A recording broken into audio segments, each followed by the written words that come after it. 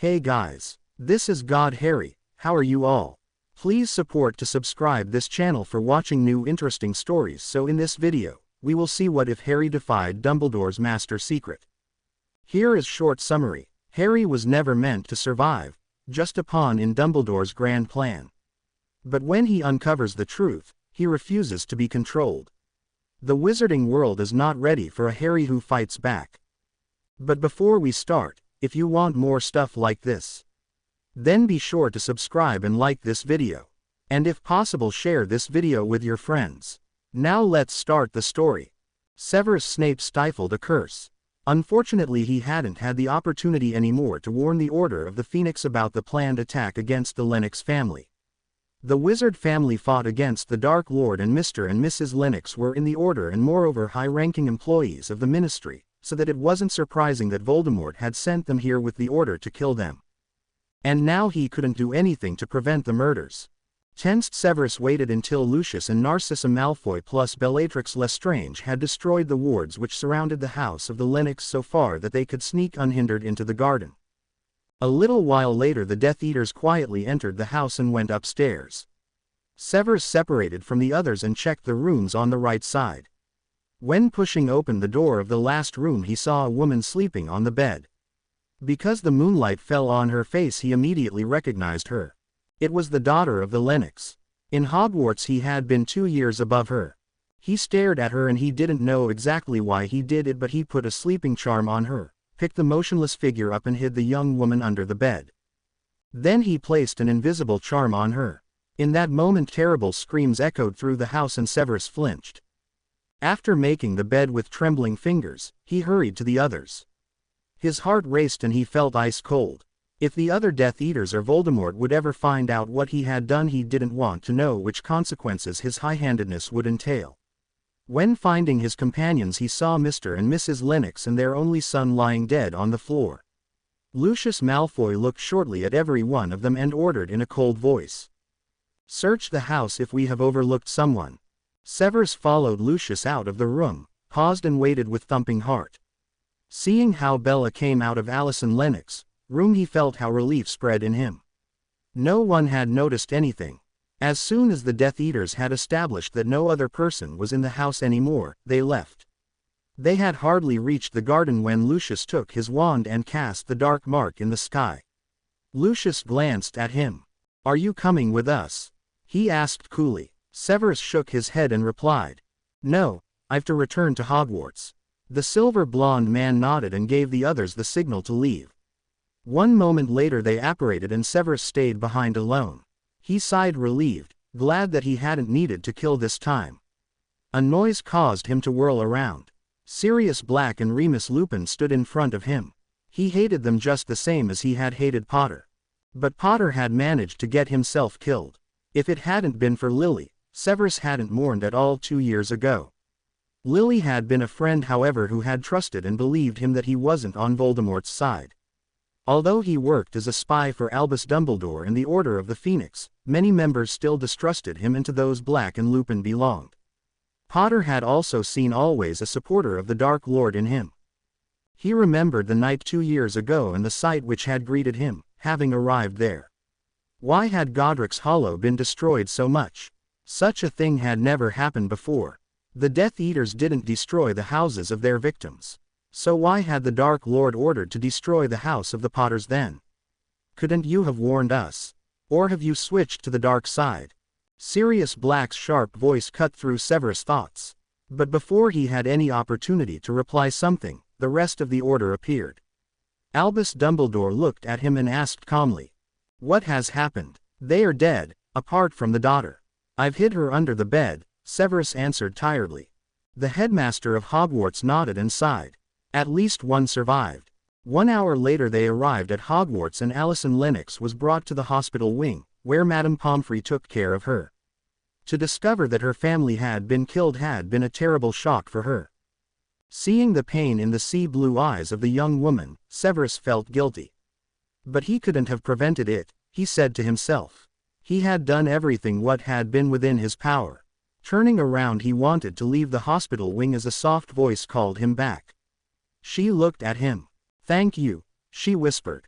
Severus looked at Allison for a moment and nodded shortly. Unable to say something, he fled out of the room while his thoughts strangely lingered still on Allison.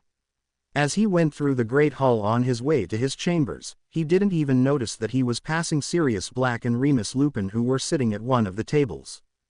Sirius gazed after Severus, who hurried out of the hall, and asked himself what use the spy actually had for the Order if Snape didn't even manage to warn them before someone of them was killed.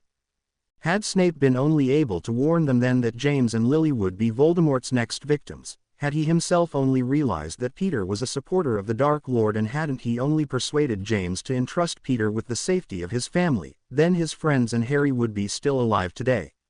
But what was the use of all his anger, his pain and his feelings of guilt which weighed him down? It had happened and no one of them could change the past, how much it might hurt him. He missed them so much, and although 2 years had passed since this fatal night, his sorrow hadn't decreased. Sirius raised his head and looked at Remus, who sat opposite of him. Their gazes met, and in Remus' eyes grief was mirrored as well. Sirius wondered if Remus had forgiven him meanwhile, that his decision had led to the death of their friends in the end. Suddenly he remembered the day on which he had seen James, Lily and Harry for the last time, and the sorrow threatened to overwhelm him. Abruptly he stood up, and seeing Remus' questioning eyes, he said with a quivering voice, "I'll go for a walk for a while." As soon as he had left the castle, he paused for a moment and deeply inhaled the cold, icy air. While sauntering slowly over the grounds of Hogwarts, he decided to apparate to the graveyard. He wanted to be alone. He glanced over at the Forbidden Forest and involuntarily clenched his fists. Thinking how often James, Remus, Peter and he himself had sneaked in their animagus figures into the forest, 4 friends who had sworn everlasting friendship to each other. Gazing up into the star-strewn sky, he wondered once more why Peter had betrayed them and had become a supporter of Voldemort. Would he ever find an answer to his question? At the same time in London, a big dark brown rat tried to find a way into the Ministry of Magic. Since the Dark Lord was planning to conquer the building, he should get knowledge about the exact ground plan of the Ministry. Peter sighed while trying to remember where the entrance was. He had used the last time he had sneaked into the Ministry to gather information. In the last 2 years he hadn't managed to become a Death Eater in the inner circle. He hadn't been very valuable to the Dark Lord since that Halloween. But he had had such a bad luck. Why for God's sake they had believed Sirius that they had switched Secret Keeper? If they hadn't, Sirius would be in Azkaban and he would be still in the Order, and it wouldn't be necessary to hide. Sometimes he asked himself if it had been worth it to betray the people who had trusted him, for becoming a servant to the Dark Lord. But he hadn't had a choice, he persistently assured himself, as he finally found the right pipe that would bring him straight into the Ministry. August 1984. The tall, black-haired woman who was hurrying briskly along the corridor wondered what the Dark Lord might want from her. It was unusual that he ordered only one Death Eater to him. Normally the whole inner circle was called. Had she unknowingly attracted his anger? Well, she certainly would discover it very soon. Bellatrix Lestrange knocked at the door and stepped in.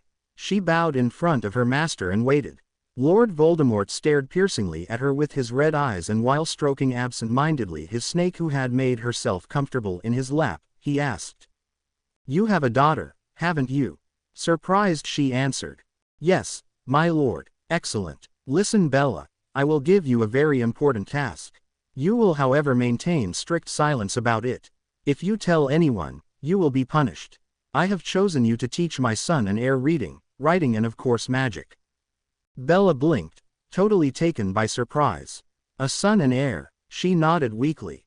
"I'm honored, my lord. May I hear his name and age?" she asked as soon as she could be sure that her tongue would obey her again. "His name is Harry Riddle. You will, however, address him with my lord. He is 4 years old."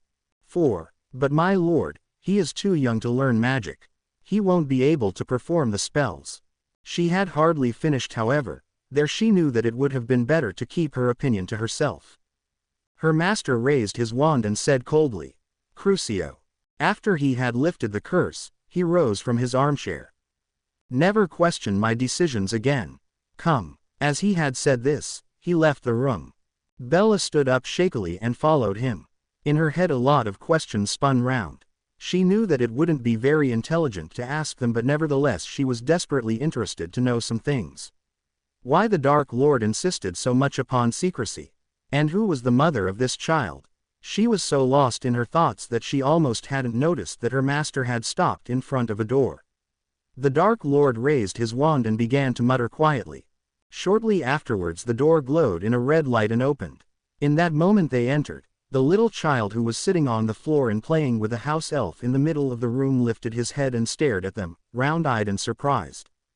Bella regarded him curiously. He had raven hair and the brightest emerald eyes she had ever seen. Never before had she seen similar eyes. On his forehead he had a strange scar, shaped like a lightning. The boy stood up, stepped forward and stopped then. Harry gazed at the woman and wondered who she might be. The man with the red eyes he had already seen once. He had come sometimes to his room and stared at him, but he had never spoken to him. Harry was a bit afraid of him. He didn't like his red eyes which looked so scary. Nell had told him that he was the Dark Lord. She feared him as well. Now he spoke. Harry, this woman will be your teacher. She will teach you everything you have to know for the time being. Looking at Bella, he added, don't disappoint me. One moment later he had left the chamber. Harry, who was still surprised that the man had said something to him, felt slightly uncomfortable. He wasn't used to be in other company than in Nell's, and he didn't like it that this strange woman was staring at him so oddly. When she finally averted her gaze, he felt relieved. Instead she looked now at Nell and ordered coolly, "Elf, bring parchment and quills." Nell nodded and disappeared while Harry found himself being again stared at by Bella's steel-gray eyes. "So, my lord, please sit down. First I will teach you how to read and write," she said with a friendly-sounding voice. Harry went to the table and asked himself whether it would make fun to learn something and whether Nell could perhaps learn it also. Allison Lennox sauntered slowly over the grounds of Hogwarts. Her face she had turned to the warming sun. Watching two butterflies which were dancing through the air, she felt happy. How beautiful this day was. Allison stretched out her hands and began to spin round in circles. Laughing she whirled around. A cloud moved in front of the sun, the glaring brightness faded and Allison stopped abruptly in her tracks. Her laugh died away, the sparkling shine in her eyes disappeared. What right had she to be happy while her family wasn't alive anymore? How much she missed her parents and her brother, she couldn't express. It hurt her still to remember them, but knowing that she fought against Voldemort comforted her. As Albus Dumbledore had asked her last year if she didn't want to join the Order of the Phoenix, she hadn't needed much time to think it over. It had been naturally for her.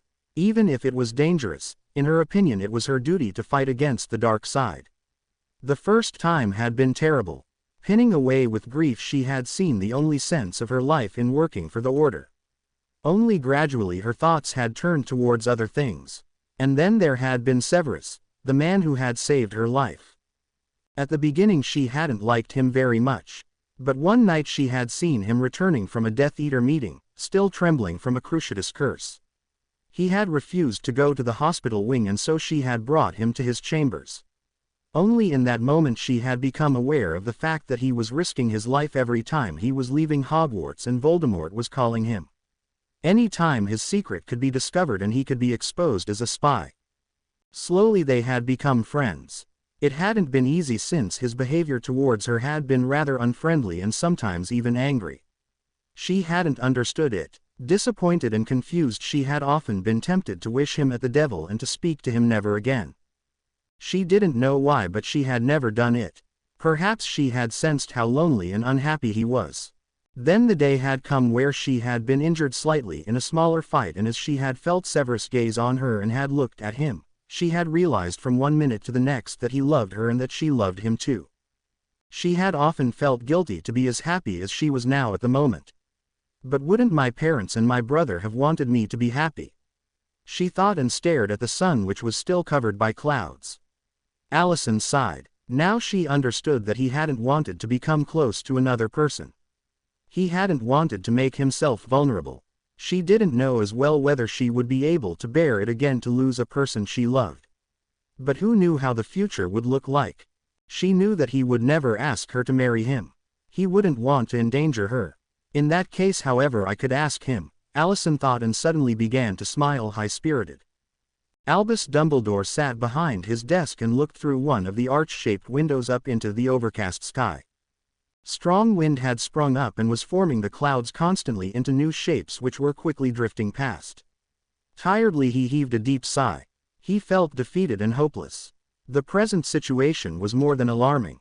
3 months ago Voldemort had conquered the Ministry of Magic, so that not only the Minister of Magic had fled to Hogwarts, but also many wizard families had either taken refuge in Hogwarts or had gone into hiding. The Order of the Phoenix had been so much sought after that Albus had had no choice but to reach the decisions which had to be made with his most closed confidants and to inform the rest of the members later. But this was the only way to lead the Order efficiently. Despite all the people who fought against Voldemort, they hadn't succeeded so far to deal the dark side a crushing blow, and now Tom Riddle concentrated upon conquering Europe and to subject it. The news of attacks on the mainland was increasing. According to his information, there as well more and more resistance groups were forming. It would be wise to unite with them, Albus thought. It wouldn't be of any great use to have many far scattered resistance groups after all. It would be much better to join forces. He would think about this more thoroughly. Lost in thoughts, the old wizard took his wand in his hand and touched with it the surface of his pensieve. He whirled the silver-white substance around and paused. Then a beautiful woman emerged from the pensieve. It was Lily Potter. He sighed deeply as his grief threatened to overwhelm him. Lily, he thought, and tears burned in his eyes. Since the time she and James had graduated and began to work in the Order, they had been very close to him. Both remarkable powerful wizards, had they above all helped him to develop strategies, had they come to him with new ideas and had shared with him the burden of leading the Order. In time he had begun to love them as if they would be his own children. Lily had been always optimistic. Constantly she had encouraged them. Even as the terrible news had increased day after day, she hadn't lost hope. Albus remembered how happy the young couple had been as Harry had been born. How Lily had been radiant with joy as she had handed the baby to him for the first time, how proud James had been of his son. Suddenly he thought back to Harry's first birthday, where the child had got the largest cake every guest had ever seen. The whole Order had been invited. Albus smiled. How furious Lily had been when she had discovered that Sirius had given Harry a mini broom and that he and James had immediately tried to teach the baby flying. He sadly sighed. How happy these memories were, so were they most painful as well. Looking at Lily, he said quietly, I hope you're right that Tom will be defeated one day. If not, I don't want to know what will happen to the world. But you're right, we must never lose hope. October 1984. The little raven-haired boy gazed totally amazed at the many shops in Diagon Alley. It was the first time that Harry had left Eridan Castle. Never before had he seen so many people in one place, although in reality it were only few, and had never seen so many different kinds of strange things. The anxiety, which he had felt a while ago when Bella had put a spell on him and herself which had altered their appearances, and when he had realized that Nell wasn't allowed to accompany them, had vanished. Excited, he tried to register everything what extended itself before his eyes. Spotting a shop window in which brooms were showed, he wanted to stop, but Bella, who held Harry's hand firmly in hers, dragged him along. Harry stumbled alongside her and asked, Can I look at the brooms? Not today, Harry, the coolie voice of the Dark Lord rang out, who had necessarily charmed himself invisible. Under no circumstances he did want to provoke an attack from the Order when being only in the company of Harry and Bella. Hearing his voice, Harry, who had completely forgotten the presence of his father, flinched. Meanwhile Harry had understood that the man with the red eyes, which he still found creepy, was his father, a realization over which he had been very surprised. Sadly Harry cast a last glance over his shoulder back to the broom shop. What a pity that he couldn't take a look at the shop. His sadness lasted, however, only for a short time, since he remembered again that he should get his wand today. In the last 3 months Bella had taught him reading, writing and a bit of maths. He liked reading the most and could do it already very well. His teacher was strict and not very patient, so he wasn't sure if he liked her. Harry didn't understand that Bella knew extremely well she would be punished if he wouldn't make any progress. If magic is as well so interesting, Harry wondered and began to look forward to get his wand. Shortly afterwards they finally reached the wand shop and entered it. It took a moment until Harry's eyes had gotten used to the darkness and he could make out the many shelves which were full to the brim with oval slim boxes. An old man shuffled towards them. The look out of his bright eyes was sharp and Harry moved closer to Bella, who said in a gruff tone, "The boy needs a wand." She laid a hand on his shoulder and pushed him to the front. The man raised one eyebrow. "But he is very young. I'm not sure if a wand will choose him," he objected. Bella pointed her wand at Ollivander. "Stop talking and show him wands," she ordered. The eyes of Mr. Ollivander narrowed. Finally he nodded reluctantly, gave Harry a wand and told him to swing it through the air. Harry took the wand and did as he was told, but nothing happened. Mr. Ollivander gave Harry wand after wand and Harry tried and tried.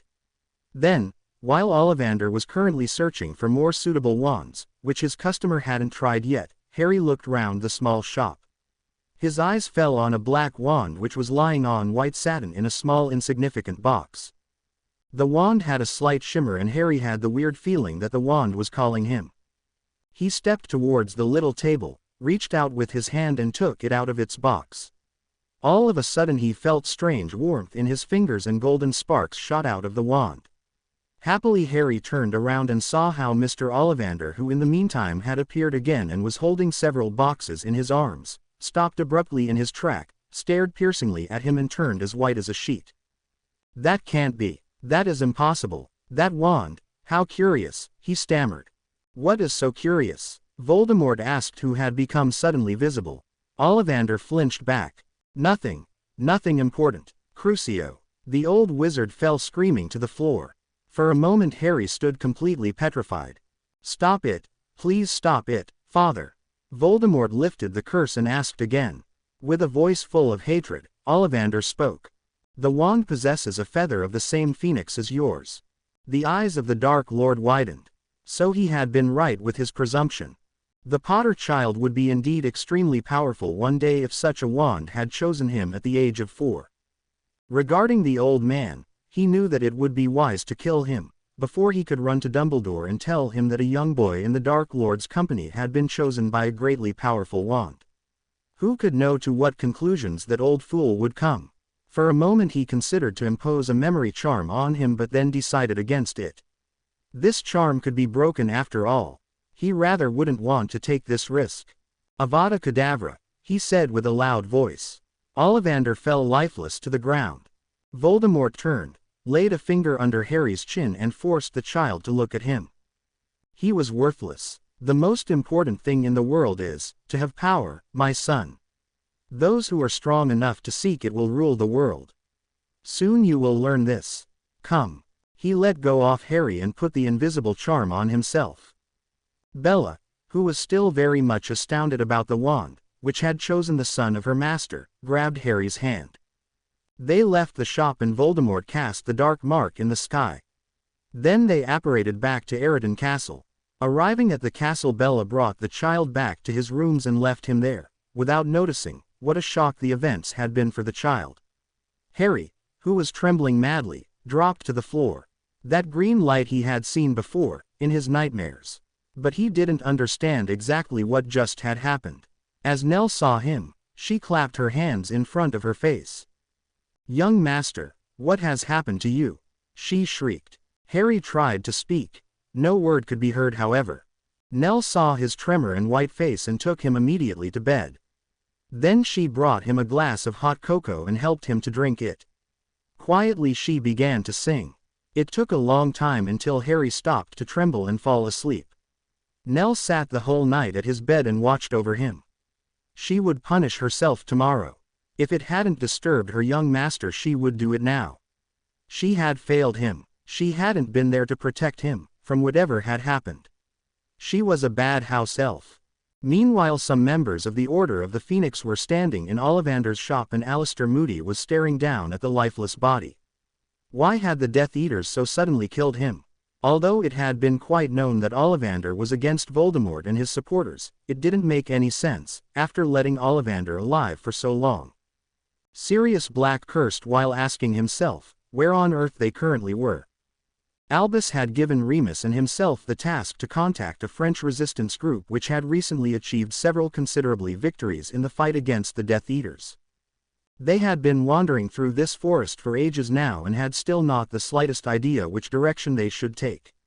Though Albus had told them the approximately whereabouts of the resistance group, after his explanations however they had to see a lake but far and away no lake was within view.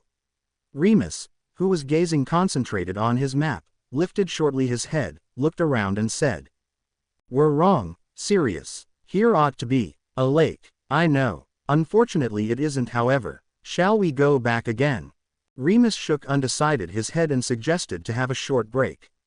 Sirius agreed and sat down on the ground, next to Remus who had spread out the map and was pointing thoughtfully to a spot. "I think we have to be about here.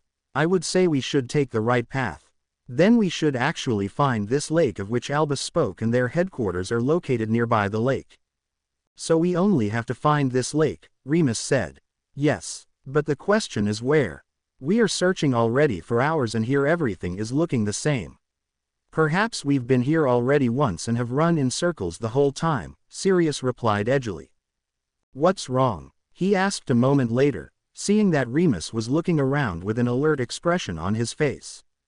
"I've heard a rustling," his friend whispered back. Sirius gripped his wand more firmly and listened now as well. "Probably it was only some animal," he said finally, standing up. "Hopefully," Remus replied, folded the map up and rose as well. "All right then, let's try the right way. Drop your wands." A loud voice in French rang out. Sirius and Remus slowly turned around. Quickly about a dozen wizards came out between the trees, the wands pointed at Sirius and Remus, they surrounded them. "Who are you?" a different voice demanded to know. "And who are you?" Sirius asked back, scrutinized the so suddenly appeared people and came to the conclusion that they couldn't be Death Eaters. Nevertheless Sirius wasn't willing to give away their identity first. A short moment they stood there and stared at each other. Finally one of the wizards took a step forward and said tersely, "We're fighting against the Dark Lord." Sirius nodded briefly. His assumption that they were facing the French resistance group at last was confirmed and so he explained. "We're coming from Great Britain. We're members of the Order of the Phoenix. Albus Dumbledore has sent us." The leader of the French inclined his head. "Then come. We'll check it." While it was indicated to them to follow, one of the men picked up their wands from the ground.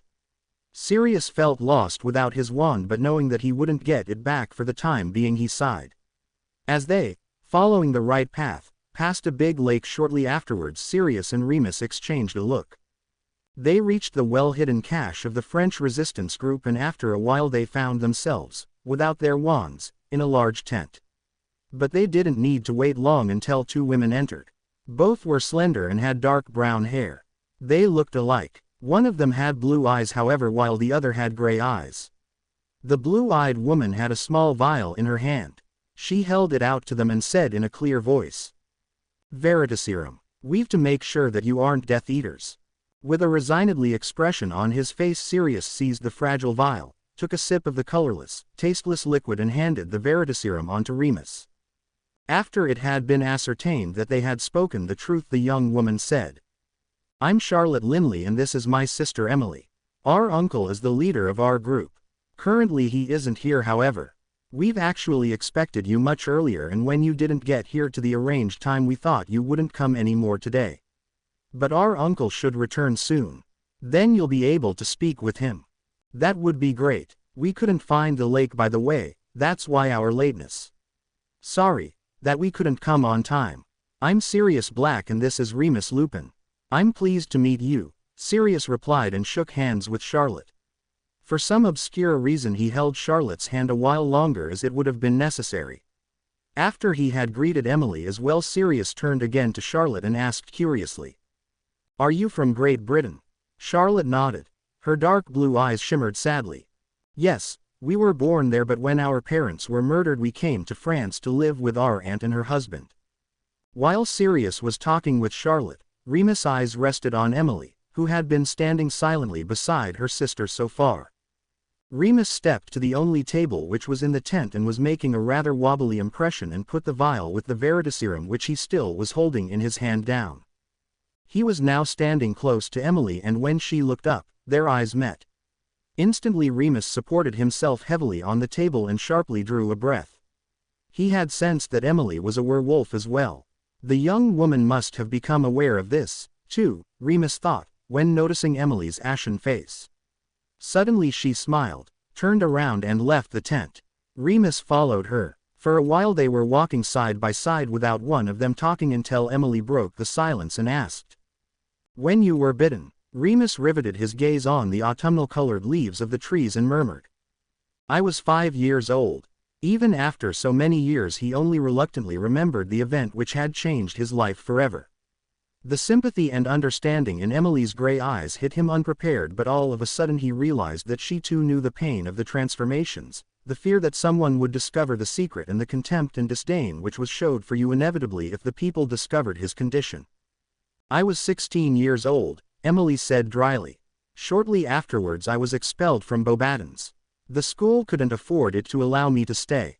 "Were you taught at home?" Remus shook his head. "No. Luckily I was able to go to Hogwarts. But this was only possible since Albus Dumbledore allowed it. He is a great person, and because of my friend James Potter.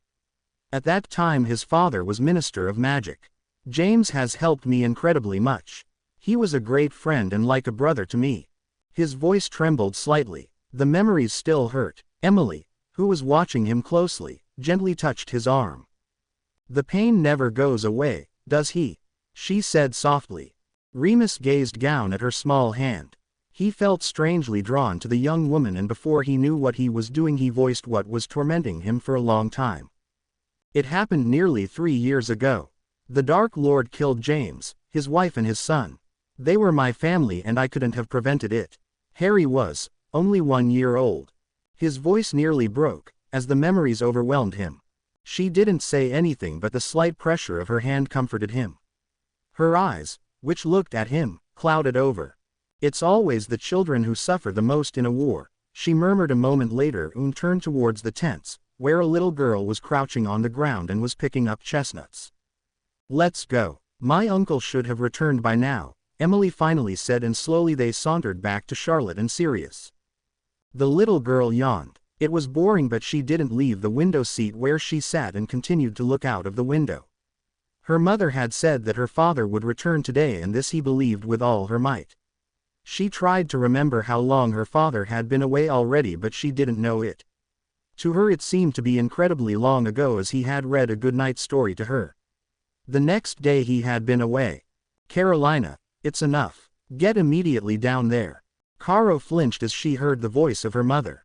She didn't dare to object, however, so that she reluctantly slid off the window seat. Casting a glance back, she suddenly came to a halt. "Dad," she whispered happily, and like the wind she rushed upstairs and ran to the big entrance doors. Standing on tiptoe she tried to reach the handle. Although she managed it, she didn't succeed in opening the heavy doors. She looked up to her mother and wanted to ask if she couldn't help her. Her mother, however, had disappeared. So Caro had no choice but to wait. The time seemed to drag as she stared at the doors. Then they finally opened, and the tall black-cloaked wizard spread out his arms. The little black-haired girl laughed while she was whirled around by her father. Flinging her arms around him she said, "Now you'll never go away again, will you?" Her father sighed and shook his head. "I'll have to go away still more times, princess. But I will always come back." Caro repressed her disappointment. "Do you promise me?" "Yes, my darling, I'll promise." Comforted, Caro snuggled to her father, happy that she finally could once again feel secure. February 1985. In the same moment Severus and Allison keyed, the sun broke through the clouds and turned the frozen lake and the gray snow into a glistering, gleaming white sea. Minerva McGonagall clapped, and while she was smiling in tears, she regarded the young couple who had just married. Allison and Severus looked so happy. They seemed to have eyes only for each other. Minerva was glad that Severus had found someone whom he could love, and Allison had such a lovely character. "Aren't they a wonderful couple?" she whispered, deeply moved, and turned to Albus, who was standing beside her and had wrapped himself up firmly in his cape for protection against the cold. "Yes, they are. It's a shame that they have to hide their happiness in future," Albus replied sadly. Minerva stared uncomprehendingly at Albus. Seeing her look, he added, "Their marriage will have to remain a secret. It would be too dangerous if Voldemort would hear of this. Only the inner circle of the Order will know about their marriage, and so it will stay. At least as so long we haven't defeated Voldemort." Minerva sighed sadly, but she knew that Albus was undoubtedly right. It would be indeed too dangerous for Severus and Alicent if the Dark Lord would discover their relationship. While watching how the newlyweds accepted the numerous congratulations, she had to think involuntarily of the last wedding to which she had been invited. James and Lily had been overjoyed, too, and then it had ended in a tragedy. Hot tears burned in her eyes. She missed them so much, and of course Harry, her godson, the sweet raven-haired baby, who had laughed at her with beaming eyes each time she had looked after the little one. Loud laughing rang out to her, and Minerva emerged from the depths of her memories. She shouldn't be so sad and remember the Potters, not on Severus and Alicent's wedding. Hoping with all her heart that the future of them wouldn't end so terrible, she went over to them. Like all the others, Severus accepted Minerva's congratulations as well with a handshake and a brief word of thanks, though he couldn't have said with whom he had spoken afterwards. Constantly he looked over to Alicent, whose hair was shining like melted gold in the sun. How he loved her! He hadn't wanted it, had fought tooth and nail against it, and yet he had been powerless about his ever-increasing feelings in the end. All his attempts to persuade himself that he didn't love Alicent had failed miserably. Only in the moment Alicent had asked him straight out if he would marry her 3 months ago, he had admitted to himself that he loved Alicent more than anything else in the world. Nevertheless, he had just looked at her wordlessly, not knowing what to answer, since never had he wanted to endanger her through his fault. But Alicent had said that she was already in danger, so it wouldn't change anything if they would marry. Like all the others, Severus accepted Minerva's congratulations as well with a handshake and a brief word of thanks, though he couldn't have said with whom he had spoken afterwards. Constantly he looked over to Alicent, whose hair was shining like melted gold in the sun. How he loved her! He hadn't wanted it, had fought tooth and nail against it, and yet he had been powerless about his ever-increasing feelings in the end. All his attempts to persuade himself that he loved Alicent had failed miserably. Only in the moment Alicent had asked him straight out if he would marry her 3 months ago, he had admitted to himself that he loved Alicent more than anything else in the world. Nevertheless, he had just looked at her wordlessly, not knowing what to answer, since never had he wanted to endanger her through his fault. But Alicent had said that she was already in danger, so it wouldn't change anything if they would marry. Thinking of that, he felt how pleasant warmth seized him, which however disappeared all of a sudden. It was confusing that someone could feel so much happiness in one breath and simultaneously such terrible fear. Just the thought of losing Alicent scared him to death. With a jerk, Severus turned around, and relieved he saw Alicent standing laughing beside Minerva and Poppy Pomfrey. She lifted her arm and threw the bridal bouquet up. The Weasley children ran screaming behind it and tried to catch the bunch of flowers, but it was in vain. The flowers flew through the air and landed in the arms of Sirius Black. Severus snorted. He couldn't understand why Alicent had persisted to invite Black and Lupin. If he had been able to decide, they would never have attended his wedding. And now that clown had indeed caught the bouquet. The guests laughed and applauded. Black grinned and bowed, while Severus asked himself why they of all people had to attend his wedding. Harry yawned and stared bad-temperedly onto the densely delineated parchment which was lying in front of him on the table. Since Bella had said him that his daily lessons were cancelled today, she hadn't even mentioned a reason. He had fought his way through the first tasks Bella had given him to work on, but now he felt not the tiniest inclination to deal with those rather boring tasks any longer. Much more he liked it to do magic or to learn new spells. That was a lot more interesting and exciting. In the beginning he had had a few difficulties to perform the various charms, but after a while he had succeeded. His father had visited him a few times while Bella had been teaching him, had watched him, and had even praised him. Harry cast still a glance at the tasks, hesitated a moment, and then slid from his chair. He would finish the tasks in the afternoon. Harry squinted at the door and bit his lip undecidedly. It would be great if he could explore the castle. Since his visit to Diagon Alley he had gradually realized how his chambers narrowed him down. It was boring to sit the whole day only in his rooms. He knew however that it was forbidden for him to leave his rooms. But then Harry shrugged with his shoulders. He would just have to be careful and look out that no one would catch him. Calling Nell, he asked her to open the door. The little house elf stared at him with large eyes, nodded shortly afterwards, and little later Harry was walking along the gloomy broad corridor. Nell toddled behind him. The castle seemed to him gigantic and his eyes wandered curiously around. Pushing one of the heavy dark curtains a bit aside which covered up the big windows, he startled flinched back as blinding light streamed in the dark corridor and let go abruptly of the curtain. Confused Harry stared at the curtain for a moment. Slowly he reached out with his hand again. This time he held onto the heavy fabric when blinking into the brightness. Amazed he looked at the white, glistering scenery. "Nell, what's this?" "That's snow, my lord. In winter it's often snowing," Nell said in her high-pitched voice. "Snow," Harry repeated, awed. Walking on, Harry forgot that he had to be careful and that it was forbidden for him to leave his chambers. It was much too interesting and exciting to explore the single rooms. In one of the rooms strange pictures were hanging on the walls on which frightening creatures were painted.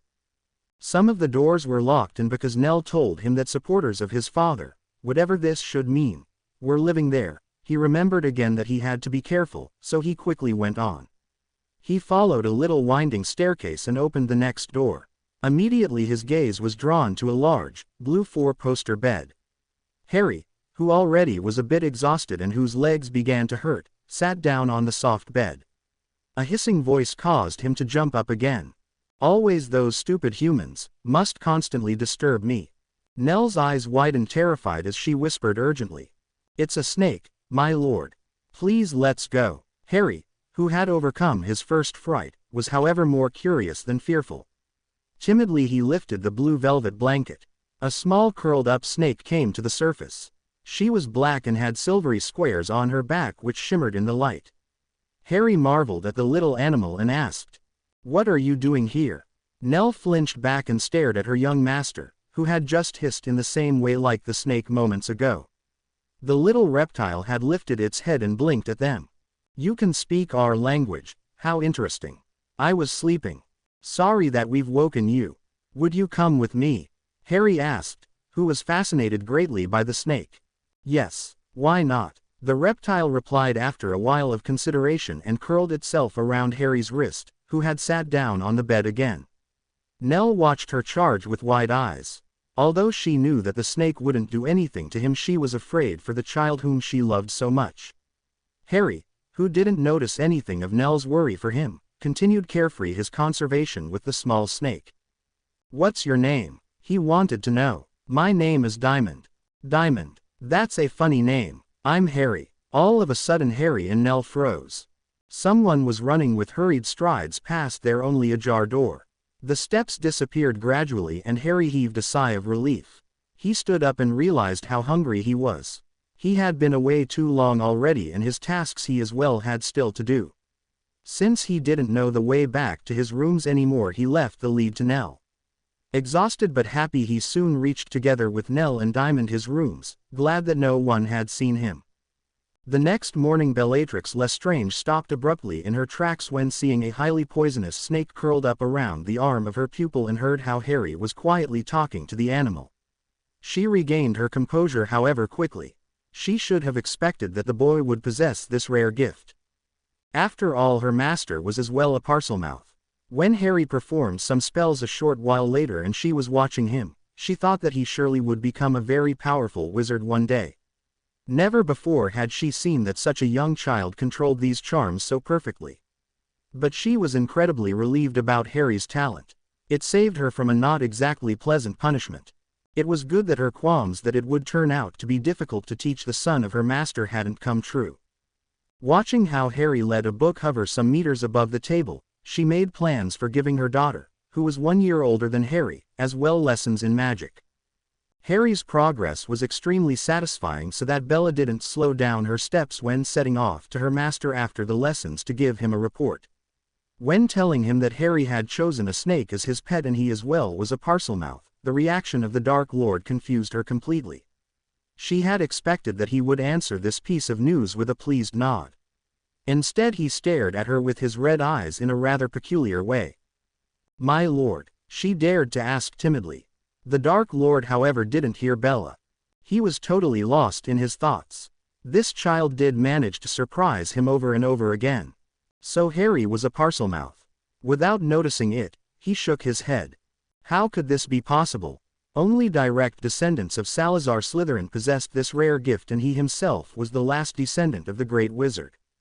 At least he had always believed this. Perhaps James Potter was descended from Salazar Slytherin. That would be possible after all. The Potters were an ancient wizard family. All of a sudden he became aware of the fact that Bella was still standing in front of him. Well, he would try to solve this mystery one day. But in the moment he was content with nodding shortly.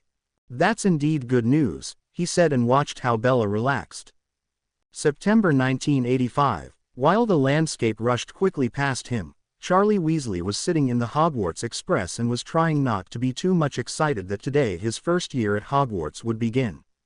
Apart from him there was his 2 years older brother Bill with him in the compartment, who had fallen asleep however a short time ago. Sighing, Charlie leaned back into the soft seat. He was relieved that the summer was over. Sadly he remembered the terrible day he had heard that his grandparents had been killed by Death Eaters. In the following time they had tried to cope with the misery, and while his mother had been often all tears, Bill and he had had to look after their younger siblings. Especially his 4-year-old sister hadn't understood what had happened, and Charlie had had much effort to distract her. Charlie gripped his wand and thought back to his vow. He had vowed to become an Auror as soon as he would be finished with the school, and that he would fight against the Dark Lord someday, just as his parents, who were members of the Order of the Phoenix. In the magic world the Order had already become a legend and was the last great hope in the fight against the Dark Lord and his supporters. He would also join the Order in distant future, he decided, and looking at his wand, he thought back how difficult it had been to buy his school supplies.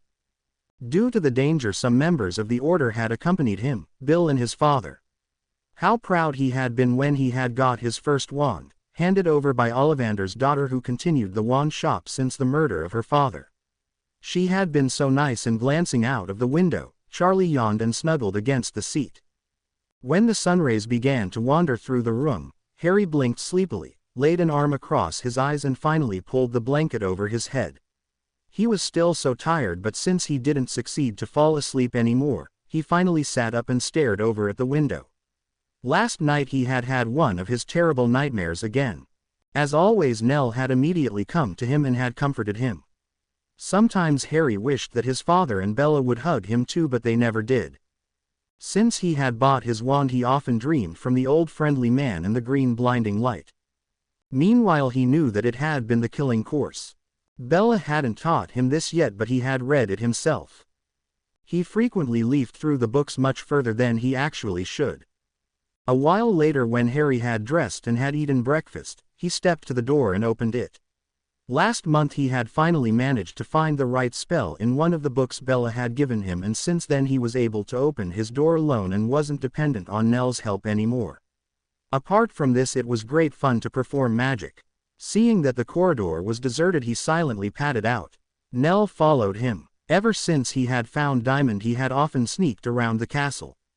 There was so much to discover, and when he would get tired of exploring the castle he went to the enormous library of the castle, took one of the countless books and made it himself comfortable under the table most of the time.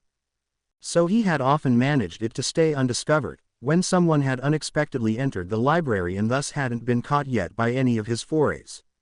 Because Bella had told him yesterday that she would be unable to come and wouldn't therefore teach him today, Harry knew that he could take so much time as he wanted and hadn't have to pay attention to return back to his room in time. In a great mood he climbed up one of the stairs which led to one of the towers. In a dusty, little room he discovered all kinds of old junk, and behind a broken chest of drawers he found a broom. Happily about his finding he took the broom, after removing some spiders' webs, to a bigger room and tried to fly. He knew it immediately. Flying was easy and he could it. But in the room wasn't exactly much space, so that he landed shortly afterwards and pondered where he could go. His first thought was to go to the Great Hall. There, however, the danger was of course great that someone could spot him. Looking at Nell he asked the little house elf if she didn't know a suitable place for flying. After a moment of consideration, Nell suggested the park. Harry hesitated for an instant. He had never been in the park before, but since the day he had seen into the, at that time, snow-covered park, he had wished to go out one day. So far he hadn't done it, however, out of fear he would run into someone. In the castle were many hiding places which he could use in an emergency, but he didn't know if he would find so good possibilities in the park as well. Finally his curiosity and his desire to really try out his broom won, and he led Nell to show him the way. They had hardly entered the park when Nell led him along one of the narrow pathways, while Harry was looking amazed at the tress which struck him so much taller now as he had seen them out of his window. A little while later he was flying in the warm sun. A never-known feeling of freedom seemed to fill him while flying higher and higher. Nell, who was sitting behind him, held desperately onto his waist in the meantime. Harry laughed. Flying was just great. Soon he became more daring and even tried out a nosedive, which caused Nell to cry out loudly. After a while, as it began to get dark, he flew to the ground and sauntered, still beaming with joy, slowly back to the castle. He knew that he would hardly be able to wait for the next day. His mood darkened as he remembered that he would have time only in the afternoon to sneak in the park and to fly. Hopefully Bella wouldn't give him so much homework. Loud voices startled him. Nell had heard them, too. Frightened, her eyes widened. Harry's eyes darted around, and just in time he managed to hide with Nell behind two bushes so that the black figures who went past didn't notice them. Relieved, Harry, who had held his breath, let it slowly escape. He straightened up and saw how the supporters of his father walked to the castle. Looking around, he made sure that no one else was nearby. Then he picked up his broom from the ground and whispered to Nell, who had put her hands before her eyes, that they could go now, and started to move. He grasped Nell's hand and ran across the lawn. Reaching his rooms out of breath, Harry sank exhausted on his bed, glad that his excursion in the park had stayed on Earth had his father forbidden him to leave his chambers. He didn't understand it. April 1986. It was late afternoon and the first nice day for weeks, in which it had rained one minute and had snowed the next. Cold and foggy, it had been just uncomfortable outside, so that no one had left Hogwarts if it hadn't been absolutely necessary. Nearby the lake, Sirius, Remus, Charlotte and Emily sat together on a blanket and enjoyed the warming sunbeams which were breaking through the clouds. Since they had met in France, they had become good friends. When the Order of the Phoenix and the French resistance group had begun to work together, the two sisters had often come to Hogwarts, had delivered messages, or had received Albus assignments. Remus and Emily had fallen in love with each other, and a few weeks ago Remus had finally mustered enough courage to ask the young woman for her hand. Overjoyed, Emily had agreed. Little later she had moved to Hogwarts. When the teacher of defense against the dark arts had been murdered, Albus Dumbledore had searched despairingly for a replacement and had finally offered the position to the four young Aurors, so that Charlotte had moved to Hogwarts as well. It wasn't easy to share the position, but since they spoke about the lessons and adjusted to each other, this arrangement had functioned well so far. So, at least, not many lessons had to be cancelled when urgent tasks for the Order had to be carried out. The subject potions was also taught alternately by Severus Snape and his wife. In Hogwarts it was an open secret that the students liked Alison Lennox much more than Professor Snape. While the four friends were sitting comfortably together, many people passed them. Since Hogwarts had become a refuge and a place which the Dark Lord hadn't conquered yet, despite a few attempts to do so, it had become almost a little town. Even a few Muggle children, whose parents had been killed, lived here. As the Dark Lord and his followers had murdered so many Muggles in the last years, it had become virtually impossible to keep the magic world secret any longer. It wouldn't take long anymore and the Muggles would discover that next to their world another one existed. On this day, however, the four young people didn't think of the magic world being on the verge of a catastrophe. Did you hear that Charlie Weasley is supposed to be an excellent flyer? When one of the older students will graduate next year, he'll definitely get on the Quidditch team. Sirius just said, and his gaze wandered in direction of the Quidditch field. Perhaps Gryffindor then will win once again. Remus replied and bit into his apple. Since Remus, Sirius and their friends had left school, Gryffindor hadn't managed it once to gain the Quidditch Cup. Last year Hufflepuff had won, and this unexpected victory had nearly shocked the whole school. In the years before, the coveted cup had been handed over mainly to the Slytherins, and this although the number of students in Slytherin had decreased very much over the years. The Death Eaters who supported the Dark Lord in public didn't send their children to Hogwarts. Those who supported him but wore masks and tried to convince the world of the opposite allowed their children to attend the only magic school in Britain. Of course, not all Slytherin students had Death Eaters as parents, it were many however. While Sirius and Remus were chatting about Quidditch, Charlotte and Emily exchanged a smile. Both knew how Quidditch obsessed their friends were. But to talk about hobbies or other unimportant things was bitterly necessary in those horrible times in which you were seized constantly with fear, had to fight for your own life, and had to witness murder and torture and dreadful tragedies. They all suffered greatly from the war. Everyone had come away with scars on their souls, but they had no alternative but to live and to fight. Emily leant against the tremendous chestnut and regarded Remus while listening more to his voice than to his words. She loved him and wouldn't have been the war, she would have been perfectly happy without a doubt. But instead countless fears were bothering her. Had they actually a future? She knew how hard it was for Severus and Allison, with whom she had become friends. Their marriage was strained greatly under the need to keep it secret and to be always careful to avoid giving it away, under the daily stress and Severus' work as a spy. She wouldn't be able to bear it, if something should happen to Remus. Emily thought and felt how an icy coldness seized her. They understood each other as no one else could, and Emily couldn't imagine any more to live without him. For one moment her nails dug into her palms. Remus sat opposite of her. He was fine, she assured herself. The singing high-pitched sound of a phoenix, which her bracelet suddenly emitted, caused her to freeze to ice. She gazed down on the narrow silver band and read the glowing message which had appeared there. Attack in Cheltenham. 1 year ago one of the members of the Order of the Phoenix had come up with the idea to use the bracelets, and they had been surprised which unexpected advantages this method brought along with. To communicate among each other so quickly had been not possible before. The bracelets also enabled them to pass the wards which surrounded Hogwarts without reciting some complicated spells like they had done before. Emily stood up and looked up. All joy and lightheartedness had disappeared from the faces of her sister and Remus, and Sirius. Only grim determination was left. Together they ran to the apparition place and Emily stretched out her hand.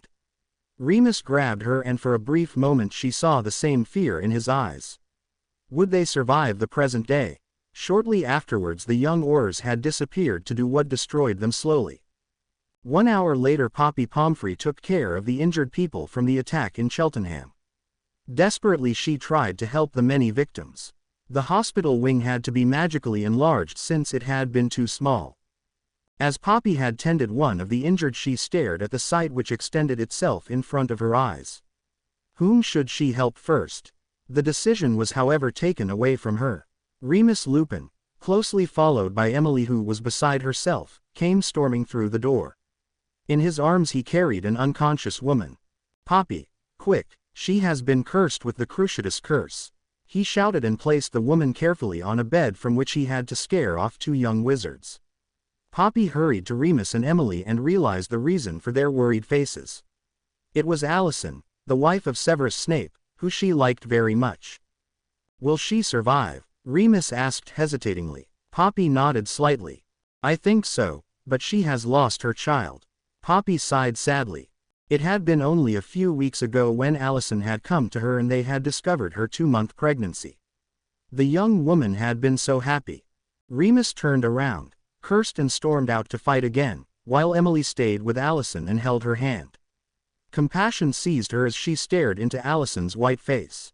She brushed a strand of hair out of Allison's face and, looking first at the many wounded people and then to Poppy, she asked, "How can I help?" August 1986. While the sun was shining glaringly from the sky and the gentle wind was breezing through the tops of the trees, Harry was filled again with an indescribable feeling of freedom.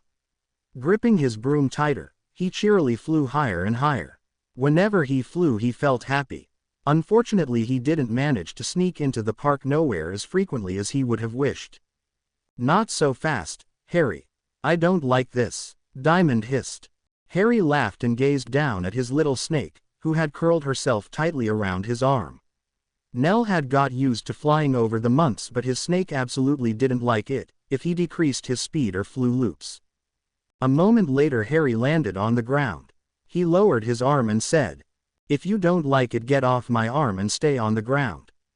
The black-silver reptile hissed angrily and slid off Harry's arm and wriggled into the tall grass, in which the raven-haired boy lost sight of Diamond rather quickly. Just as Harry wanted to climb on his broom again, he heard strange sounds. It sounded like singing. Never before had he heard something like this. The singing was beautiful. Fascinated Nell was listening as well. Harry looked around and saw that something was shimmering through a few bushes. Curiously, he began to walk in the direction from which the singing could be heard. He bent the green twigs aside and held his breath. It was a phoenix. With wide eyes, Harry stared at the magical bird. It was black, but it wasn't a real black. When the light hit the feathers, different colors shimmered through. Harry walked round the bush and kneeled down. The phoenix turned its head and they looked at each other. Black glistening eyes riveted on him. Carefully Harry reached out with his hand, stroked over the soft feathers. The phoenix let it happen. "You are beautiful, aren't you? Do you want to stay with me?" Harry asked, and wasn't astonished in the least as the phoenix trilled and inclined its head. "I'll stay with you," she sang. Harry smiled, but then he suddenly remembered something he had read in one of his books. "Why can I understand you? I thought that it is impossible for a human to understand magical creatures." "I don't know. I sense something strange in you, similar to a phoenix." The answer surprised Harry, but since it didn't make any sense to him, he shrugged with his shoulders. He admired the brightly shimmering feathers and had an idea. "May I call you Rainbow?" "If you want. I like it." The young woman stood motionless like a statue on the shore and stared with a blank gaze at the lake. Her long golden hair was dull and her eyes had lost their former twinkling. Cheerful laughter rang out to her and Allison flinched. She turned around and caught sight of two little children who were playing with each other. For a tiny moment she watched them. Then she spun around and hurried away with long strides. Furious, she hit with her hand against one of the trees which she passed. Giving a loud sob, she slid slowly to the ground. She couldn't bear it to know that it had been her fault. If she hadn't gone to Cheltenham, she wouldn't have lost her child. Allison dug her nails into the bark and pressed her face against the tree. She had loved it to look at the lake, to run over the meadows and to roam through the forests, but since that fatal day everything had only provoked an incredible indifference in her. She could only think at her lost child. She imagined how he would have looked like one day and talked with him. Her despair and her self-reproaches haunted her even in her dreams. Emily and Charlotte had tried to cheer her up, but they didn't understand her. Even Severus didn't understand her. The last months they had only quarreled. Allison began to sob as overwhelming fury at the war, that had killed her child, rose in her. What was the point of living on? She had lost her child. All of a sudden she felt strong arms which embraced her, and while Severus pulled her close to him, she didn't struggle against his touch. Crying, she clung to him. Blinded by tears, she lifted her head. They held and keyed each other as if never wanting to let go anymore, and Allison realized that her life had still a sense. The hurried steps of the children echoed through the dark castle as they ran down the broad staircase. A Death Eater, who had appeared at the bottom of the stairs, clicked disapprovingly his tongue, and the two children reduced their speed while exchanging a look.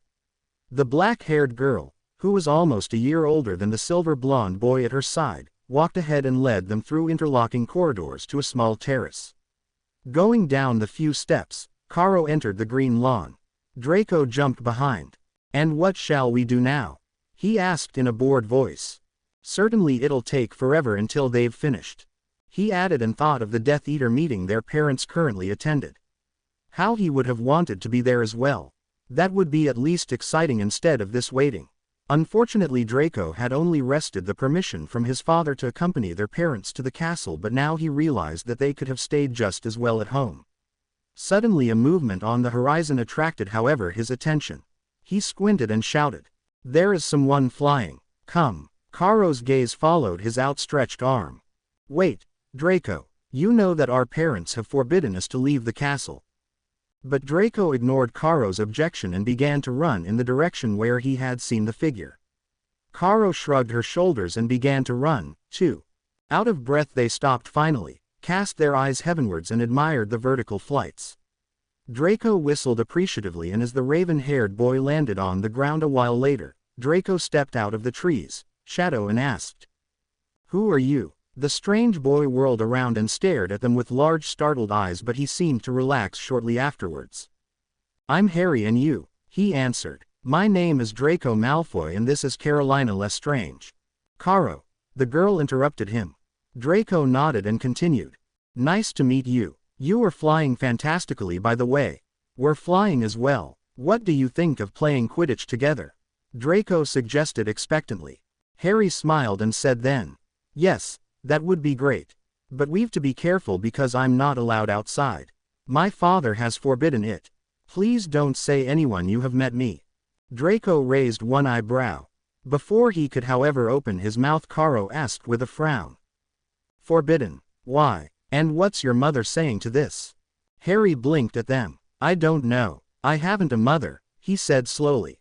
A loud angry voice caused the children to spin around. "Draco, where are you?" "That's my father. We've to go. We certainly will come back." Draco sighed while deciding firmly that he would persuade his father to take them along tomorrow as well to the castle of the Dark Lord, this time however with their brooms.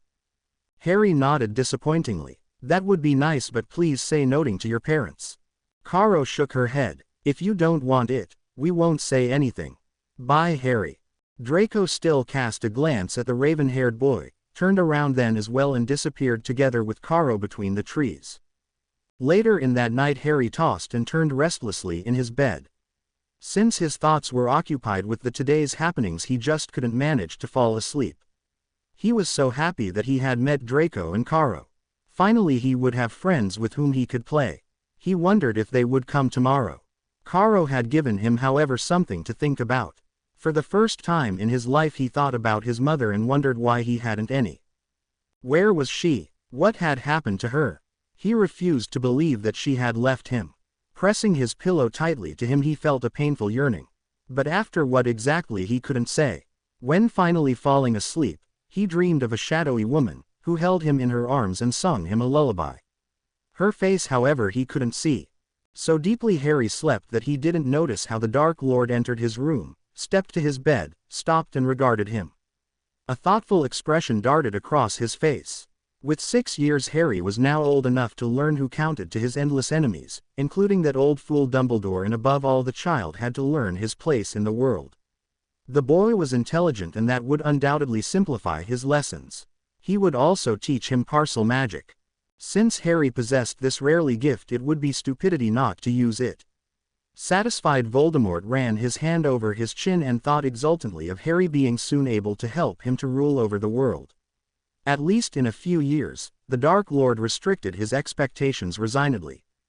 April 1987. Although the hall was festively decorated and merry laughter was ranging out to him, Severus' expression was gloomy, and so the grim-looking wizard didn't seem to fit very well to the exuberant party. Severus Snape sighed and asked himself why he had to attend the weddings of Black and Lupin. It had been a surprise to hear that Sirius and Charlotte would marry as well. If you really thought about it, however, then he should have been able to foreseen it.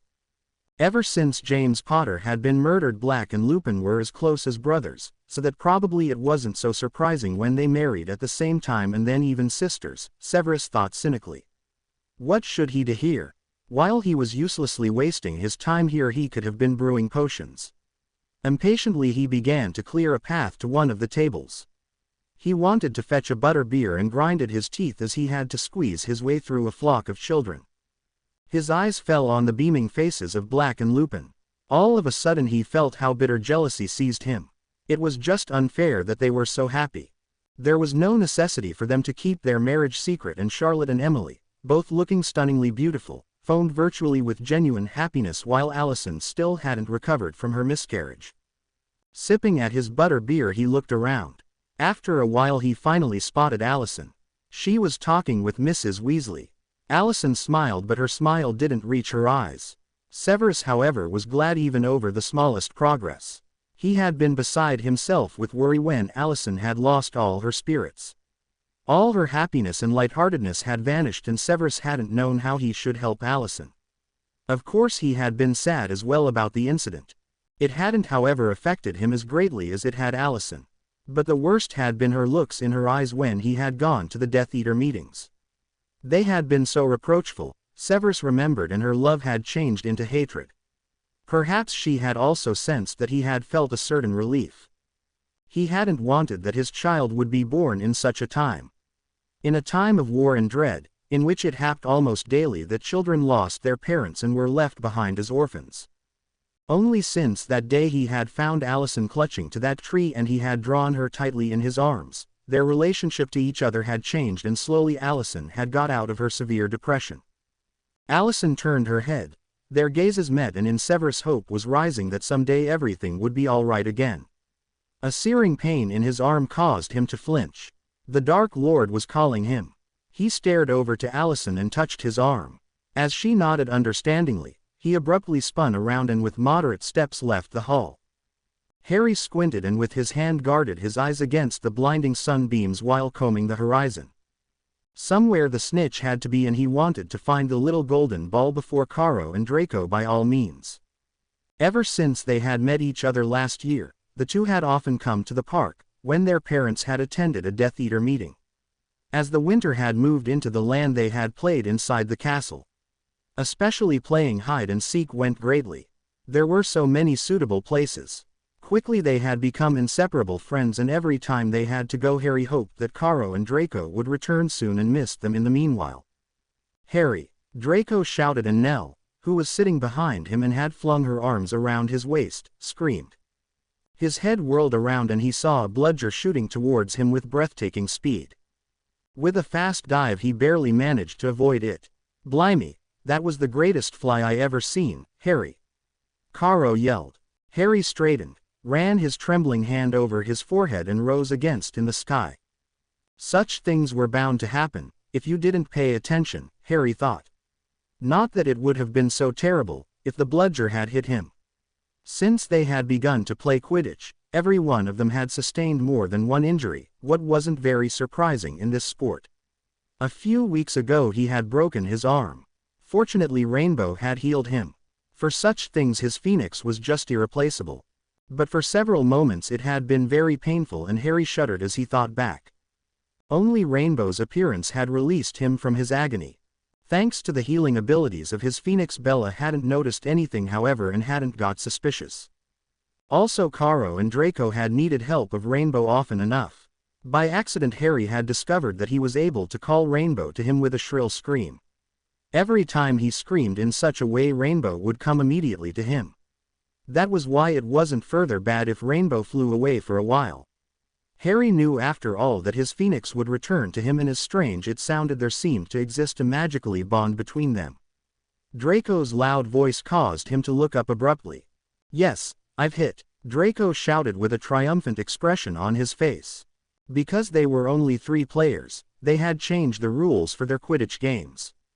Every one of them had to score as many goals as possible, and due to their lack of a Quidditch field, everyone had his own tree. When the player hit his tree, he would get points. The one who caught the snitch ended the game, and who had then the most points won. Of course they had to look out for the bludgers as well. Although everyone had to play more than one position this way, they had the most fun playing in such a way. "Harry, Draco, let's make a break," Caro suggested, and landed onto the soft grass. The boys followed, and soon they were sitting on a blanket and were eating delicious blueberry cakes. Nell always provided them with little snacks. In the beginning Draco had been rather mean to the small house elf. He hadn't been used to treat a house elf nicely. After Harry however had got seriously angry one time and had reprimanded his friend, Draco had slowly changed his behavior over the months. Harry's anger and his emerald eyes, which had glistened dangerously, and the hardly visible golden aura that had seemed to surround him for a short moment, Draco didn't forget so fast. Caro took a sip from her coulis juice, brushed a black strand of hair out of her face and said, "This time, I'll win. This we'll see," Harry replied and smiled. Draco nodded in support and the boys exchanged a glance. While Harry was playing Quidditch with his friends, he didn't suspect that the Death Eater meeting ended earlier as it usually did, and the Dark Lord had drawn Bellatrix Lestrange aside and had told her that he wanted to see his son. Bella promptly set off to the chambers of the young lord. As she opened the door however, She found the rooms deserted and there was far and away no sight of the boy. She stepped inside and looked into Harry's bedroom, but no one was there as well. Suddenly she shrieked and shrunk back. She had almost stepped on Harry's snake. Shuddering, she turned around. How she hated those creatures. It was bad enough to endure Nagini, the pet of the Dark Lord. She left his room and wondered where the young lord could only have gone to. Shaking with her head, she sighed. Why hadn't she noticed that he had learned to open his door? Where should she search first? Hoping that he hadn't been seen by anyone, she hurried along the dark corridor. After her search in the library had turned out to be unsuccessful as well, she ran downstairs to the Great Hall and collided with Lucius Malfoy, but called only a choppy apology out to him and rushed on. She could imagine the annoyance of the Dark Lord only too well if he had to wait even longer. Lucius Malfoy stared rather irritated after Bella, then shrugged with his shoulders and continued together with his wife to search for their son. Why his son had to have such an incredible ability to constantly disappear. Now he and Narcissa were once again forced to search for him and Carolina, who they had practically adopted. For him it was an absolutely mystery why Bella had got herself pregnant, as she took care for her daughter as good as never. Probably due to Rodolphus, Lucius thought. Ever since Draco had been born, Bella had visited his house countless times and had just left her daughter with them for a rather long time, without caring if he agreed to this at all. You could really almost say that Narcissa had brought up Carolina. Only in those times when Bella's husband, Rodolphus Lestrange, had returned home from his mysterious missions, Carolina stayed with her parents. Perhaps they've gone into the park. Narcissa thought loudly and stepped onto the terrace. Lucius followed and together they walked over the lawn. As they reached the park, they heard cheerful laughing. With great strides Lucius went around the old trees and his eyes fell on 3 children who sat on a blanket. Draco, what are you doing there? The children turned jerkily their heads to him. But it seemed that no one of them knew what to say. Dad, we only played.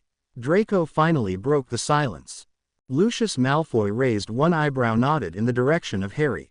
And who's this? He asked and studied the raven-haired boy, whom he had never seen before. He was certain about that. How strange his eyes were, and the scar on his forehead resembled a flash of lightning.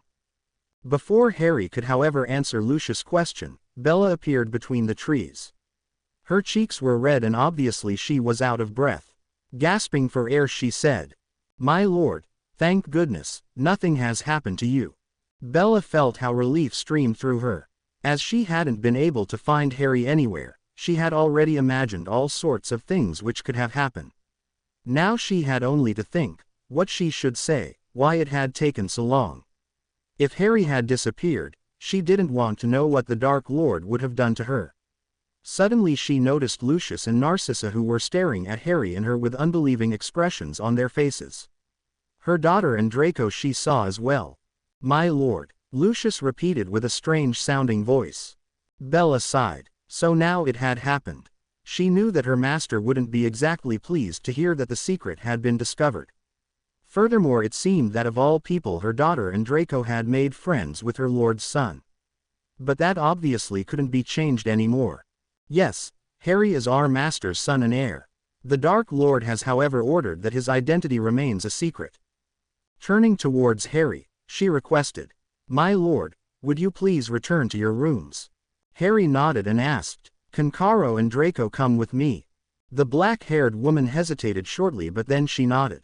"Of course, my lord." While Nell was quickly rolling up the blanket, the children set off back to the castle. "Why did you never tell us?"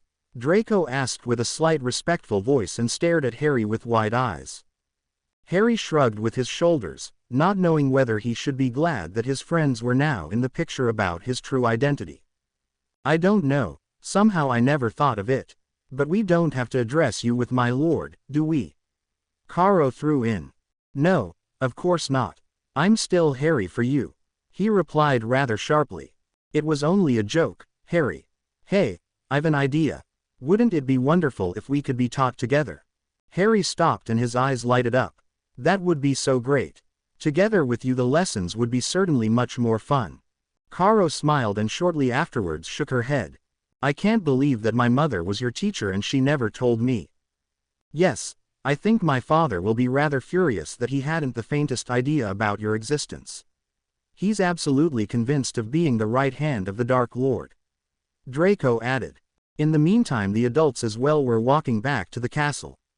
Bella had told Lucius and Narcissa everything she knew. Draco had been right with his assumption. His father was angry, very. Bella had known it but he hadn't. Hadn't his lord trusted him? A son and heir. He couldn't believe it. Abruptly realizing what that would mean, he frowned unwillingly. This child, with these bright green eyes, would be the right hand of his master someday, and in the distant future, very probably, even his future master. He had to think about it, extremely thoroughly, and this as soon as possible. March 1988. It was a cold and frosty day as Charlotte sauntered slowly through the small garden, in which the first colorful crocuses and snowdrops of the year began to blossom. She held her face out towards the sun and went to the little bench, where she carefully sat down. In a few weeks her child would be born. Charlotte could hardly await the moment she would finally hold her baby in her arms. Happily smiling, she laid a hand on her belly and felt the kicking movements of her child. Abruptly her beaming smile disappeared and fear sneaked into her dark blue eyes. She hated to admit it but she was worried. Her fears gave her sleepless nights. She knew however that her dread was justified. Asking herself if she actually had the right to give birth to a child in this terrible and war-ridden world, she doubted more and more often that she would be able to protect her baby. She knew which tragedy had happened to the Potters and their son. Her husband still mourned over the deaths of his best friends and his little godson. She had often caught him staring at pictures of them, with an expression of sadness and guilt in his eyes. He had forbidden her however to take the pictures away. Sirius, she thought, and a painful longing seized her. The fear that something could happen to him in the course of her absence was overpowering. She remembered the carelessness and lightheartedness of her childhood, which seemed to be so incredibly far away. She had nearly forgotten already how it felt to not having to worry and to be afraid every day. Yawning, she leaned back. Ever since she was pregnant, she was in a permanent condition of tiredness. But Poppy had calmed her and had said that it wasn't anything unusual. Allison as well suffered occasionally from the same symptoms. Allison also was pregnant and her child would be born to the same time as hers. Charlotte felt how her baby kicked her strongly and her thoughts riveted on a future without war and without fear. The little girl trembled like a leaf while she was trying to hide behind the large wall clock, which was standing in the hall. Her big brown eyes were wide and were fixed upon her parents, who were surrounded by several black figures. A few instants ago she had been sitting in her room and had played with her dolls as an ear-splitting noise had shook the house. Most startled, she had run to the staircase and had seen the strangers. They were wizards, she was absolutely sure of this. Although her father had always said that no wizards existed and had brushed aside all the rumors and stories as lies, she had been convinced that they were true, since never had she forgotten the bedtime stories of her grandma, which had been about a magic world and wizards and witches. While her mother fell to the floor and began to scream and her father was desperately struggling to free himself of invisible bonds, she whimpered and pressed herself closer to the smooth wood of the old wall clock. "Mum, Dad," she whispered. The sneering laughter of the wizards rang in her ears. She wanted to run away, to scream, to help her parents, but she was incapable of moving. It seemed so that she had frozen to ice in her corner. A raven-haired man, whose left cheek was disfigured by an ugly scar, stepped out of his companion's circle, lifted his wand, and a glaring green light hit her father, who slumped to the ground with a slight turn and remained lying motionless. A second figure grabbed her mother's arm, yanked her to her feet and pushed her against the wall. Suddenly, with a strange sound, countless people appeared from nowhere in the hall and startled the girl flinched back. Those strangers however wore vivid cloaks. Instantly they turned towards their attackers. The little girl couldn't do anything else than to helplessly watch the fiercely fighting. While Sirius Black was blocking the curses of a slightly plump wizard, he had to think, to the most unsuitable time, of his wife. Would he ever see her again? And would he be alive when his child would be born? Currently Charlotte was in France and was visiting her aunt and uncle over the weekend. How he wished to be with her now. "Sirius!" A voice screamed a warning to him and Sirius spun around. With a big leap Sirius could just in time save himself from a spell, another Death Eater had intended for him. Turning again towards his original opponent, he fought on and killed him a moment later while cursing about his inattentiveness which had nearly cost his life and forced his thoughts to concentrate again upon the fight. An agonizing scream distracted him once more. For a fraction of a second he turned his head and saw a woman, obviously a muggle, clinging desperately to a man who was lying on the floor. Sirius knew that the woman hadn't any chance to survive this hell without help. But before he could get to her, she was hit with the killing curse. He saw her falling and with a rage beyond description he threw himself in the fight. He attacked and instead of the unknown woman he saw Lily and James in front of him. Now he only wanted to kill and did so then. Only when no one of the black-dressed Death Eaters was left, Sirius lowered panting his wand and came again to his senses. For one moment he was taken aback about the fact that the death of so many people did not touch him particularly, but then he shrugged his shoulders. They were Death Eaters after all, his enemies. Lifting up his hand, he ran it over his hair. Slowly relief rose in him, he had survived. In the chaos of robes it was impossible for him to spot Remus or Emily. Please, let them be alive. He prayed forcefully, and while looking around he noticed something that caused him to hold his breath. Next to a large wall clock, which was standing in a corner, a little girl was sitting. Her knees she had drawn up and she pressed herself so close to the wall, as if she wanted to disappear. Sirius went to her, kneeled down and spoke in a soft voice. "Hello, little one, I'm Sirius Black and you." She didn't move and indicated through nothing that she had heard him. Sirius reached out his hand and cautiously lifted her chin. She stared at him with wide brown eyes, but their expression was completely blank. Great, he thought, she obviously had got a shock. Since she had witnessed the murder of her parents, it certainly wasn't much surprising. He felt how his heart clenched with sympathy for her. To leave her here alone, he wouldn't bring himself to do this. He had to help her. The best would be to get her first to a safe place. He took her by her arms and picked her up. She didn't resist, but he felt how her small body was trembling fiercely. Since he could find neither Remus nor Emily, he apparated alone to Hogwarts. Thanks to his bracelet he passed the wards without any difficulties and hurried with the girl towards the castle. Arriving there, he brought the girl to his rooms. Poppy would have enough to do with the injured ones and wouldn't have time anyway to take care of the child.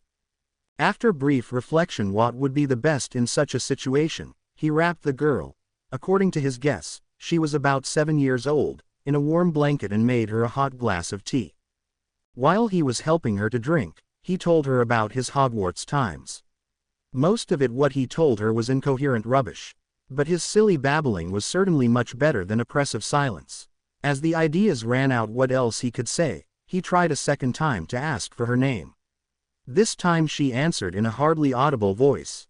"Hermione Granger." "Neville, come immediately down."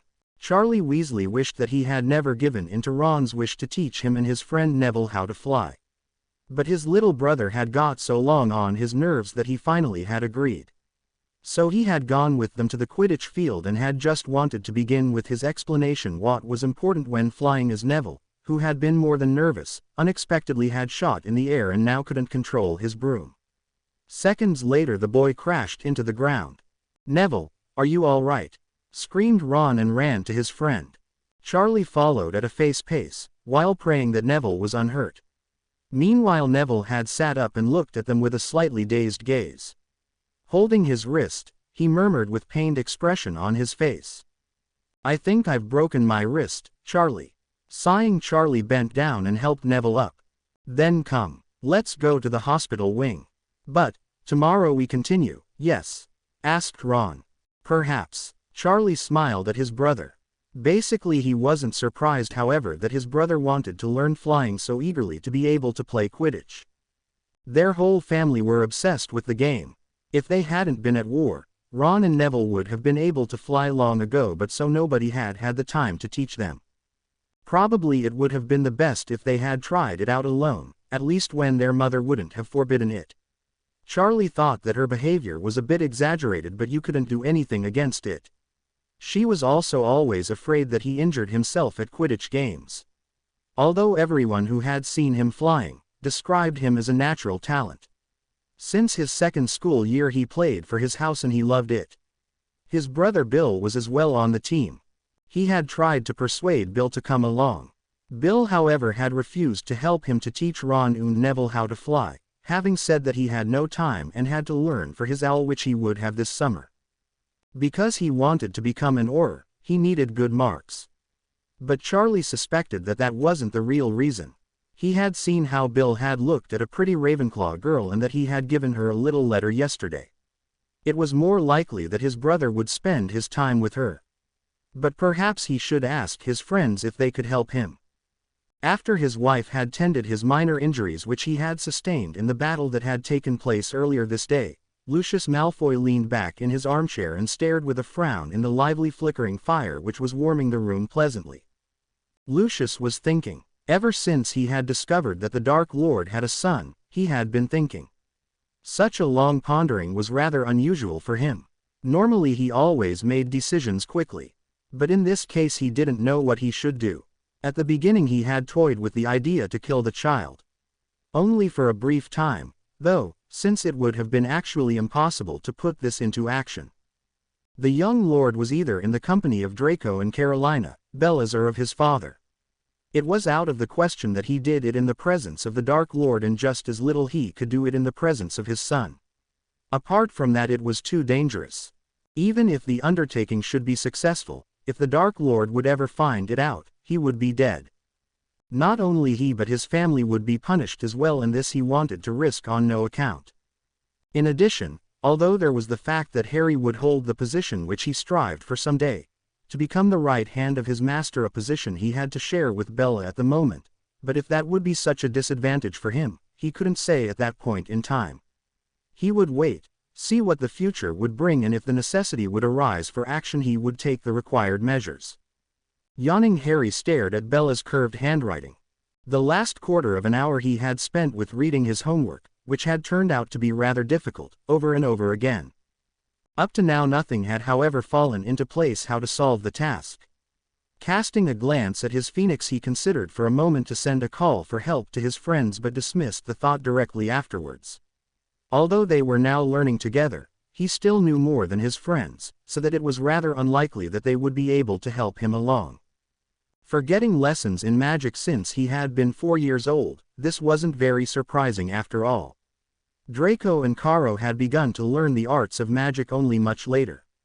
Yet Harry had been shortly before fearing that it would be forbidden to them. But he had begged his father to allow Draco and Caro to remain his friends and his father had agreed. As he thought of his father, it occurred to him that he could ask his father for the solution of his homework. After all, he would come to him soon. Shortly after his 6th birthday his father had begun to come to him 2 or 3 times a week and taught him spells and curses in parcel or told him who their enemies were.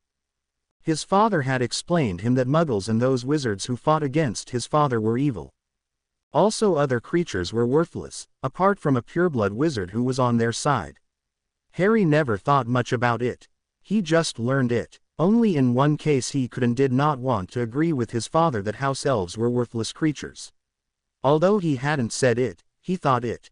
Never would he consider Nell to be worthless, the only one who took really care of him and who had been there for him as long as he could remember. Noticing how warm it had become in his room, he stood up and sleepily went to the window. The cold air had an invigorating effect on him. He leaned forwards and stared into the park. While looking at the wall which surrounded the castle and the park, he realized that the last time he had left the castle had been when he had bought his wand. Suddenly he felt the desire to leave the castle and see other places. But why shouldn't he go out? There was no reason not to do it, was it? He was the son of the Dark Lord after all. It shouldn't be a problem. If he and his friends were careful, they could go everywhere. He even knew how they could leave the castle.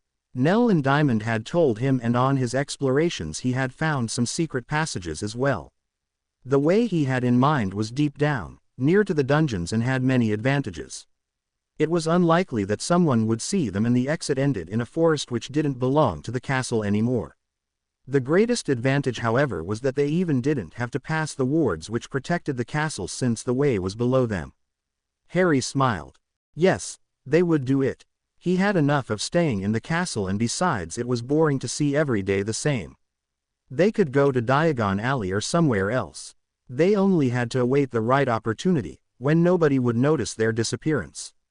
Harry knew that it would be very likely dangerous. But somehow it didn't bother him. It gave him an exciting feeling. Soon they would go searching for adventures. June 1988. It was shortly after sunrise as Allison gave birth to a little girl. Admiringly she looked at her newborn daughter. She had beautiful blue eyes and curly black hair. Allison thought that her baby was the prettiest who ever had been born. The last hours had been painful, but in that moment when Poppy had handed her the child, all agony had been completely forgotten. Such happiness she had suddenly felt. Allison breathed Lizzie. After endless pondering, Allison and Severus had agreed on the name Elizabeth, but since she found the name too long she decided there and then to call her daughter Lizzie, a key onto the tiny nose, and carefully leaned back into her pillows. Holding her child in her arms, she had to think of her parents, and tears welled up in her eyes. How much she wished that her parents would have been able to live to see Lizzie's birth.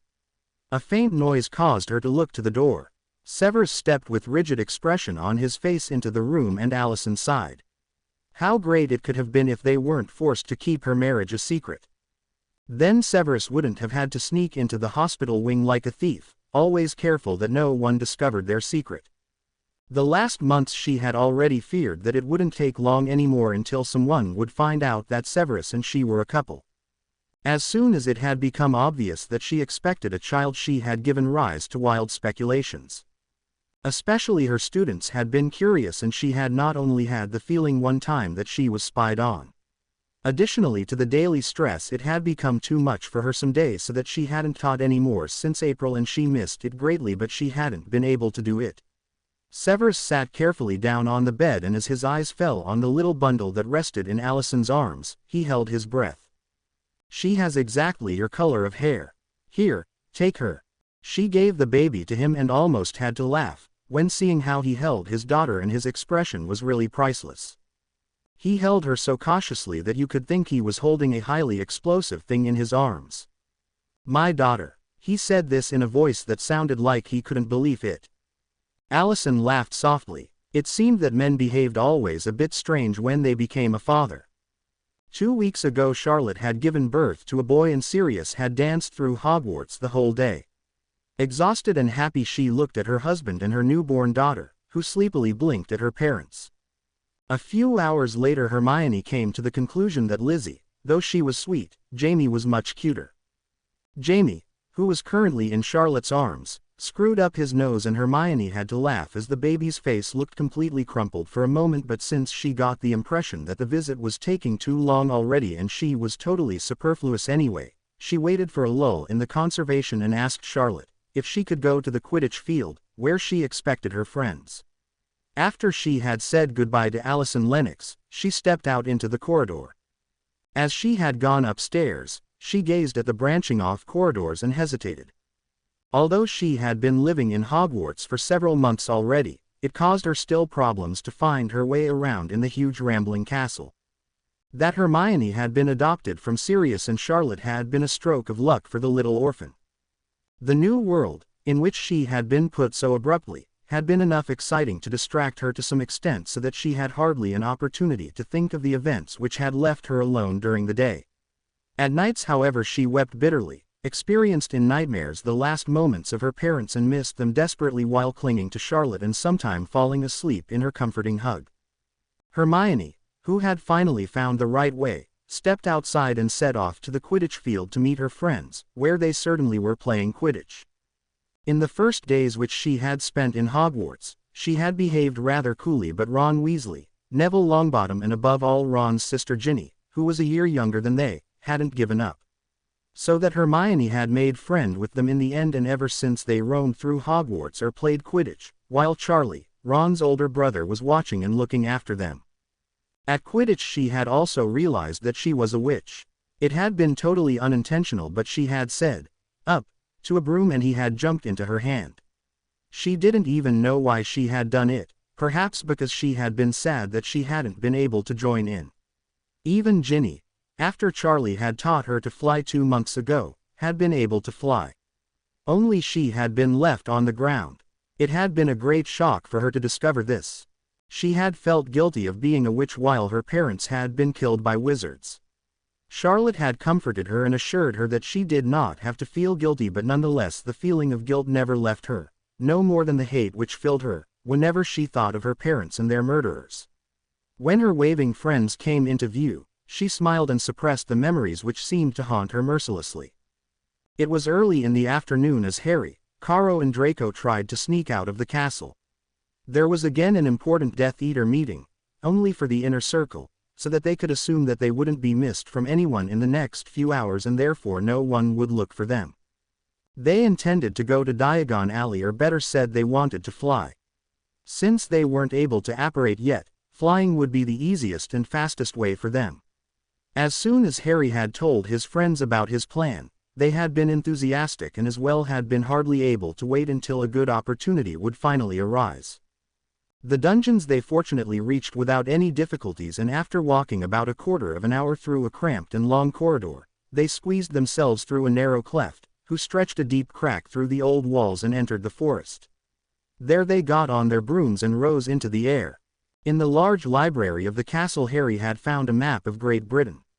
Eriton's castle however hadn't been recorded on it, so that Draco and Caro had had to discover the approximate direction in which Diagon Alley was situated through careful questions. Both had succeeded to get the information without arousing their parents' suspicion, and so they finally reached Diagon Alley without any problems. They got off their brooms and began to walk along the street. Apart from them there were only a few people on the way. Nearly all cast strange and curious glances at them. To see 3 children walking alone through Diagon Alley was not exactly a daily sight, at least in those times. While Draco and Caro were looking inside the various shops, Harry slowly realized how dangerous their adventure could get. What if they would be caught by the Order of the Phoenix? Although he would be able to defend himself, he wouldn't have a chance against a whole bunch of grown-up wizards, and Draco and Caro could do a lot less than him. But now it was too late to rack his brain over what could happen. Harry began also to look around, and soon he had forgotten his fears, so much he was preoccupied with regarding the many interesting things in the windows. Caro, who had come to a halt, pointed to a small window, where a tiny snowy owl was sitting in a cage, and asked, "Look at that owl, isn't she sweet?" Draco rolled his eyes, tore himself away from the sight of a racing broom, and went back to Caro. "You can buy her," he suggested. "I haven't so much money with me. It would only be enough for an ice cream. We could go to Florian Fortescue and eat ice cream there. My dad told me once that the best ice cream in the world is sold there." "Good idea," Harry said. In the meantime he had begun to feel rather hot, so that he had no objections against a little cooling. Draco agreed too, and so they sauntered to the ice cream parlor, which they found relatively easy while their eyes swept past the windows. "Hopefully Fortescue has actually opened," Caro muttered as she saw the deserted little tables which were standing in front of the ice cream parlor. "Let's go and see," Harry said. To their great delight, Florian Fortescue was really there. The small man turned out to be extremely friendly and sold them wonderful large sundaes. "Where are your parents? You shouldn't wander around alone in Diagon Alley. It is too dangerous. You never know when those damned Death Eaters attack again," he said with a worried expression while looking around as if he would expect an attack any second. Harry realized that the man probably would not be so friendly to them anymore. Would he know who they really were? For Harry it was the first time that he met someone who wasn't a follower of his father, apart from the old wizard who had sold him his wand. Harry however didn't think that Florian Fortescue was bad and evil, like he actually should be after his father's expositions. On the contrary, he found him rather nice. "Our parents will fetch us soon," Harry answered and smiled reassuringly at him while licking his chocolate ice cream. In the meantime Caro and Draco looked at him, like he had lost his mind. The owner of the ice cream parlor nodded and asked for their names.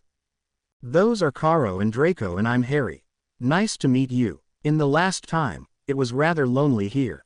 Ever since the war has started only a few have come to me. But it's understandable, isn't it? Who does want to eat sundaes when there is war?" he asked, looked sadly at them and sighed deeply. "The ice cream is just wonderful, by the way. The best ice cream I've ever eaten. My dad was right. Caro tried to cheer him up. A beaming smile appeared on Florian's face. Really? Thank you. Who's your father? Do I know him? Harry. Draco and Caro looked at each other. I don't think so, Caro said hesitatingly. Florian Fortescue just wanted to reply something as a deafening explosion caused them all to flinch in fright. Draco nearly fell from his chair and Harry choked on his ice cream while trying to reach for his wand at the same time. An attack! Quick! Run away! Florian screamed, spun around and disappeared inside of his little house. Caro dropped her spoon in the cup with a rattling face. I think we should as well better disappear, she said. Her face was white. From afar loud screams rang out, as they ran however fast they could into the opposite direction. Several corners further they heavily leaned against the wall of a house. I think it would be best to return, Harry uttered with difficulty. Caro and Draco only nodded. Flying high up in the air Harry looked down. But apart from smoke he couldn't see anything. For a while they were silent. Then Draco remarked, the ice cream was a lot better than the one I eat at home. It's too bad that we couldn't eat it up. Why of all days did they have to fight today? Harry asked while flying a swerve. The worthless muggles and those wizards who aren't on our side have to be killed, that's why, Draco said. Harry remained silent. That was exactly the same what his father always said. But was it right? Florian Fortescue had been friendly and nice and not at all mean or terrible. He didn't know it. He would think about it sometime. Caro interrupted his thoughts. We really have to go to Diagon Alley again. I want to buy that owl. She was so sweet. Harry smiled. The moment a good opportunity will arise again, Caro. Harry said, and in high spirits he flew a loop. As he had overcome his fright by the explosion, he even found it exciting. It had been an adventure. Shortly afterwards they maneuvered their brooms through the trees and landed into the forest. Hardly had Harry put his feet on the ground as he felt how a horrible coldness surrounded him. He had only just time to see a Dementor appearing in front of him, then he fell. He seemed to float and suddenly he saw a young woman with dark red long hair. She was beautiful and had emerald eyes. She shouted something while her eyes were despairingly looking at someone he couldn't see. A voice, which seemed to come from a great distance, rang out. Not Harry, please. Not Harry. The coldness decreased and he heard other voices, first indistinctly, then louder. Harry, wake up, Harry. Slowly he opened his eyes and stared in the worried faces of Caro and Draco, who bent over him. Looking around he realized that he was lying on the ground in the secret passageway. For heaven's sake, are you all right, Harry? You gave us quite a fright. What the devil did the Dementor do there? Caro asked wavering. I don't know. What happened? Harry's voice trembled. The Dementor came and you fainted. Since we didn't know exactly how to fight that thing, we dragged you into the corridor. We thought it would be best to disappear as soon as possible. You were pretty heavy, do you know this?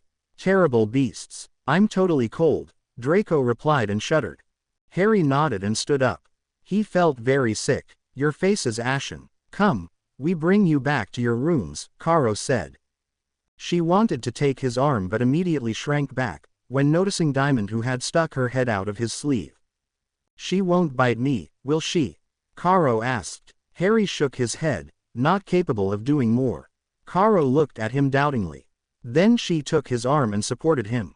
Harry felt dizzy but with Caro's and Draco's help he finally managed to get back to his rooms.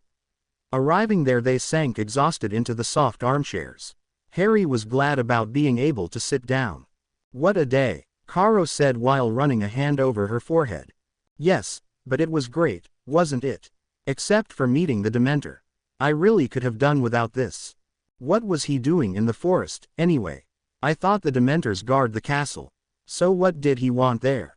Draco asked with raised eyebrows. Perhaps he got lost, Caro suggested. A knocking interrupted them and a moment later Bellatrix Lestrange appeared in the door. Forgive me the interruption, my lord. Carolina, come, we're going home and Draco, your parents await you as well. They said goodbye and shortly afterwards Harry was alone. Strangely enough he felt relief that his friends had gone. But he wanted to think about what had happened in peace. Who had been this woman? Had it been his mother? Certainly. She had had nearly the same eye color as him. Harry leaned back into his armchair, drew his knees up and slid his arms around them. He was still cold, but he didn't feel so sick anymore like earlier on. Since he had been 6 years old and Caro had asked him for his mother, he had been thinking about her and had wondered what had happened to her. He didn't even know her name. In connection with his mum there was a secret, he was sure of it.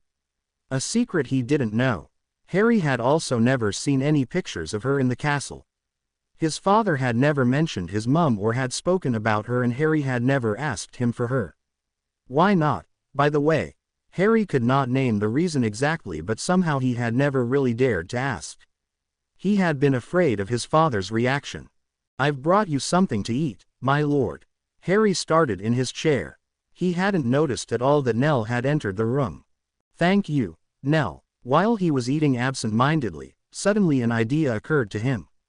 Looking at Nell, he asked, "Nell, tell me what it was like when I was born." The house elf stared at him, and then she told him something that he hadn't expected at all. It did not answer his questions at all. On the contrary, now he had a lot more. So his father had brought him to Nell one day. Where he had been before or who his mother was, Nell didn't know as well. Had his father taken him away from his mother? Harry didn't know what to think. Suddenly he decided that he would ask his father. He wanted to know the truth. Standing up, he stepped out of his room. After he had gone along 2 dark corridors, he finally reached his father's study. Taking a deep breath, he knocked and stepped in. His father, who sat at his desk, looked up. "Sorry that I disturb you, father. But I wanted to ask what has happened." "With my mum," the words came gushing out before he lost his courage. His father cast a sharp and piercing glance at him. "She died at your birth. Now go back to your room. I've soon an important meeting." "But what was her name?" Harry tried again. "Didn't you hear me, Harry?"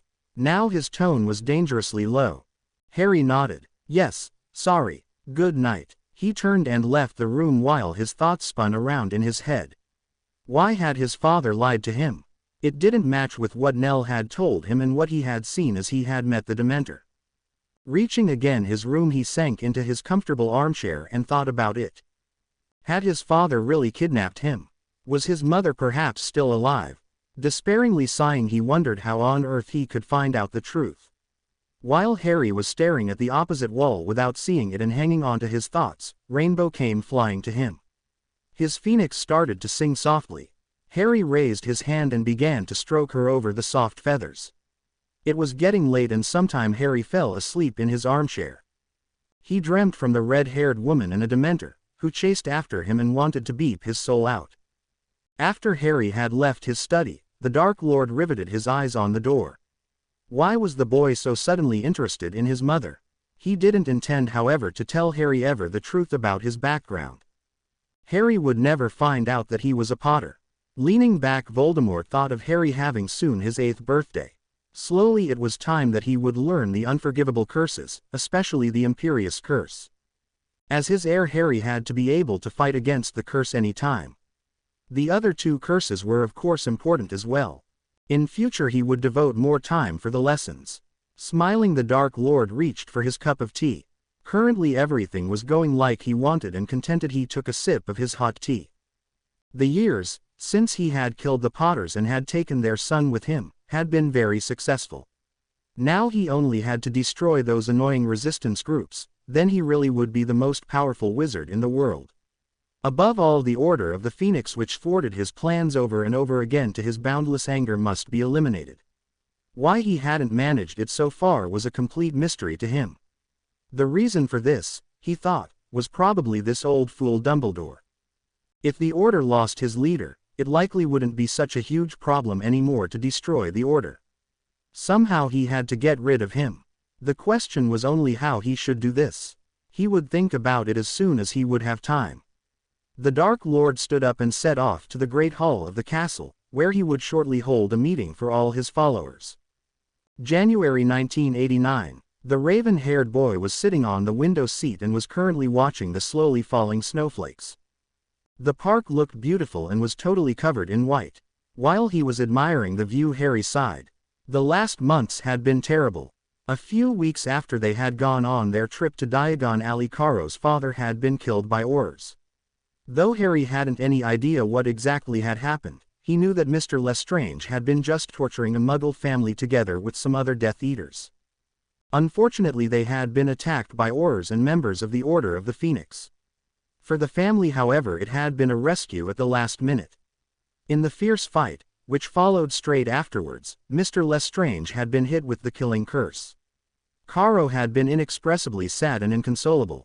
Harry and Draco had done all in their power to help Caro, but despite their efforts it had taken long until Caro, who had loved her father very deeply, had smiled again. The sorrow in her grey eyes, however, had never disappeared completely. Never in his life had Harry felt so useless, as Caro had wept over her father in his and Draco's arms, since she hadn't been allowed to mourn at home. The behavior of Caro's mother had enraged Harry. Neither had she comforted her daughter, nor had she shown with some gesture that she regretted the loss of her husband. Since he had seen how much Bella's indifference had hurt Caro, Harry harbored a dislike against his teacher. She is cold, Harry thought, and wondered if Bella had any feelings at all. He had also never seen her laughing. Although he had never met Mr. Lestrange, he assumed that he hadn't had a great similarity with his wife. At least he concluded this from everything that Caro had told them about her father. How much he wished to be able to help Caro. Pressing his face against the icy windowpane, he sadly sniffed. That had been the one thing that had happened.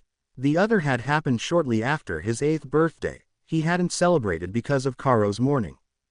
Anyway, his father had come to him and had told him that it was time for him to learn the unforgivable curses, and as soon as he would be able to control them, he would attend the Death Eater meetings. He was finally old enough after all, and slowly he had to learn how to behave as the heir of the Dark Lord. So his father had begun to teach him the Imperious Curse. Harry, however, had had extreme difficulties to throw the curse off right from the start and had not even managed to break the curse a single time so far. He had read a lot about the unforgivable curses, and he knew very well that it wasn't such a surprise that he wasn't capable of doing this. These curses were highly advanced and very powerful magic, and he was only 8 years old after all. Though he hadn't expressed his opinion to his father, he was secretly convinced that it wasn't his fault. He had also reckoned with his father's impatience and anger. He knew that his father didn't like it if anyone didn't make any progress over the weeks. The quickly increasing annoyance of his father had led to it that his father had visited him every day to practice with him, and on top of that he and his friends had got additional lessons from Bella, Narcissa and Lucius Malfoy. As Harry had once dared to complain to his father that they learned too much and that they didn't have any free time anymore, he had realized why his father was feared by so many. For one instant he had thought that his father would hit him. But his father had informed him in an icy tone that they weren't little children anymore and that they slowly had to learn what it meant to be an adult. Therefore they didn't need so much free time. Since then Harry hadn't dared to oppose again. The only bright spot on the horizon was that he had nearly managed to break the Empress Curse yesterday, but only almost. Soon his father would come again to practice this damned curse with him. Slowly he really began to hate this spell. Harry sighed. He wanted to love his father, he however made it difficult for him. He was always so cold and unapproachable. Never had he hugged him, and in the last months he had only wanted that he would finally break this curse.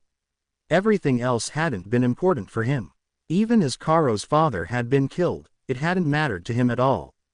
Harry, who hadn't been able to cope with the situation to comfort his friend, had wanted a bit consolation himself, but his father had only said that it had been destiny, and with that the topic had been done for him. Watching a snowflake, he thought of his mother. Would she have reacted exactly the same way, or would she have comforted him and hugged him? During the last months he had often thought of her. The secret, however, he still hadn't solved. He just hadn't had the time for it.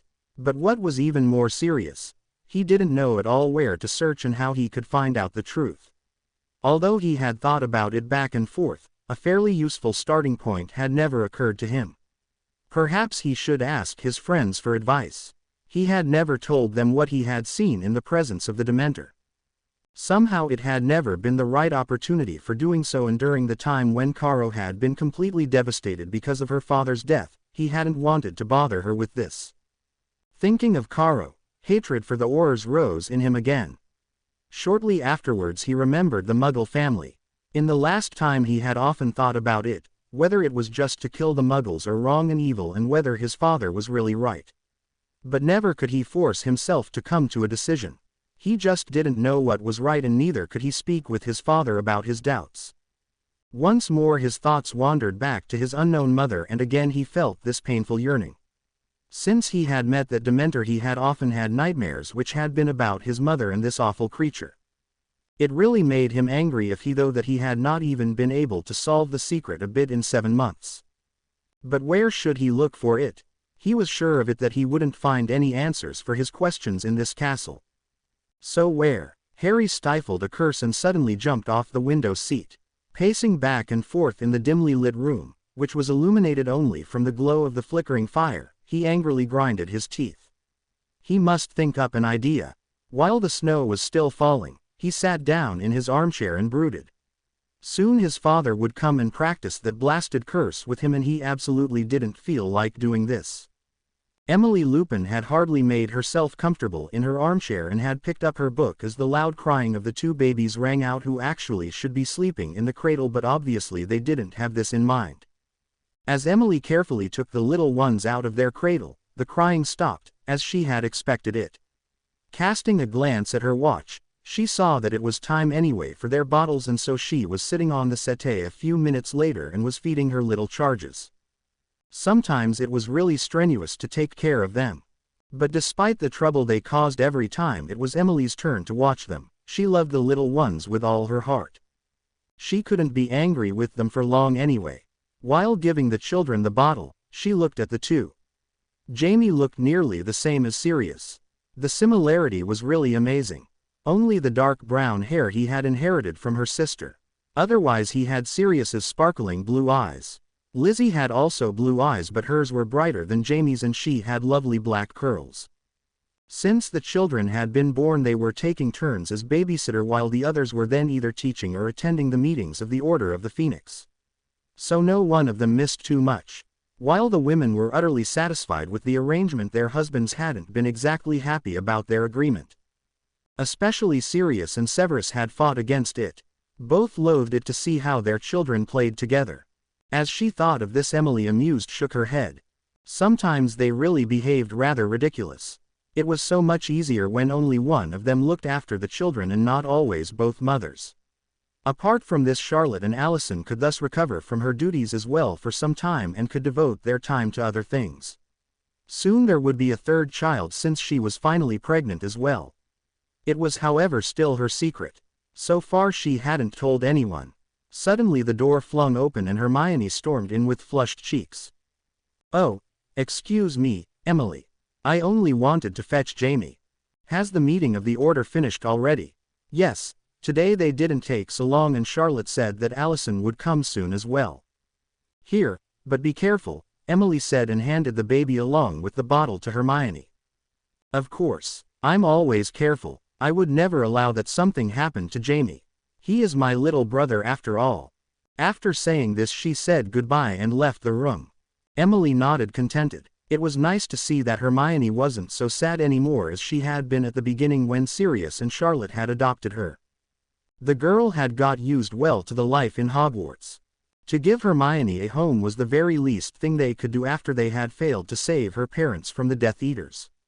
Emily shuddered as she thought back to the many battles she had been present at. They all had had so indescribable luck. No one of them had been killed so far. But how long would it remain so? She cuddled Lizzie closer to her and began to tell her little darling a story. She did not want to think about those terrible things anymore. "No, no, you don't concentrate enough. You nearly did it, but then you failed again. You will try it once more." Harry cringed at the angry shouting. He was so tired and exhausted, and his father had cursed him already 5 times with the Imperious Curse. Why didn't he manage to break that curse? It couldn't be so difficult, could it? He would do it now and throw the curse off. A half-year was enough. He had absolutely no intention to have to grapple with that curse for the next months as well. With a now determined expression he nodded. "I'm ready, Imperio," his father said peremptorily. Again Harry heard the echoing, forcing voice of his father in his head which ordered him to climb onto the table. He did a few steps and just wanted to climb up the table when he came to a halt and fought against the curse. This time he fought with all his might. Miraculously his father's voice became quieter and finally he managed to break the curse. Shortly afterwards however he sank totally exhausted to the ground. About time too, but it took you far too long to throw my curse off. We'll try it tomorrow again. Perhaps you'll be more successful then, his father said in a cool voice and left the room.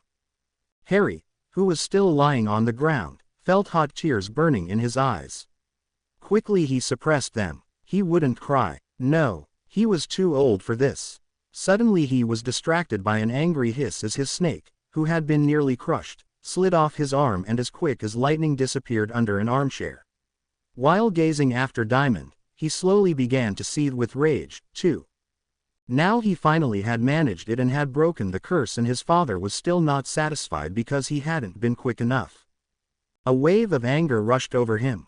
Furious and hurt he banged his fist on the ground and in the same moment a loud rattling noise was heard and an icy draft hit his flushed face. When he looked up he saw that the glass of the windows had been broken into tiny glittering pieces. Bewildered Harry stared at the broken windows. How had he done this? With a wave of his wand he repaired the damage, then he stood up and collapsed tiredly into one of his armchairs. Was it possible to perform magic without a wand? Obviously he had just done exactly this. Even if it had been unintentional, maybe you could control it. If it was possible to do magic without using a wand, it would be a great advantage for him and he had to learn it by all means. Harry yawned. How tired he was. It had cost him a lot of his strength to break the imperious curse. He would think about it some other time. Harry stood up, staggered in his bed and fell immediately asleep. In this night he dreamed again about his mother. You have seen your mother. Don't be so loud, Draco. Harry, who had woken up from another nightmare in the middle of the night, where a Dementor had hunted his mother and him, had finally decided to tell his friends what he had seen in the Dementor's presence. When he had told them everything they unbelievingly gaped at him. I want to find out the truth but so far no idea has occurred to me yet, how I should do this. Why haven't you told us earlier? Draco asked, who still looked a bit surprised. I don't know, but somehow there was never the right time for it. For some minutes they sat silently together while every one of them hung on to their own thoughts. Then Caro raised her head and said, we know that it happened 1981. Nell has told us this, right? Harry looked at her questioningly. Yes, but how should that help us?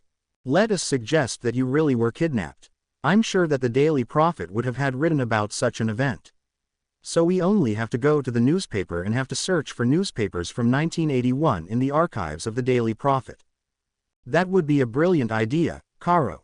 At least, if the Daily Prophet wouldn't be controlled by my father and his Death Eaters and I hardly think that he would be very keen of it if he found out that I'm searching for my mum. Whatever we'll do, no one can discover it. You can't tell anyone else. Of course not, Harry. But I think Caro's right.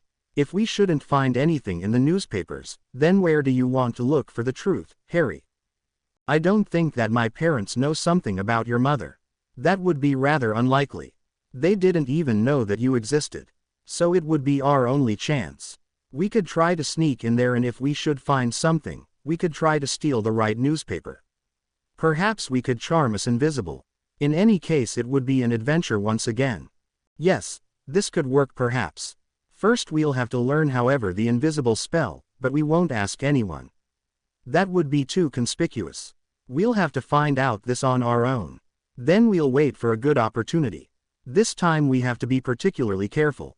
If the Death Eaters catch us, it would be difficult to explain what we wanted in the archives of the Daily Prophet, Harry said with a thoughtful expression on his face. Okay, we'll do it.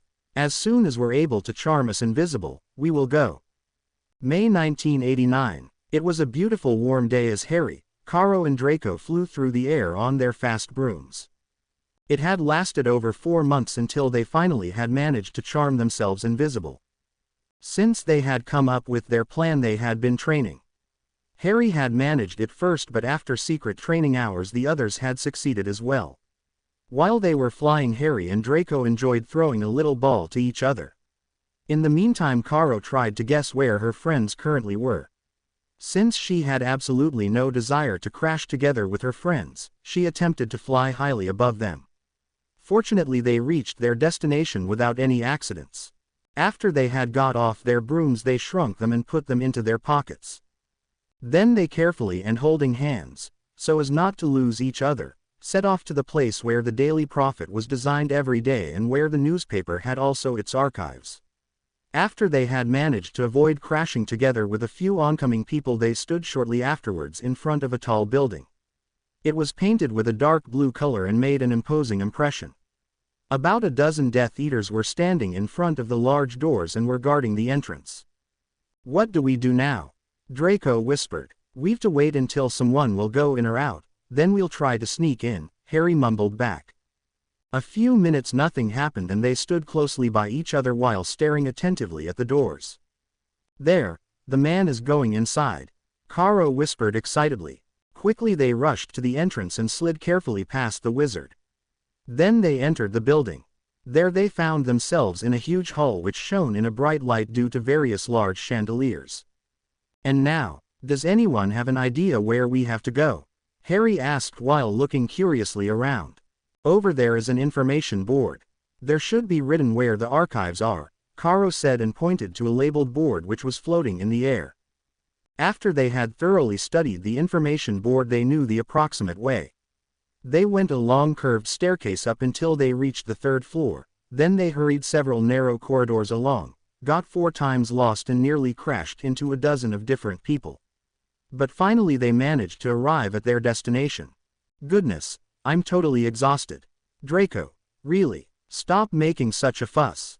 That wasn't so bad. I've thought that it would be a lot more difficult to get in here. But there aren't so many guards standing around here like I've expected." "And we've found it, haven't we?" Caro replied. "Be quiet, or do you want getting caught?" Harry whispered with a nervous expression on his face while just wanting to open the door. "The door is locked." After he had looked around and had made sure that they were really alone in the corridor, he whispered, "Alohomora." There was a soft click and the door opened. Quickly they darted inside. There they were faced with at least 100 bookshelves which reached from the ground to the ceiling and which contained countless thick large files.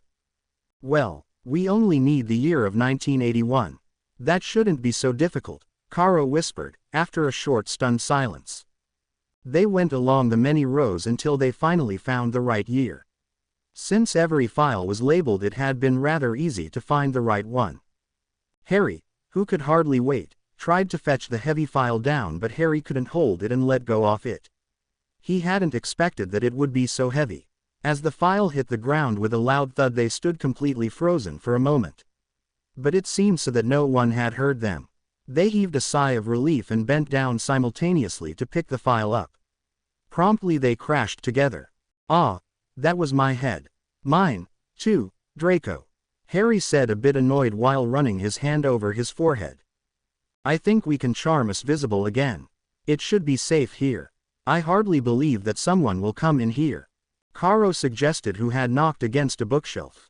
After they had charmed themselves visible again, they managed together to carry the bulky file to a little desk which was standing in a corner.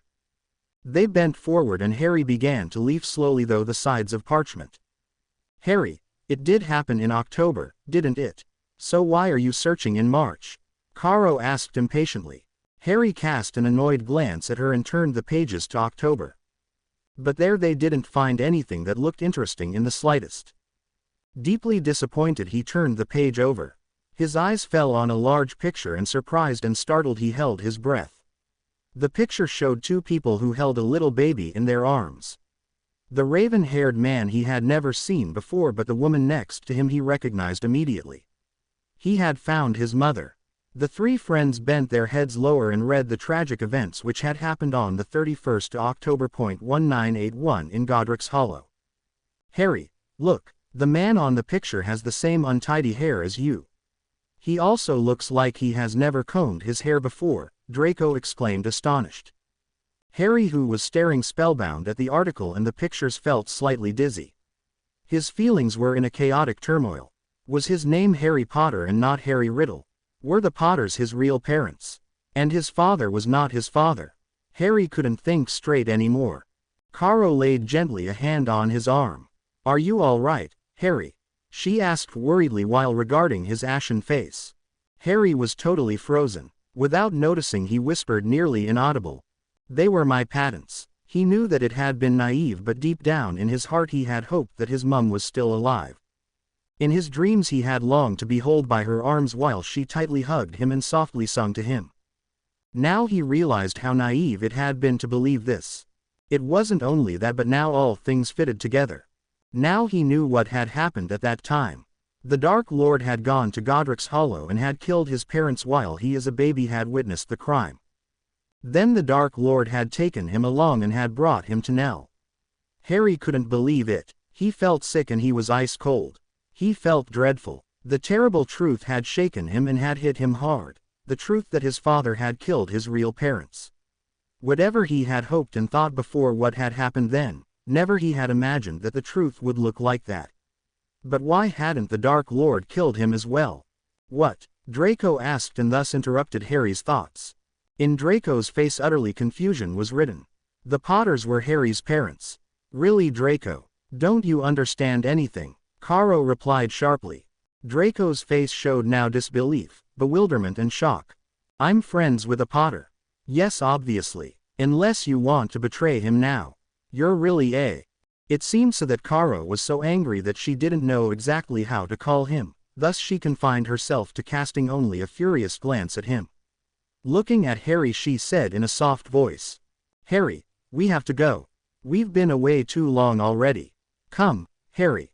After saying this, she resolutely took Harry's arm and charmed herself invisible.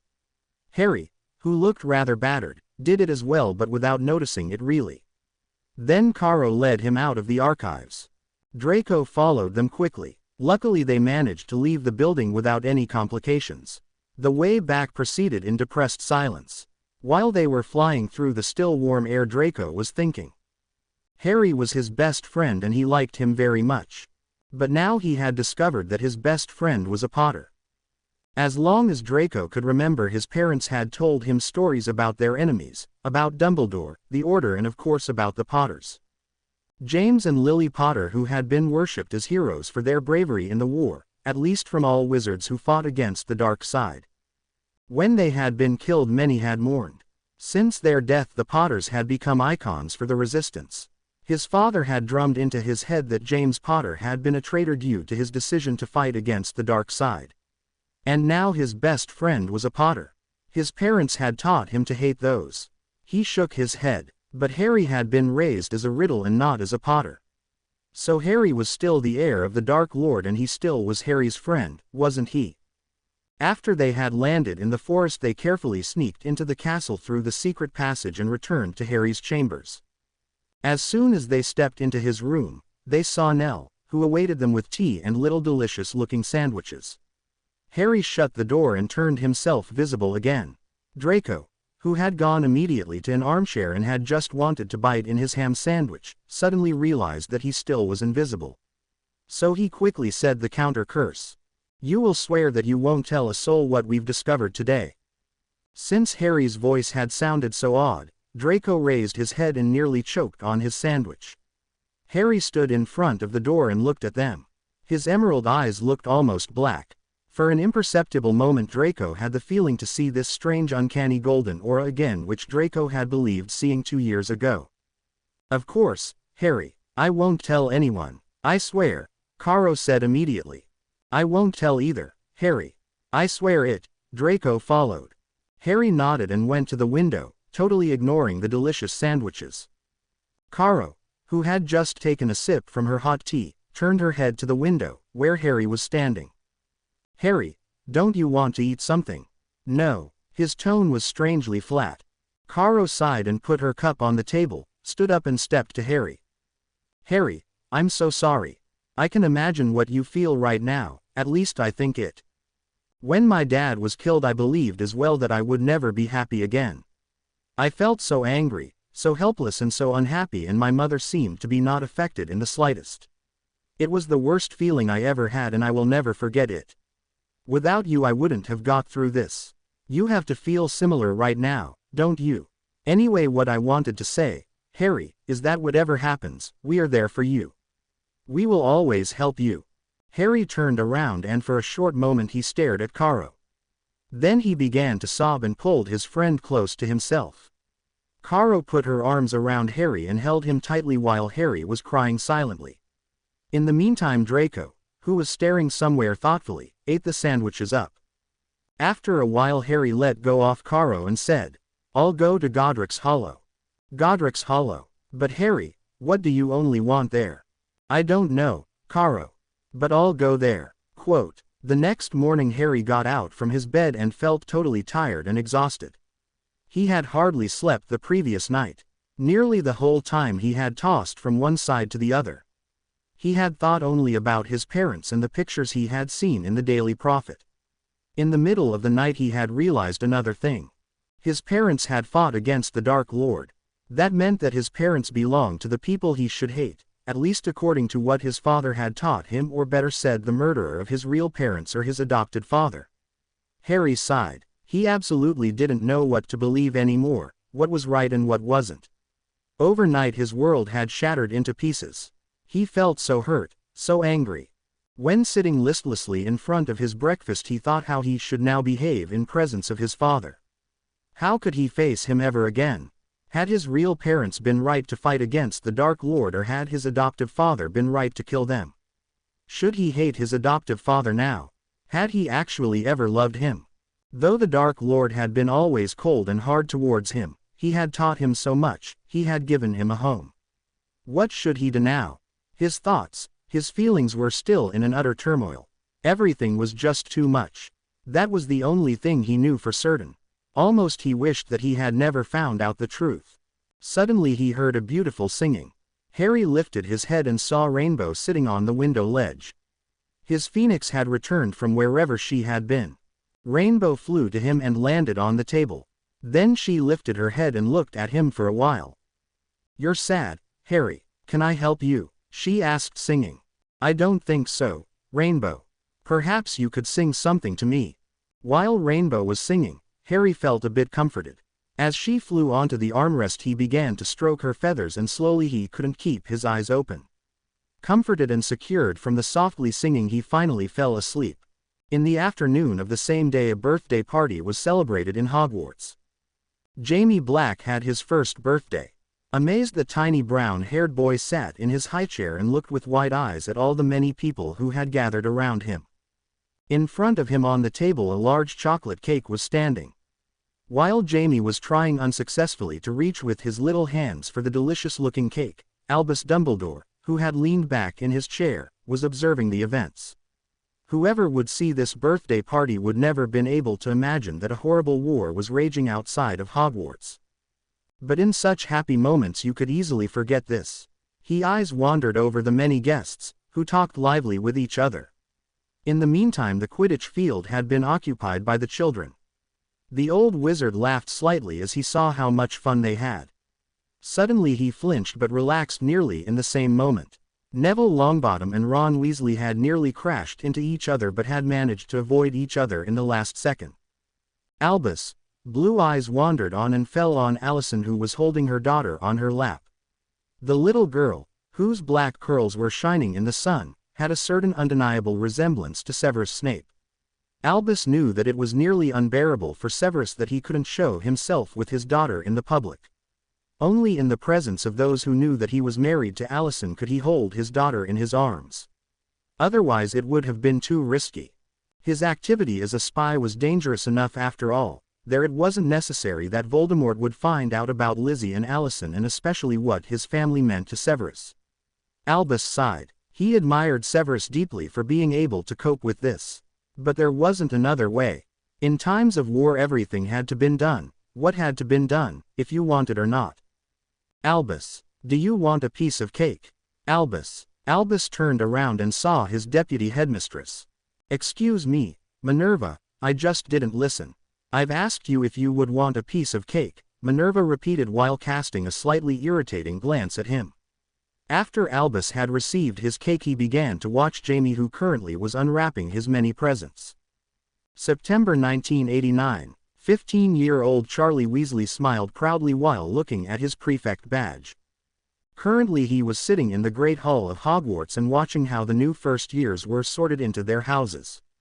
His brother Bill would be head boy this year. Their mother had been very happy over those news and had hugged them so tightly that their bones had nearly crushed.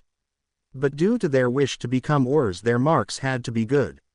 When they had told this their mum, however, she had burst out crying. He knew very well that his mother absolutely didn't like their idea to become Aurors, but nevertheless they would do it. Both had made up their minds. It was their duty to fight against the Dark Lord. His thoughts were interrupted when he noticed that it was the twins' turn to be sorted, and of course the hat called Gryffindor in both cases. It wasn't exactly a surprise that his brothers had ended up there, because everyone of the Weasley family had been sorted into Gryffindor so far. Charlie looked over to his parents, who were sitting on a large table near to the teachers and were clapping happily while Fred and George went to the tables. In this summer his family had finally moved as well to Hogwarts. To stay in their village had become slowly too dangerous, and in the end his parents had decided to leave their house, although it had nearly broken his mother's heart. But the risk had become too great, and should an attack happen his family would have been hardly able to defend themselves. Here in Hogwarts they would be safe. So many years they had had tremendous luck that the Death Eaters had never attacked their little house, but you shouldn't tempt fate too long. Due to the circumstance that nearly all students were living now in Hogwarts, the Hogwarts Express hadn't traveled this year. The few students who lived in hiding with their families had arrived by Portkey. Charlie sighed sadly and wondered what else would still change. He regretted it that they would never sit in the train again. Only if the war would end, and only then they would be able to return to their house again, Charlie thought gloomily. Not only his parents had found it hard to leave their home. He doubted it, however, that the war would ever come to an end. As long as he could remember, the war had been raging. He had never known anything else. But somehow it seemed to become worse and worse. While looking up and regarding the charmed ceiling, Charlie prayed that the Dark Lord would never succeed in attacking Hogwarts. Shortly afterwards he looked down on the table and began to eat. 1 week later Harry stared shocked at the ruins of Godric's Hollow. Although he had known, of course, that Godric's Hollow had been destroyed, he had never expected to see such chaos. It seemed so that no one had changed something, and that the place looked still the same as on Halloween 1981. The destroyed house and the now completely overgrown garden were surrounded by several huge trees and a dense hedge. 8 years ago the garden must have been beautiful, but now everything grew in a total mess. Harry felt the wards which surrounded this place, but he sensed how extremely weak they were, and at one spot was a huge hole. He suspected that the Dark Lord had caused this when he had come to Godric's Hollow. "And now?" Draco asked. "I don't know, Draco. I only wanted to see it." Harry crossed the garden and stepped nearer to the destroyed house. The area in front of him was a totally chaos. He could see broken furniture, some items he couldn't recognize, something that looked like it had been once a staircase, rather many tiles, and a lot of dust and dirt. Carefully he began to wade through this mess. His steps made crunching noises. Suddenly his gaze fell on something shiny. He went there, bent down and picked a broken photo frame up. The glass of the frame had reflected the sunlight. He wiped the splinter of glass away and with his sleeve he tried to remove the dust. Slowly a photograph came to the surface. His parents and a little baby could be seen there. His father had put an arm around his mother while she was holding a little bundle from where a tuft of black hair peeped out. His parents were waving at him and Harry felt tears welling up in his eyes. "Have you found something?" Harry flinched slightly. He hadn't noticed that Caro had stepped beside him. "Yes, I found a photograph of my parents." Caro took it and regarded at it. "Perhaps we should search a bit." Then she lifted her head and looked at him. "You wanted to search for things which belong to your parents, didn't you? That's why you wanted to come here." "I've nothing from them, Caro. Only the memory of my mum when I've seen the Dementor and the one photograph we found in the Daily Prophet, but unfortunately we didn't take the damned newspaper with us." "Okay. Then let us look around a bit. Draco, come, you can help us." So the three friends went carefully through the wrecked and destroyed house and searched for things which weren't completely broken. Draco did this with an unwilling expression on his face while thinking how useful it would be now to have a house elf. After 2 hours they had been really successful. They had found a golden necklace with a strange black stone, a little wooden box on which cover a golden P was surrounded by a flickering ocean of flames and a little mirror which strangely had managed to stay whole as the house had collapsed. Furthermore, they had found a leather-covered photo album. Though the cover was nearly destroyed and so dusty that they found a little spider in one of the corners, the pictures were in a surprisingly good state. Harry suspected that they had been probably protected against destruction by magic. All other things were broken, unidentified or buried so deeply under the crashed furniture and the destroyed house that they couldn't find anything else. Draco, who had enough of that place, suggested to go quickly to Diagon Alley before they would return home, since it would be a real pity not to use such an opportunity. "Oh, yes, perhaps the sweet owl is still there," Caro exclaimed, who had always regretted that she hadn't had enough money with her to be able to buy the owl the last time. Harry agreed, although he doubted that the owl would still be sitting in the window of the shop. So they set off to Diagon Alley. After they had climbed off their brooms they entered Diagon Alley and without any warning became involuntarily witnesses of a fight. Obviously Aurors and Death Eaters currently put up a fierce fight. Suddenly Draco screamed, "Dad!" and ran right into the battle. Harry cursed and followed his friend. From one moment to the other the three friends found themselves entangled in a deadly trap. Lucius Malfoy, who was currently fighting with the Auror Alistair Moody, nearly got a heart attack when he recognized his son.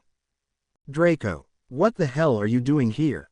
the tall blonde man shouted in a voice which promised nothing good, in case that Draco should survive the battle. As his gaze fell on Harry his face lost all color while cursing at the top of his voice. He knew that he had to bring the children out of the danger immediately. He absolutely didn't want to consider the consequences if the son of the Dark Lord should be killed. He would never been able to explain this to his master. The sudden appearance of the children hadn't gone unnoticed of course and had rattled not only the Aurors and the members of the Order of the Phoenix but also the supporters of the dark side, so that the fight seemed to falter for a moment. The Death Eaters looked at Lucius Malfoy as if they would expect help from him, but he didn't know exactly what to do either.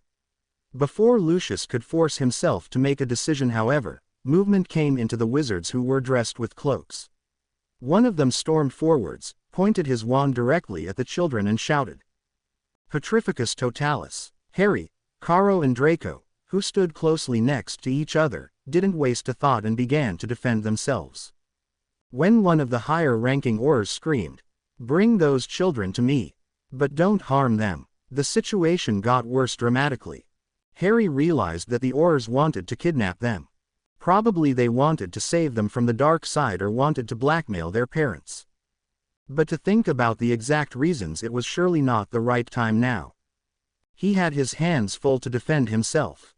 In the meantime Lucius Malfoy, who had slightly panicked, had sent one of the Death Eaters away to fetch help and to report to the Dark Lord that 3 certain children, one of them his son and his 2 friends, had suddenly appeared in the battle. Lucius knew that his lord would understand his message while his messenger would never suspect that the raven-haired boy was the heir of the Dark Lord. Cursing the children, he warded of a curse and tried to get an overall view about the situation. If they should come through the fight unscathed, Draco would be in for it. Shaking off his dazed feeling he screamed by far too late, "Protect the children," and simultaneously doing everything to get near them. How for God's sake had they managed to sneak out of the castle? While fighting he tried to keep an eye on them. Surprisingly they fought rather well. Harry was using some spells he didn't recognize, but so far they succeeded in warding off their attackers. As soon as the Aurors realized that the children defended themselves and had not at all the intention to be kidnapped by them, they had given up every consideration. Suddenly Lucius saw how Carolina was hit by a curse and sank to the ground. "Caro!" Harry screamed. He jumped in front of her and shouted a curse which Lucius didn't recognize once again, and the Auror who had hit Bella's daughter fell to the ground as well. The Aurors meanwhile tried to separate them from the children. Lucius cursed. Why the hell didn't come any help? How long did this idiot need to inform the Dark Lord? Or had he splinched himself? Then he saw how his son fell to his knees and held his bleeding arm. But thank goodness he was alive. Harry blocked a spell which had been meant for Draco and tried to protect his injured friends. Lucius felt how an unwilling admiration for that boy rose in him. There was no doubt that the 9-year-old young lord was powerful and knew very much. For the first time Lucius could really consider this child to be the heir of his master. Despite his lack of experience, Harry was a force to be reckoned with for the Aurors. But what was much more important, he protected his two friends with a bravery Lucius hadn't expected from Harry. Lucius knew with full awareness that Harry had saved his son from a curse and was now protecting his injured son. For that he would be always grateful to Harry, and Lucius knew that from now on he would respect the young lord. Charlotte Black couldn't believe that her colleagues were really fighting against those children, and that one of them, she hadn't realized who, had even ordered them to kidnap the children. Angrily she shook her head. She was sure that Albus would have never given such an order. It just wasn't right to be at war with children, even if they were the children of Death Eaters. They couldn't help it after all who their parents were. They couldn't be blamed after all that they were at war. Now she witnessed how the girl fell unconscious to the ground. Shortly afterwards the silver blonde boy was hit, and suddenly Charlotte was standing in front of the raven-haired boy, who was only one hadn't been injured so far. He raised his wand and then a red light was shooting straight towards her. Although she didn't like it to fight against the boy, Charlotte had no other choice in that moment than to defend herself. While fighting with him, she reckoned he was about 10 years old. She wondered who he was. In the next moment she only thought of defending herself. However, he was quick and used curses she had never seen before. Bewildered, she stumbled backwards. Grimly she said to herself that she would never underestimate an opponent again. Charlotte spun around, and while her heart leapt, she managed to get out of the way in the last moment. So far she had held back, but now she began to fight with all her might, while saying to herself that she couldn't take any consideration now that he was still a child. After all, he didn't fight like one. Suddenly a dark golden light was shooting towards her with an indescribably speed. Her quickly conjured shield was too powerless, and the last thing she saw before falling to the ground were emerald eyes. While she was falling, the thought flashed into her mind that she had never seen such intense eye color before. Then she was enveloped by darkness. Lucius Malfoy sighed, relieved. Finally a few Death Eaters had managed it to break through the rows of the fighting Aurors and had formed a protecting circle around the children. At the same moment finally more Death Eaters and even the Dark Lord himself appeared. The unexpected appearance of the Dark Lord caused a turmoil among the fighters. But with the new arrived forces the battle was decided in seconds. As soon as the Order of the Phoenix had realized that they hadn't a chance against so many Death Eaters, they apparated away as fast as they were able to, while quickly trying to grab their injured, unconscious or dead colleagues. Harry. Lucius turned around and caught sight of Carolina, who bent over Harry. So she had been only hit with a stunner, he thought, relieved. Harry had probably woken her and had obviously fainted now. It seemed that the young lord had used too much of his magic and energy at once.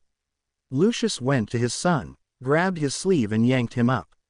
His son was ashen in his face, but except of his arm he was unhurt. The Dark Lord picked Harry up, grasped Carolina's arm and apparated away.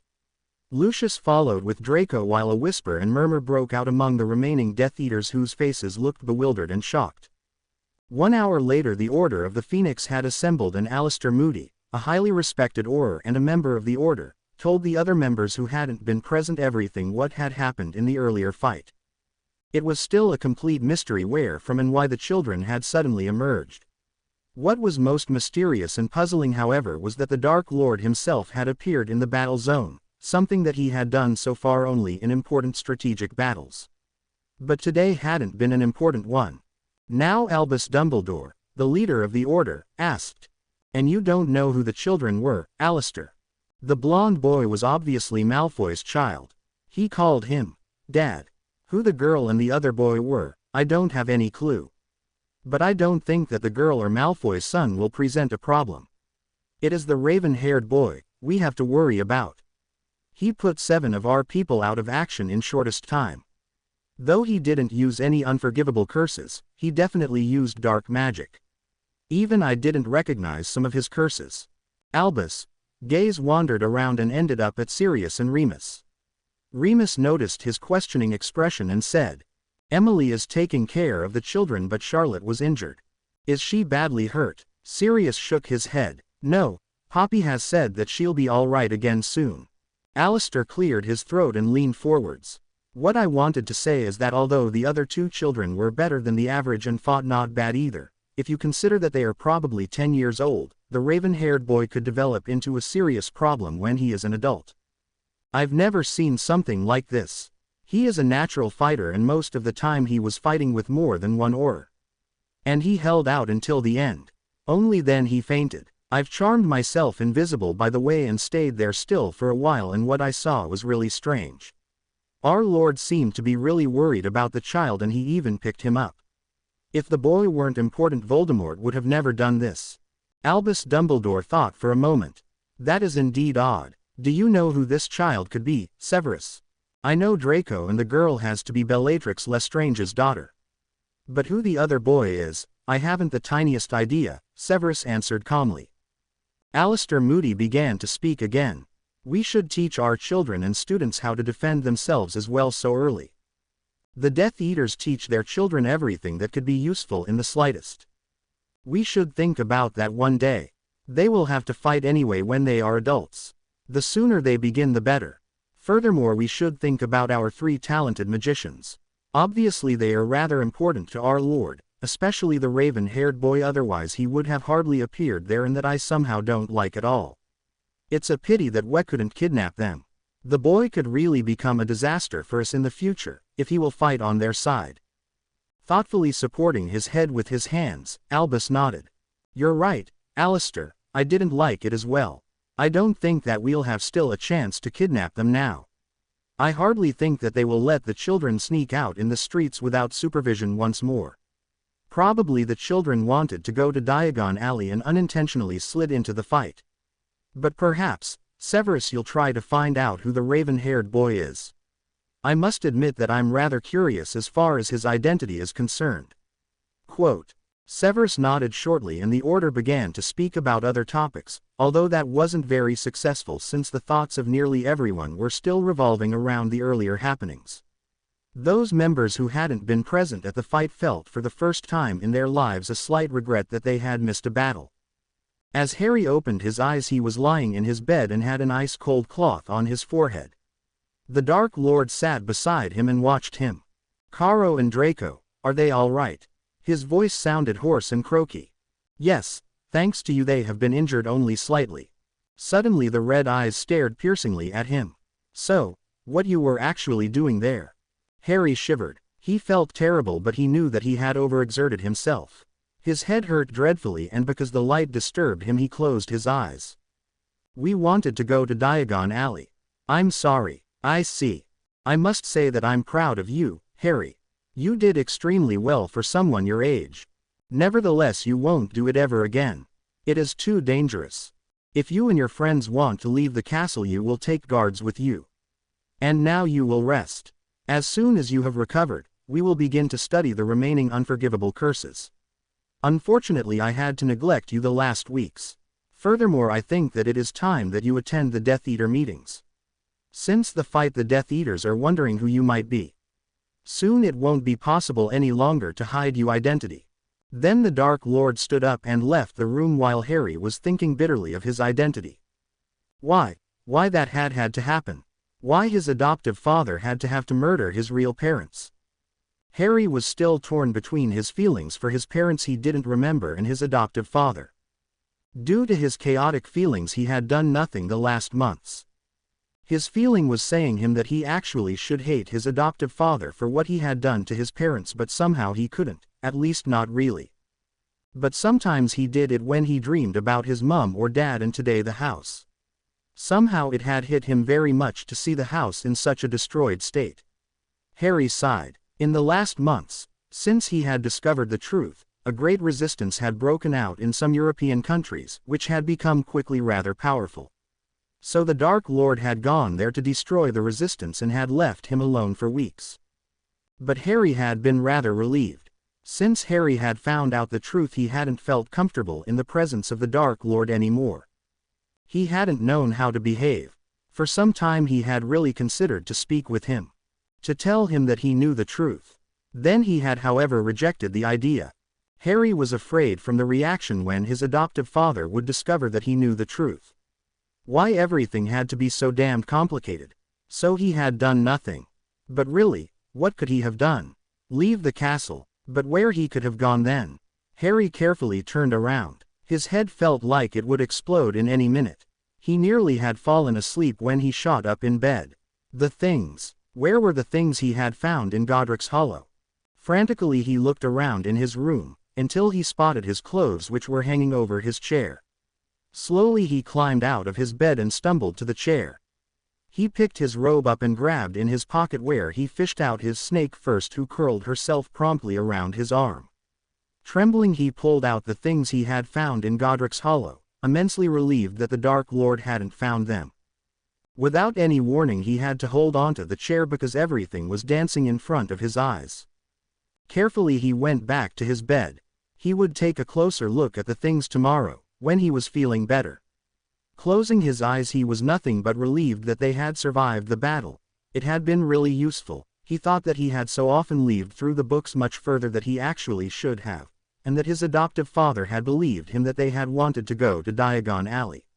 Shortly afterwards he was fast asleep. Remus Lupin was sitting on a bench near the Hogwarts lake and was just singing softly to his daughter. He still couldn't really believe that this beautiful little baby was his daughter. She had his gray eyes and had inherited the dark brown hair of Emily, his little Meggie.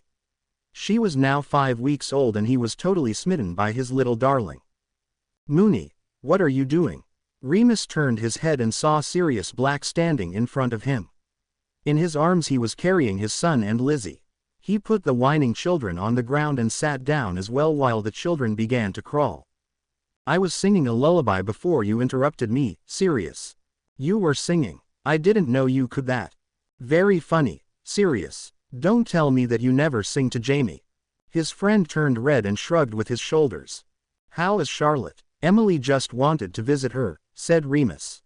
"Yes, I know. I've met her and Allison as well, who of course immediately handed Lizzie to me. She is feeling fine again. Tomorrow she can leave the hospital wing," Sirius said. Looking at the blue water, Sirius thought, how dreadful fear had seized him for a moment as he had heard that his wife had been injured in the fight, and his boundless relief that it had been only a minor injury. Regarding Jamie and Lizzie, Sirius felt such a strong urge to protect his family that he couldn't breathe anymore. He knew that he wasn't able to protect them. Today he had realized this with total clearness. Had this boy used the killing curse, then he would have lost Charlotte today. Suppressing this terrible thought, he suddenly hit his fist onto the bench. Gazing at Remus with wild look in his eyes. "I can't protect them, Remus. I can't, and do you know what? Today I realized that Jamie will have to fight one day as well, and that I can't prevent that." He saw understanding in Remus' eyes. Looking down at Meggie, he ran a hand across the baby's hair. "Do you think that we will ever win that war, that perhaps our children won't have to fight?" Sirius asked fiercely. "I don't know. I think the chance that we'll win is as good as no existent. But we will protect our children, Sirius. Nothing will happen to them," Remus said imploringly and pressed his daughter close to himself. "Are you sure?" Remus didn't answer, and for a moment they sat in silence and watched the children, who were playing happily with each other. "I wish they were here," Sirius said suddenly. Remus was puzzled. "Who? James, Lily and Harry? They should be here as well. I miss them so much, Moony. I know it has been now nearly 8 years, but Harry, he would be now 9 years old. Do you know this? My little godson would be 9 years old. It was my fault. Everything was my fault." "Sirius, how can you say such a thing? You didn't know that Peter was the traitor. If I ever meet him again I will kill him, Moony." "So do I. I've even sworn it. On that day they were buried, I've sworn it. One day we will have our revenge." "Are you sure?" Sirius asked once more, and again he didn't receive an answer from his friend. So Sirius and Remus sat there on the bench and remembered their friends and a little raven-haired baby. March 1990. Harry sighed. Somehow he wasn't making any progress with wand-less magic anymore. He could now perform easy charms without a wand, but that was it. Even to come so far had taken him incredible much time. At the beginning he had got immensely tired, but after many attempts he had become better. But now it seemed that he had reached a point where he didn't make any progress anymore at all. Perhaps he should have a look in the library if he couldn't find a few useful books which could help him along. So far no one knew that he could do such things. He even had begun to study animagi in secret. This topic fascinated him greatly and he would give everything up to be able to change into an animal. He began to concentrate. He wanted to perform a wand-less spell once more as the door opened and his adoptive father stepped in. "Harry, we can continue your lessons now." Harry turned around and saw the Dark Lord standing in the doorway and sensed how he begun to feel uneasy again. Since the fight in Diagon Alley, his adoptive father had begun to teach him the Cruciatus and the killing curse. To teach him those curses, the Dark Lord had used little black spiders, and Harry had hated to kill and torture them from the very first moment his adoptive father had demanded this from him. Harry watched tensely as the Dark Lord went to the table and fetched a middle-sized wooden box from a pocket of his robe. He opened the box and a dozen black spiders rolled onto the table. "So, Harry, you may begin," he ordered in a cold and demanding voice that wouldn't tolerate any contradiction, and stared with his red eyes at Harry. Reluctantly Harry went in front of the table and pointed his wand at a big crawling spider. "Crucio," he said, and he had hardly spoken out the word as he saw how the spider began to tremble and to writhe with pain. A moment later he stopped the curse and the spider rolled helplessly to the side. "Now kill it." Harry gulped. How he hated that, but nevertheless he pointed the wand once more at the spider and said, "Avada Kedavra." While watching how the green light killed the tiny creature, he flinched and suddenly had an image of his parents before his eyes who, as he knew, had been murdered in the same way in which he had just murdered the spider. Harry shuddered slightly. He didn't want to imagine the death of his parents. "Very well, Harry, so far it was excellent. But now we should take another creature on which you can practice the curses. The bigger something is, the harder it is to perform the curses successfully." "Something that is larger than those spiders," his adoptive father said while waving impatiently his hand through the air. He snapped his fingers and like from nowhere Nell appeared in the room. "You'll cast the Cruciatus curse on that house elf. For the moment it has the right size. Then you will apply the killing curse to it. Luckily we've enough house elves, so you can use as much as you need to learn the curses properly." Harry looked unbelievingly at his adoptive father, while everything in him was refusing to do the demanded. His eyes fell on Nell, who was trembling madly and was looking up at them with fearful eyes. "No, I can't do that, and I won't do it." His voice was soft, but nevertheless it sounded determined. Although he slowly felt fear rising inside him of the Dark Lord's reaction, he knew that nothing could bring him to hurt Nell. Nell, the only one, who had shown him that he was loved as he had been little. Nell, who had comforted him so often and had taken care of him. "You cannot. You won't do it." His adoptive father stared at him as if the thought had never crossed his mind that Harry could ever disobey him. "You don't want to tell me that you aren't able to torture this worthless creature?" His voice was now icy cold and had a threatening undertone. "She isn't worthless." Although Harry's heart was beating rather fast, he lifted his head up and stared directly into the red eyes. "She? How touching. Harry, the son of the Dark Lord, has become attached to a worthless house elf." Now his voice dripped with sarcasm. He just wanted to speak again as a high-pitched voice could be heard. "Please, young master, curse me. Please, don't enrage the Lord any further. Please, curse me, my lord." Nell prayed urgently that her young master would do it. She knew that she would do anything for him. She had to protect him from the anger of the Dark Lord, and she could never allow that he would punish her charge, only because he didn't want to curse her. "So, the love is also mutual. But you heard it, Harry. It wants it too. Stop the nonsense finally and curse the elf. You've to learn the unforgivable curses after all. As my son you have to be able to control them. Do it finally. I don't have time forever." But Harry shook his head. "No, I won't hurt her." The face of the Dark Lord contorted with rage. He wasn't exactly used to his orders not being carried out immediately. Seconds later, however, his features had dissolved into a cold countenance and a calculating expression entered his eyes. "You will cast the Cruciatus curse on the elf, or I will kill it." Harry knew his adoptive father well enough to know that he would carry out his threat without hesitation. Please, don't do that. In this moment Harry nearly hated himself for sounding so weak. Although he hadn't much hope that a plea would help him very much, he couldn't stop himself from trying. Then do it. The Dark Lord looked at him with a merciless expression in his eyes, and Harry knew that all debates of the world would not help him now. To save Nell's life he had to torture Nell. There wasn't any other solution. He hadn't a choice. With a fiercely shaking hand and as white as a sheet he pointed his wand at the small house elf, while hoping that he would manage it. He knew that if he didn't manage to curse Nell that his adoptive father would kill her then. Crucio. Though his voice quivered terribly, his curse was surprisingly successful. As soon as Nell started to scream however and to writhe in pain he broke the curse. That was much too short. Do it again. If you torture your prisoners later in the same way, you'll never hear any useful information from them. Harry did as he was told, and at each scream from Nell he flinched. When he couldn't bear Nell's crying anymore he stopped the curse. This was far better. And now kill that worthless creature. Harry's head shot up. He couldn't believe that his adoptive father had just said that.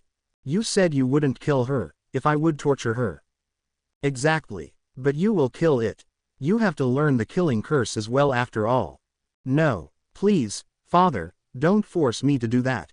Please. He didn't realize that for the fifth time in months he had called the Dark Lord father again, but now he looked up to his adoptive father with his emerald eyes that were full of emotion. For a moment they stared at each other, and something in Harry's eyes must have warned the Dark Lord to not overstep the mark, since he finally nodded. All right then, it may stay alive. He went to Harry and laid a hand on his shoulder. In spite of everything you did well. In 1 hour a Death Eater meeting will be held. You will attend, too. It is time that the Death Eaters hear who you are. Come in 1 hour to my rooms. Then he turned around and left the room, while Harry flung himself next to Nell, who was curled up motionlessly on the floor. Nell, are you all right? His voice nearly broke while he carefully lifted the small house elf up and laid her on the settee. Nell's eyelids fluttered a bit, but she didn't answer him. Harry ran frantically to the window, ripped it open, leaned out, and a shrill scream escaped his mouth. Luckily he didn't have to wait very long before his phoenix finally came flying through the window. Rainbow, please help Nell. Rainbow bowed its head, trilled shortly, and flew to Nell. While his phoenix took care of Nell, a wave of nausea suddenly rushed over him. He staggered to the bathroom and began to vomit fiercely while his whole body was trembling like a leaf. After a few minutes he slid exhausted to the ground, where he remained and began to stare at the opposite wall. Too shocked, too dismayed to really realize the events that had happened. He just didn't want to believe that his adoptive father had really forced him to do such a thing. There he still lay 1 hour later when one of the many house elves, whose face looked frightened, appeared and reminded him of the meeting. Dazed, he struggled to his feet and began slowly to go to the rooms of the Dark Lord. Severus Snape stood in the hall of the castle and waited with the other Death Eaters for the arrival of the Dark Lord. Suddenly whispers broke out among the gathered wizards and witches, and Severus lifted his head to see what the reason for this was. His eyes fell on the Dark Lord, who had just entered the hall. But this time he wasn't alone. Next to him a raven-haired boy was walking, and Severus knew immediately that it was the one who had knocked out so many Aurors half a year ago in the fight in Diagon Alley. All attempts to find out the identity of the mysterious boy had failed in the last months. No one had known anything about him. Severus felt how his curiosity increased while he watched how the Dark Lord sat down on his throne and conjured another throne next to him, where shortly afterwards the boy took a seat as well. As soon as the Dark Lord began to speak, every noise in the hall stopped. "My faithful followers, let me introduce you to my son and heir," he said, and pointed with his hand at the child sitting next to him. Severus' eyes widened while he tried to grasp the meaning of those news. "You will obey him in the same way as me.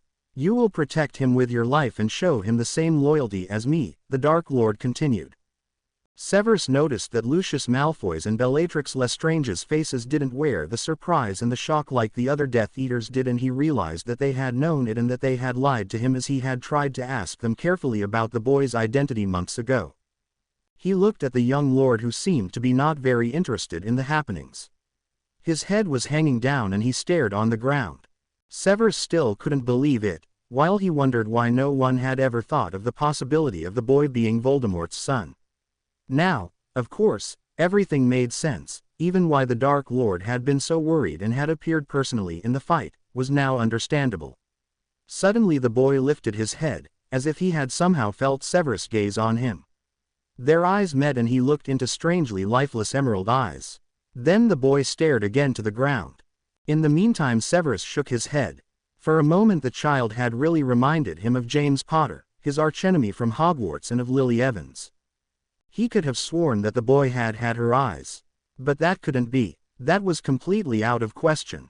The strain of the last months had obviously gotten to him, more as he had believed, if he already began to see ghosts. To see James Potter in the son of the Dark Lord. Ridiculous. Goodness, he desperately needed a holiday to recover from his work as a spy. He shook again his head and realized that he hadn't heard a word of what had been spoken in the last minutes. But those eyes. Sadly he thought back to Lily Evans. Her eyes, however, had been full of life with an incredible sparkle, whereas the eyes of the young lord had been dull, nearly lifeless. Only the color was the same. Severus was so confused and so occupied with his memories he hadn't been able to pay much attention to the rest of the meeting anymore. Lost in his thoughts, he didn't even notice that the meeting was over long ago. Only when a voice shouted, "Hey, Snape, do you want to stay here forever?" did he come to his senses again, realized that the Dark Lord and his son had gone already, and began to leave the now nearly empty hall. When he entered the park his eyes fell on a small figure. He held his breath as he recognized that it was the son of the Dark Lords, who was sitting on a bench. Severus looked quickly around, and when he saw that he was currently alone in the park, he made the decision to kidnap the young lord. What a success it would be, if he would bring the Dark Lord's son into his power. When Albus would discover that he was the son of Voldemort, he would surely give his agreement to the abduction. Furthermore, Severus hadn't forgotten what Alistair Moody had told them, that the boy could become dangerous for them in the near future. With a determined face he began to walk silently over the lawn, when he suddenly stopped in his tracks. He had just noticed a few guards who were guarding one of the entrances to the dungeons. Actually, he had wanted to put the boy out of action with a stunning charm, but now he thought that it wouldn't be such a good idea anymore. It would be rather conspicuous if he would suddenly carry an unconscious boy in his arms. Surely the guards would immediately become wary. Apart from this, they had very probably heard by now that the boy sitting on the bench was the heir of the Dark Lord, if they hadn't known it already. It was a mystery to him how Voldemort had managed to hide this for so long. Some, like Malfoy, had known it, however. But whether the guards knew it or not, he just couldn't risk it. No, the kidnapping had to look normal, so that they wouldn't become suspicious. His only advantage was that they were standing relatively far away. Perhaps, yes, he would cast the Imperious Curse on the boy and then they would go together to the apparition place. So it would look like to the guards that he was only accompanying the young lord, but never would they suspect him of kidnapping the young lord. Satisfied with his plan, he marched over to the boy, who was sitting with his back to him, reached for his wand and said softly, "Imperio." He ordered the boy to stand up and to turn around. When the child did so, he was again taken aback by the similarity to James Potter. Only the eyes were different, and he had a strange scar on his forehead which looked like a lightning bolt. His eyes, however, were glazed over and without emotions now. Severus shook himself out of his thoughts while cursing James Potter at the same time. Recently he had just managed to forget his former archenemy, and now he had the fortune to run into a nearly exact copy of him. He ordered the young lord to come with him, and together they began to walk through the park. Severus cast a glance at the guards and was relieved to see that they hadn't noticed anything. He had done it. He had kidnapped the son of Voldemort. When they were only a few meters away of the apparition point, he suddenly became aware of a quick movement next to him, but before he could react a brilliant red light hit him in the side. When Severus regained consciousness again and slowly opened his eyes, he stared immediately into emerald green ones, which now were blazing with anger. The young lord was standing over him and pointed his wand straight at him. "Why did you want to kidnap me?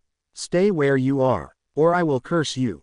Severus let himself sink back to the ground while he couldn't believe that he had been overpowered by a boy who was around 10 years old and that this child had actually broken his imperious curse. Dismayed, he realized how powerful Voldemort's son in reality was. Though his thoughts raced through his head, he didn't know what to answer, and shocked he realized that it didn't matter which answer he gave. He had lost and he would never see his daughter and his wife again. If he had still his wand, he perhaps would have still a chance, but in such case however he was totally helpless at the boy's mercy. So he said resignedly, "I wanted to bring you to Dumbledore." "You are a spy," the young lord stated calmly and stared with his green eyes piercingly at him. "Obviously," Severus replied. He was surprised that the future Dark Lord had such a quick wit. "What's your name?" "Snape. Severus Snape." Suddenly the young lord took a step away from him and said with a chilly voice, "You can go, Snape. I won't tell anyone your secret. But remember that I saved your life. One day you will pay your debt back to me." Severus, who was completely speechless, couldn't believe it. The boy wouldn't hand him over to his father. He wouldn't tell anyone. "You should better go now." Severus stood shakily up and looked at the child who still had his wand pointed at him. The emerald eyes watched him. Hesitantly he halted for a moment. He couldn't believe that he would see his family again and that he would actually escape. Finally he began to move. "Your wand." Severus turned around and caught his wand, which the boy had thrown to him. Then he went to the apparition place, expecting any moment that a curse would hit him. Arriving at Hogsmeade, he began to walk quickly to the castle while pondering over the fact that he was now in the debt of a child who was the son of Voldemort and who had a surprising similarity to James Potter. But could he rely on that the boy wouldn't say anything? And why had the boy let him escape instead of calling the guards, who would have immediately heard him, had he loudly screamed? Severus shook his head. He didn't understand that. It didn't make any sense. When he entered Dumbledore's office he saw that the whole Order of the Phoenix was gathered already. Albus lifted his head and looked relieved at him. "Severus, finally you came. What took you so long?" Severus sat on his chair and said, "I found out who the raven-haired boy is. He is the son and heir of Voldemort." This unexpected revelation caused many to gasp for breath and to stutter to oneself, while in nearly all faces shock and disbelief were written. The blue eyes of the headmaster widened and shortly afterwards he looked at him with a grave expression on his face. "That is certainly bad news." "Yes, but I have worse ones," Severus replied and began to relate the events that had happened earlier today. When Severus had finished, there was silence. With raised eyebrow, Alistair asked unbelievingly, "He did let you go?" Albus inclined his head thoughtfully. "I'm wondering why he did this. I fear however that we have no other choice than to trust in him keeping your secret, Severus. At least we finally know who he is. So we'll have to deal with 2 Dark Lords in the future," Minerva said gloomily. "Tragically the child can't even be blamed. Voldemort will certainly make sure that his son will become as heartless and evil as himself." Albus sighed, looked at the window and riveted his gaze then on Severus. "Perhaps you could try if you might succeed in obtaining the boy's confidence. Although I don't know if that would help very much, but everything what might contribute that Voldemort's influence on him will weaken, could be later extremely valuable for us. And if he should trust me, what I doubt very much." "What then?" "I don't know, Severus. Perhaps you can manage to win him over to our side. He is still very young, so he surely will be still suggestible. Find out as much as possible about him. Be careful, as he can betray you anytime, but try to raise doubts in him, that the dark side is wrong. Thereby perhaps a possibility will appear." Quote. Severus stared at the headmaster as if the old wizard had lost his senses but didn't say anything. The next minutes the Order members sat silently together while thinking about the surprising news they had just discovered and which none of them had ever expected. In the meantime Harry sat in his room and stared sadly at the pictures while his hands, which gripped the cover so hard that his knuckles turned white, were trembling madly. But the photos of his parents didn't comfort him. They only caused a terrible searing pain in him. Since he had discovered the photo album in the ruins of Godric's Hollow he had guarded this album like a treasure. He couldn't explain it, but he hadn't even showed the pictures to Caro and Draco. Caro had only seen the one photo he had found in the broken frame. Harry lightly touched the photo where his mum was brightly laughing and happily waving at him. Suddenly he closed the album with a loud snap, stood up and angrily ran a hand through his eyes where tears were forming. He looked through the open door over to his bed and sighed. Nell, after Rainbow had taken care of her, had fallen asleep and Harry had laid the small house elf on his soft bed. Hopefully she would recover soon. Silently he went to the window and looked out. The events of today had made him understand that someday he had to choose. He had realized that he had to come to a decision on which side he was, that he had to choose either the darkness or the light. That he had either decide for the side of his parents he never knew or the side of his adoptive father. It was strange, but only today he had really realized this fact. Only today he had understood the situation in all its consequences. He knew very well that his adoptive father would demand further cruelties from him in the near future. He would have to torture and to kill, and this knowledge caused him to shudder. To torture Nell had been horrid for him, and even now he still could see her terrified, scared eyes which had looked up at him. He never again wanted to be in such a situation. Perhaps it was different with people he didn't know personally, but he doubted that. Apart from this, he didn't want to kill anyone at all. That's why he hadn't called after the guards when this Death Eater had tried to kidnap him today. As soon as he had realized that the man was a spy, he had known that his adoptive father would punish the man without any mercy and very probably kill him, if he would ever discover the truth. Although he had been angry at Snape for trying to kidnap him, he hadn't wanted to be guilty of his death. So he had allowed the man to go, but now he wasn't entirely sure anymore if that had been really the right decision. Couldn't the spy become dangerous for all of them? Would Snape try it again to kidnap him? Harry didn't know it, decided however that he would be very careful from now on. Furthermore, he had to think about his future behavior. Somehow he had to find a possibility how he could avoid situations where he had to torture and to kill. Regarding his adoptive father, he would never forgive him that he had forced him to torture Nell. But what? Harry, why have you locked your door? A voice shouted suddenly, and Harry recognized Caro. He sighed slightly and pointed his wand at the door. He wasn't so sure if he now wanted his friends around him. Seconds later, Draco and Caro came inside. Where for God's sake have you been the whole day? We couldn't find you anywhere, his silver blonde friend remarked and dropped himself in one of the armchairs. I attended a Death Eater meeting, Harry answered. Really? Great. How was it? Harry observed how Draco's eyes flashed with excitement, a reaction he couldn't quite understand. He also went to an armchair and sat down. A moment he was silent, then he began to tell his friends what had happened today. Apart from his meeting with Snape, he told them everything. Somehow he had the feeling that it would be better to not confide this secret to anyone. After he had finished, he noticed that Caro stared on the table, and it seemed to him as if she would avoid his look. Meanwhile, Draco shrugged his shoulders and said, It's only a house elf, Harry. Nothing else. You shouldn't bother your head about that. Harry looked a bit unbelievingly at his friend and answered with a chilly voice.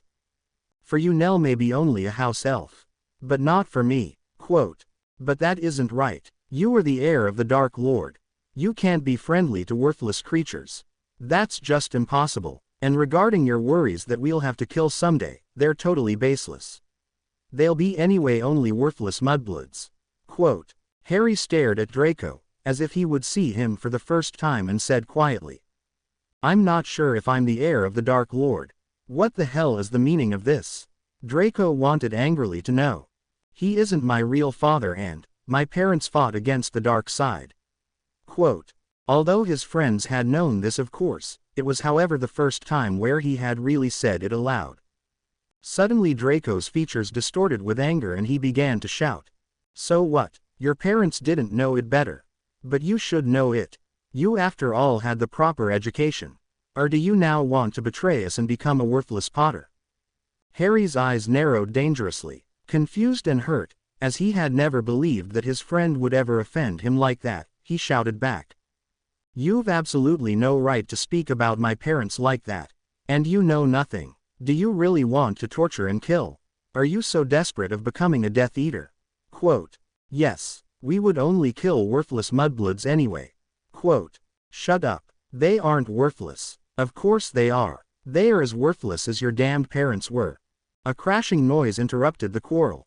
The glass of the windows had broken into 1,000 glittering pieces and now Harry's eyes were shining with unbridled rage. Harry clenched his fists and tried to keep calm. He sensed, if he should lose control entirely, that more would break than only the windows. So he only said with an ice-cold voice, "Leave my room, Draco. I don't want to see you here ever again." For a moment Harry saw regret and dismay flashing through Draco's eyes, but then they became cold and without a word he turned and stalked out of the room. After Draco had fiercely slammed the door, Harry buried his face in his hands and said with a broken voice, Why did he say that? How could he do that?" Caro went to him, sat beside him and put her arms around him. "Harry, you have to forgive Draco. He was angry. He didn't mean it like that. Try to understand him. Understand him. Why did he attack me like this? We all have learned that the Muggle are worthless and don't have a right to live. We know that the wizards who are fighting against our side are traitors. Draco believes this, especially because he loves his father so much." It was like a criticism of him and of everything Draco believes. In that moment where you said that you weren't sure whether you were the heir of the Dark Lord, he didn't see his friend in front of him, but a Potter. After finding out who you were in reality, he could forget that you were a Potter since you never behaved like one. But today you nearly said that the dark side is in the wrong. Quote. Harry broke away from Caro's arms and looked at his friend. "And you, what are you thinking?" I think that Draco is right. Harry, today was a terrible day for you, but that really doesn't mean that you have to abandon the dark side. What you had to do to Nell was awful for you because you love her. But basically she is only a house elf, you shouldn't forget that. Apart from this, Draco is right. You are the heir of the Dark Lord and everyone, who is against us, is worthless and evil. Remember what this damned Order and Dumbledore did to my dad. They've just killed him. I hate them and they will pay for it. The dark side is right and you shouldn't worry so much about it, Harry. So you as well think that my parents didn't know it better and that they were worthless. Then you too can leave my room. Please calm down, Harry. I love you, you know that. You and Draco are more than friends to me and I only want to help you. We shouldn't scream at each other like that. We should be there for each other, so that we can solve our problems together. And regarding your parents, Caro dried up in mid-sentence, as if she didn't know what further to say and looked insecurely at him. For some time they were silent and an awkward quietness spread out in the room. Then Harry said softly, Caro, why do you think that Muggles are worthless? Or the people who fight against us, like my parents did it? Don't you think that everyone has the right to believe what they want? I thought very long about those problems, but somehow I never knew what was right. But since I discovered who my parents were, I can't believe that they were worthless and evil, only because they fought on Dumbledore's side. When I see their photos, then, somehow I have the feeling that if I kill or torture anyone like I did with Nell today, that I would betray them with this. Quote, Harry, that is sheer nonsense. After all, the Order killed my dad. They torture and kill as well. Your parents certainly killed someone, too. Yes, you're probably right. But, when I tortured Nell today, Caro, it was just horrid. And if I have to kill anyone, or you really want to kill later?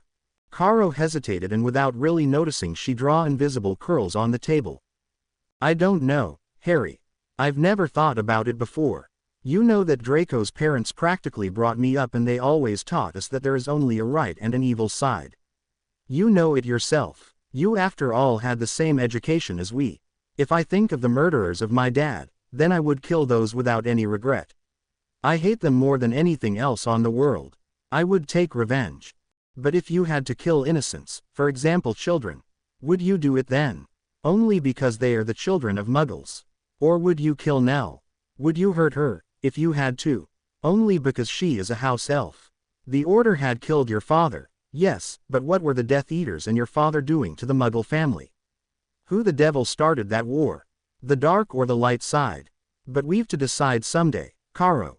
Would you do it? Would you kill anyone? Caro looked at him with a confused and fearful expression on her face. Both stared at each other. Finally Harry sighed and laid an arm around Caro. I will speak with Draco tomorrow. I only hope that he won't run to his father now. He won't betray me, will he? Harry. Draco may have said terrible things, he was angry and maybe confused as well. But he would never tell anyone what you have said. I'm not so sure, Caro. He loves his father very much, and when he believes that I changed the sides. No, Harry, you mustn't believe that, he would never betray you. I know him. Harry didn't answer, and when Bellatrix Lestrange entered the room a little later, she found the heir of the Dark Lord and her daughter snuggled up in each other on the sofa and sleeping peacefully. Allison Snape looked at her sleeping husband and sighed silently. Today she hadn't been at the order meeting because she had watched the children, so that she had discovered the events of today only, when her husband had told her.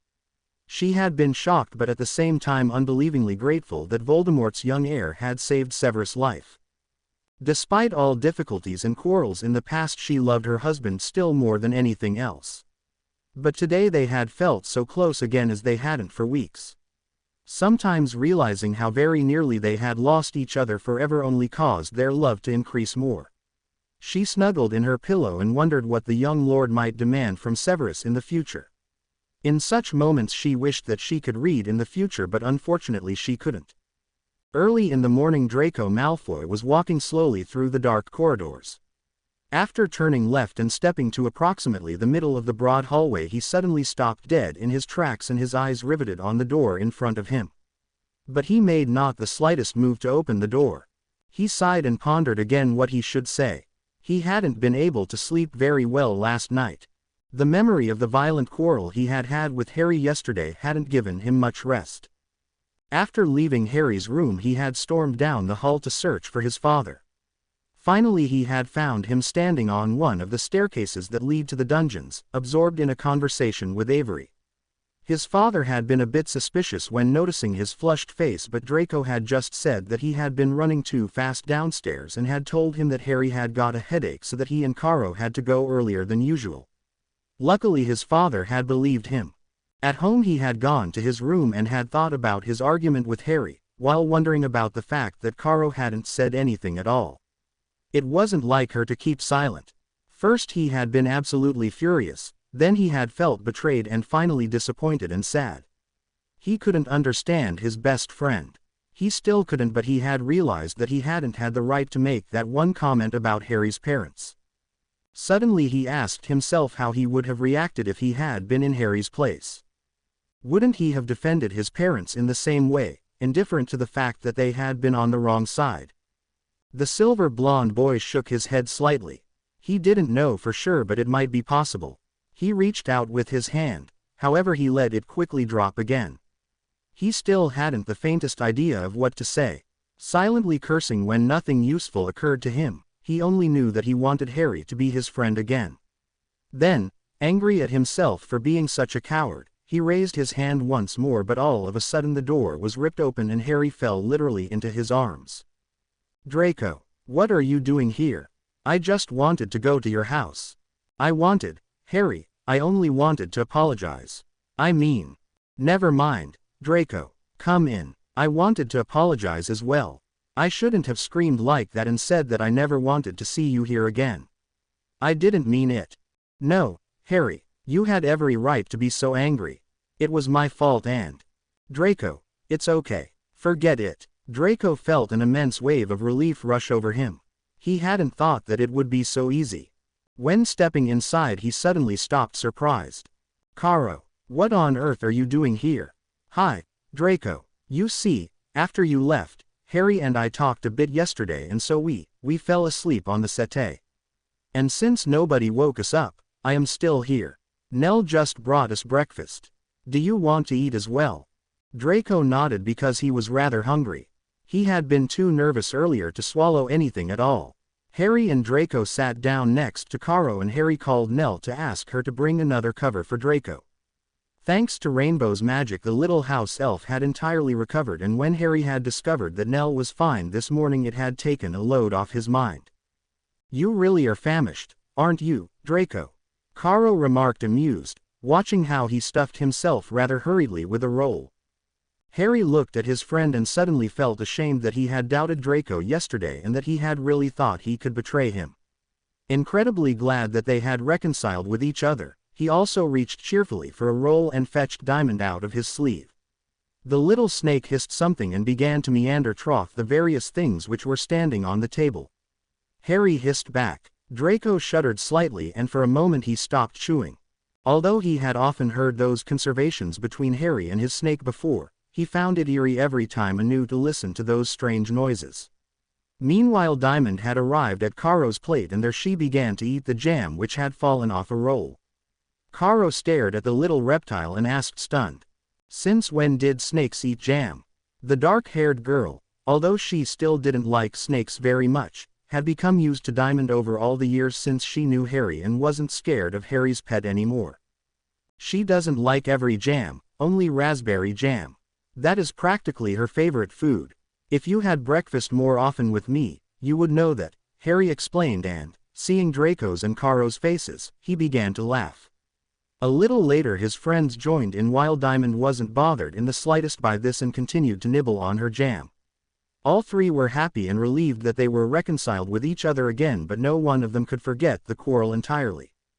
The Dark Lord was sitting at his desk and was currently occupied in thinking about Harry. The realization that Harry had become attached to a worthless house elf alarmed him. Such behavior just wasn't right for his heir. Harry was supposed to be cold, merciless and have no scruples to kill a worthless house elf. What on earth had he done wrong? Of course he had noticed that Harry had been rather reluctant to kill the spiders, but he hadn't paid much attention to it. But when Harry had refused to torture the wretched house elf yesterday and had only done it because of his threatening, he had realized that there was something very wrong. How could he transform Harry into a real Death Eater? If Harry continued to be so hesitant and reluctant to kill and torture, he would never become a feared dark wizard. He thought back to the moment where he had wanted to force Harry to kill the house elf and the boy had indeed refused. As he had looked into his emerald eyes, he had noticed this mixture of refusal, fear, vulnerability and this nearly hopeless desperation. He had seen such a similar expression in the eyes of his numerous prisoners many times. Shortly before he had tortured them and broken their spirits or had killed them. He had known that if he forced Harry to do this that the boy would hate him. That's why he hadn't insisted on Harry killing the house elf. Under no circumstances did he want the boy to hate him. Neither had he wanted to hurt Harry when he had pleaded with him not to force him. The Dark Lord shook his head. It scared him how he had got so used to Harry that the boy was able to refuse his orders. When he had taken the boy, the thought that he could become used to him to such an extent would never have occurred him.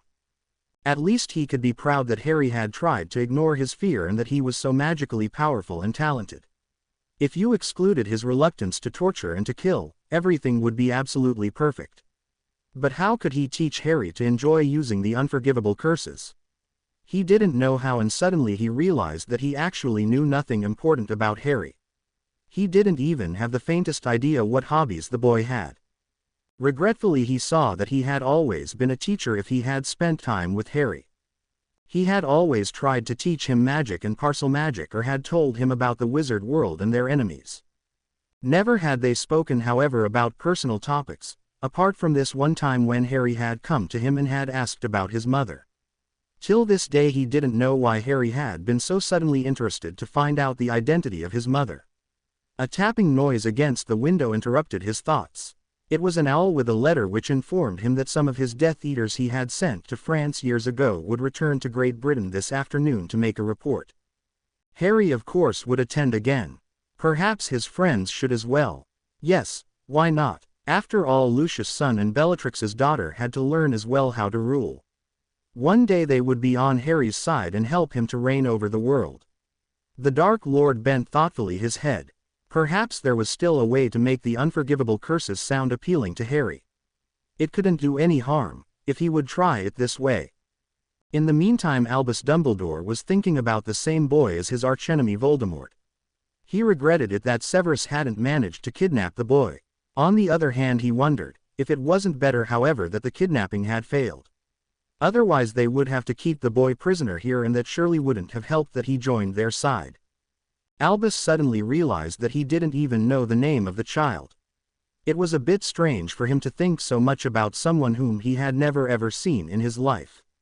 Since the raven-haired boy had appeared in the battle a half-year ago, he had thought about him, and since yesterday where he had discovered who he was, he just couldn't stop thinking about him.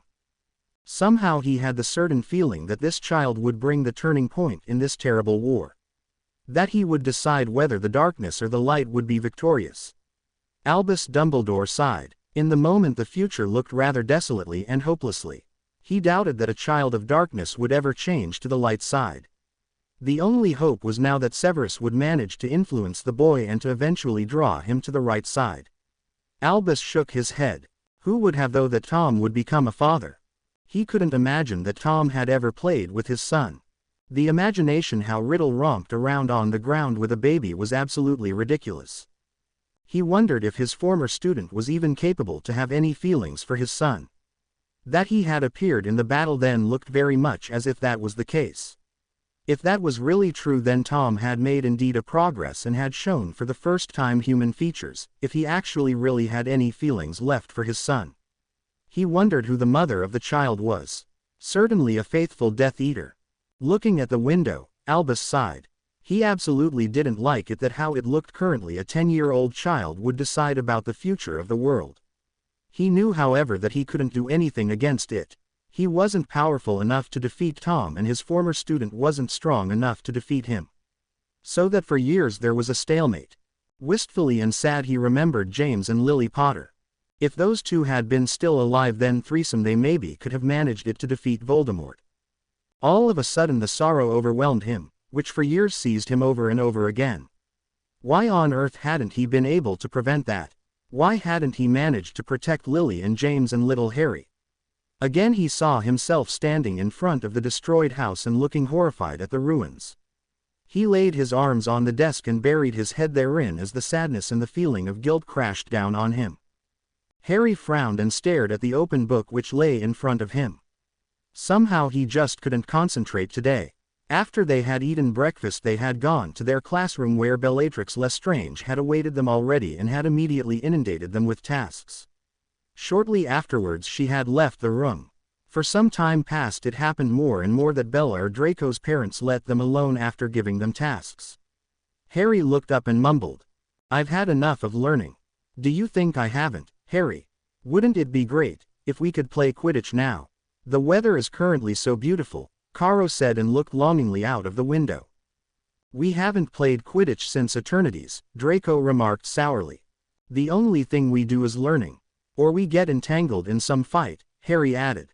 "Hey, we could." Before Caro could finish her sentence, however, the door opened and her mother came back, so that the three friends, with resigned expressions, began to work once again on their tasks. 3 tiresomely hours later Bella dismissed them, before she still informed them that a Death Eater meeting would be taking place this afternoon and that all 3 of them would attend it. While Draco was excited and seemed to be glad that he finally would participate in an assembly, Harry was not very delighted and he wondered if he now had to attend every day some meeting. Hopefully not. Then a terrible thought rose in him. Would he have to torture later on? For a short moment he felt how panic seized him, but then he blocked this feeling out while he began to rack his brain what he eventually could do to prevent this. After a delicious lunch and having made their homework rather listlessly and not very conscientiously, and Harry additionally greatly nervous, they set off to the hall. Halfway through, they collided with a short stubby man who came running out of one of the side corridors. The stranger looked up and snarled at them. "Can't you watch out where you—" But suddenly his eyes remained clung at Harry and he dried up in mid-sentence. A terrified and shocked expression entered his eyes while he squeaked stuttering and flinched back to the wall. "No, that can't be. James, forgive me, you know that I didn't want to do it. Peter Pettigrew fell to his knees. He saw the face of his friend in his mind's eye and heard his voice. "Don't worry, Peter, I know that we will be safe. I'll be grateful to you forever that you have become our secret keeper." Quote. He saw Lily, who smiled thankfully at him, and he saw Harry, the little cheerful baby, whom he so often had held in his arms. For years he had suppressed it and hadn't wanted to think about it, that he had betrayed his best friends and thus had handed them over to death. For years he had said to himself over and over again that he hadn't had another choice, that it had been the only possibility to save his own life. But now the feelings of guilt which were buried deep down in him since the day he had betrayed his friends overwhelmed him and burst out of him. "Who the devil are you?" The sharp voice ripped him back to reality, and startled he looked up. To the silver-blonde boy who had spoken he didn't pay any attention. His gaze was fixed at the other boy, and only now he slowly realized that it wasn't James at all. When he registered the emerald eyes, however, he apprehended who was standing there in front of him. But that couldn't be. Yet it was the only conclusion, and Peter knew that it was the right one. He looked so similar to James, and then again he didn't, since he looked simultaneously similar to Lily. He had Lily's eyes. Suddenly he felt how panic rushed over him, and he could only grasp one clear thought. He wanted away, as far as possible. He couldn't bear it any longer to face Harry. The shock he had suffered when seeing Harry had been too much for him. He began to concentrate and thanked God that he was able to change also under stress. Meanwhile Harry, who had found the stranger familiar from the beginning, had finally remembered where from he knew the man. He had seen this man on his photos in his album, together with his parents. As the man began suddenly to change, Caro screamed surprised out. Harry on the other hand had quickly understood what the man had in mind. His intense studying of animagi lately had made sure of it, and so he managed just in time to immobilize the man, who was now a big dark brown rat with a stunning spell. Caro stared at the rat and looked up. He is an animagus. But what was the meaning of all this, by the way? He was, after all, totally crazy. My parents knew him. He was on some photos. Don't you think it is a bit strange that my parents knew a Death Eater? And then his behavior. He looked as he had seen a ghost. And what are we going to do with him now? We can't just let him here, can we? Draco asked, who thoughtfully glanced at the rat. No, I think we'll take him with us. I want to speak with him. He can tell me something about my parents. I want to know why he knew them. And what he didn't want to do. Since it looked like he wanted to escape from here as quickly as possible, I doubt that he will answer you any questions. Draco remarked. Well, perhaps we could use Veritaserum. Then we would know right away if he is telling the truth or not, Harry said. Veritaserum. How on earth shall we get Veritaserum? I don't know, but it would be probably the best option. We can think after the meeting how we get the potion. After saying this, Harry bent down, grabbed the rat and put it in one of his cloak's pockets. Minutes later the three friends had entered the hall, and shortly afterwards Harry was seated on his throne and Draco and Caro had positioned themselves next to him. The Dark Lord turned his head to Harry and said, "You will observe everything, Harry. The more you observe, the more you can learn. The meeting yesterday was only for introducing you. So pay attention to everything." Harry nodded and watched how the hall slowly but continuously filled up with Death Eaters. He looked around and noticed that many of the people present were casting curious, searching glances at him. But every time when his gaze met with one of a Death Eater, that person would immediately avert his eyes. Then a few Death Eaters stepped forward, and after a short nod of the Dark Lord, a tall brown-haired man began to talk about the current situation in France.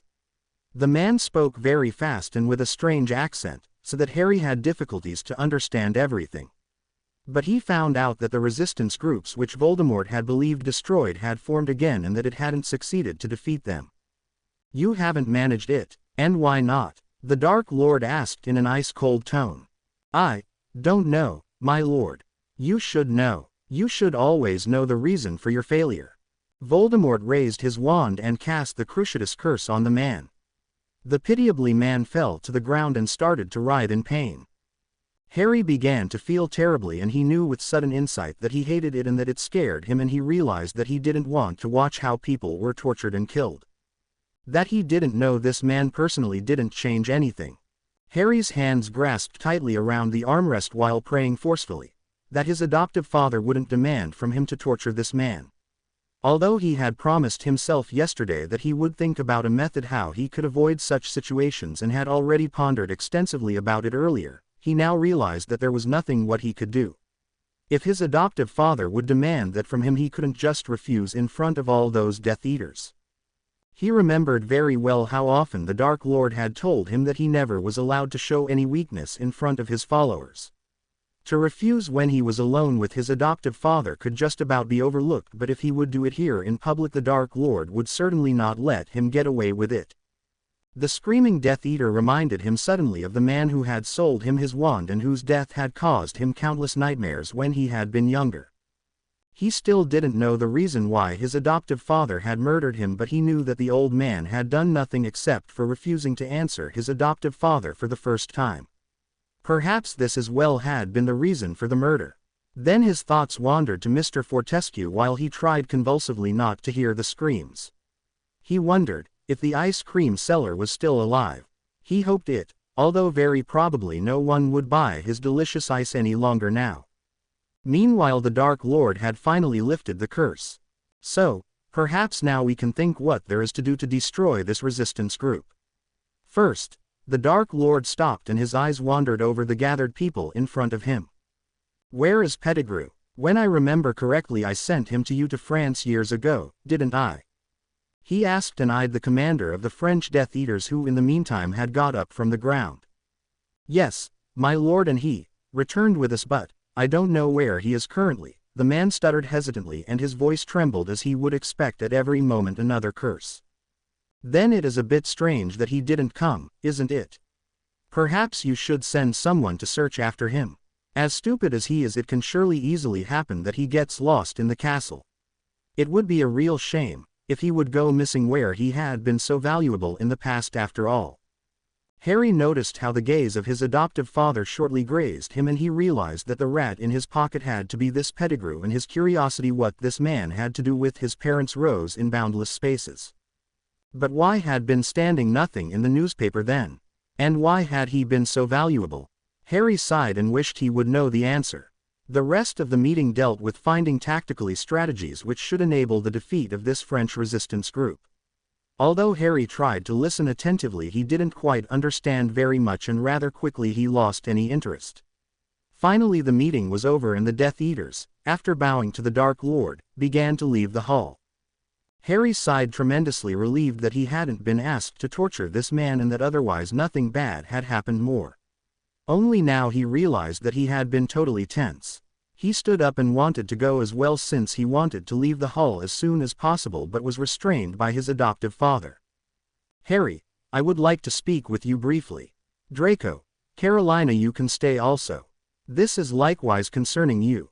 I came to the decision that it would be sensible and for you instructively to be present in the torture chambers. So you will slowly learn how you can torture people most effective. And you both, Draco and Carolina, will be taught the unforgivable curses. I think it is slowly time for you. But now I want to speak with my son alone. You two can await Harry in his rooms. After his two friends had left the hall, his adoptive father suggested going to the park. Harry followed him while he was thinking about what the Dark Lord had just said. He knew with all his mind that he didn't want in the slightest to learn how to hurt people best, and he certainly didn't want to watch. I will go to France, Harry, and stay there for about 2 weeks to destroy this resistance group once and for all. Those people have really worn out my patience now. That way it will go faster. If I would leave it to my Death Eaters, it would take too long, or it would very probably not succeed at all. Sometimes I really think that I am only surrounded by nothing but incompetent people. When I return, I will teach you and your friends how to become a feared dark wizard and how you torture, kill and rule people. By the way, I have noticed your hesitance to torture that house elf Harry, but believe me, you will get used to it. You only have to practice more. Then everything will be fine. Furthermore, I will see to it that we will spend more time together. Harry, I realize that I have neglected you too much and that I was far too many times away. But we'll catch up everything. Harry, who was walking next to his adoptive father, felt how desperation rose in him, and somehow he had the feeling that he would suffocate at every moment. Do I really have to torture and kill? Harry whispered nearly inaudibly. The Dark Lord stopped in his tracks and looked at him. Don't worry, Harry. As I said before, you only need more practice.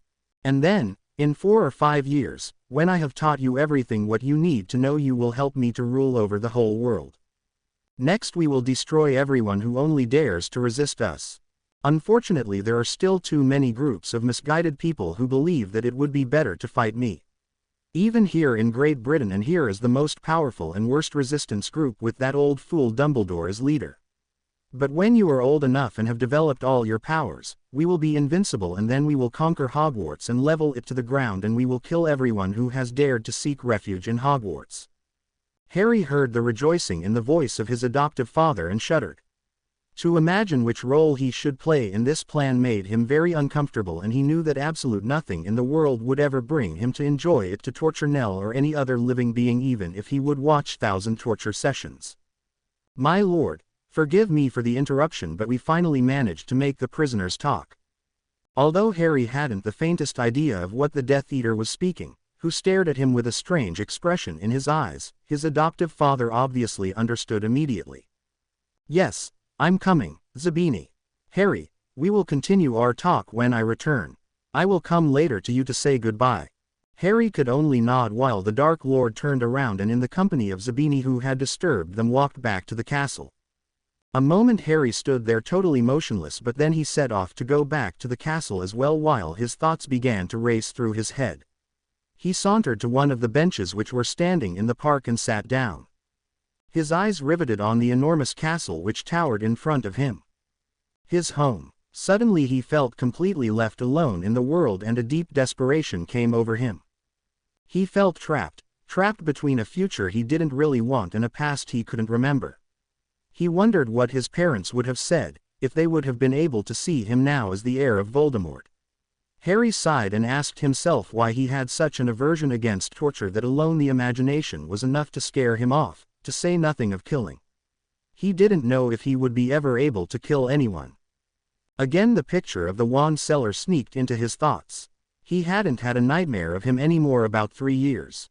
But it couldn't be that this event which he had witnessed as a little child had traumatized him so much that he now wasn't able to torture or kill anyone, could it?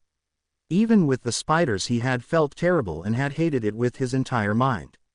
How he had felt to hurt Nell he would rather not think about. While it was getting constantly darker and colder, the raven-haired boy sat on the bench and stared at the castle without really seeing it. Meanwhile he thought of his future, which his adoptive father had already planned out and where he had no say at all. At one time he felt an immense fury rising in him. Anger and rage about being as helplessly as it seemed. It was his life, wasn't it? He was the heir of Voldemort and not a little child anymore. If he had managed to find out the truth about his parents and had succeeded in defeating those Aurors in the battle, then he surely could come up with a solution and could take his life in his hands. Currently he neither wanted to torture nor to kill, nor wanted he to be forced to do anything, and he didn't want to make a decision on which side he was either. But had he really have to? He wasn't yet ready for it, and suddenly he knew what to do. Months ago, when he had found out who his real parents were, he already had considered it. There he hadn't had tortured Nell, however, so that now he really began to think about it, and the more he thought about it the more he liked this thought. From now on he would take his fate in his own hands, and he himself would decide what he would do. Sometime later he would also reach a decision, but only if he was ready. He stood up and noticed only now how cold he was. With new won confidence he ran back to the castle. When entering his room he found Caro and Draco sitting in his armchairs and playing chess. They looked up at him with curious faces, and Draco asked, "Where have you been so long? We're waiting for an eternity already." Harry sat down as well and began to relate them his conversation with his adoptive father. After he had finished he added, "I will leave the castle. Probably for a rather long time." "What?" Draco stared unbelievingly at him, but Caro had a thoughtful expression on her face. "You're not serious, are you, Harry?" Draco asked. "Yes, I'm Draco. But why?" "Because I currently just don't want to learn how I torture and kill in the most effective way. I couldn't torture Nell once more, if my adoptive father would demand it from me again, and I am afraid of the next Death Eater meeting. What if I have to kill anyone then? Furthermore, I need time to consider what I want." "Harry, then I'll come with you. I have thought a bit about our conversation yesterday, and I have spoken to Nell earlier, when she has brought us the tea. By the way, there is a cup for you as well, and I have realized that I do like her after all, and that I wouldn't want to hurt her. So that I would probably refuse as well to torture her if I had to. I think you have changed me quite a lot, Harry, do you know that?" Before I knew you, I wouldn't have even dreamed of being nice to a house elf. Apart from that, my mother wouldn't miss me anyway. And you need someone who takes care of you." At the last sentence, Caro smiled jokingly. Harry looked stunned at Caro. As he had reached his decision, he hadn't thought at all that his friends could come along. He wanted to say something, but Draco was faster. "Have you gone completely mad? You can't just leave the castle. Where do you want to go then? Apart from that, the Dark Lord would surely find you immediately." Harry's face darkened. "Yes, perhaps, but we could at least try it, couldn't we? I thought to go to Godric's Hollow. He doesn't have the slightest idea that we have been there already and that we know this place.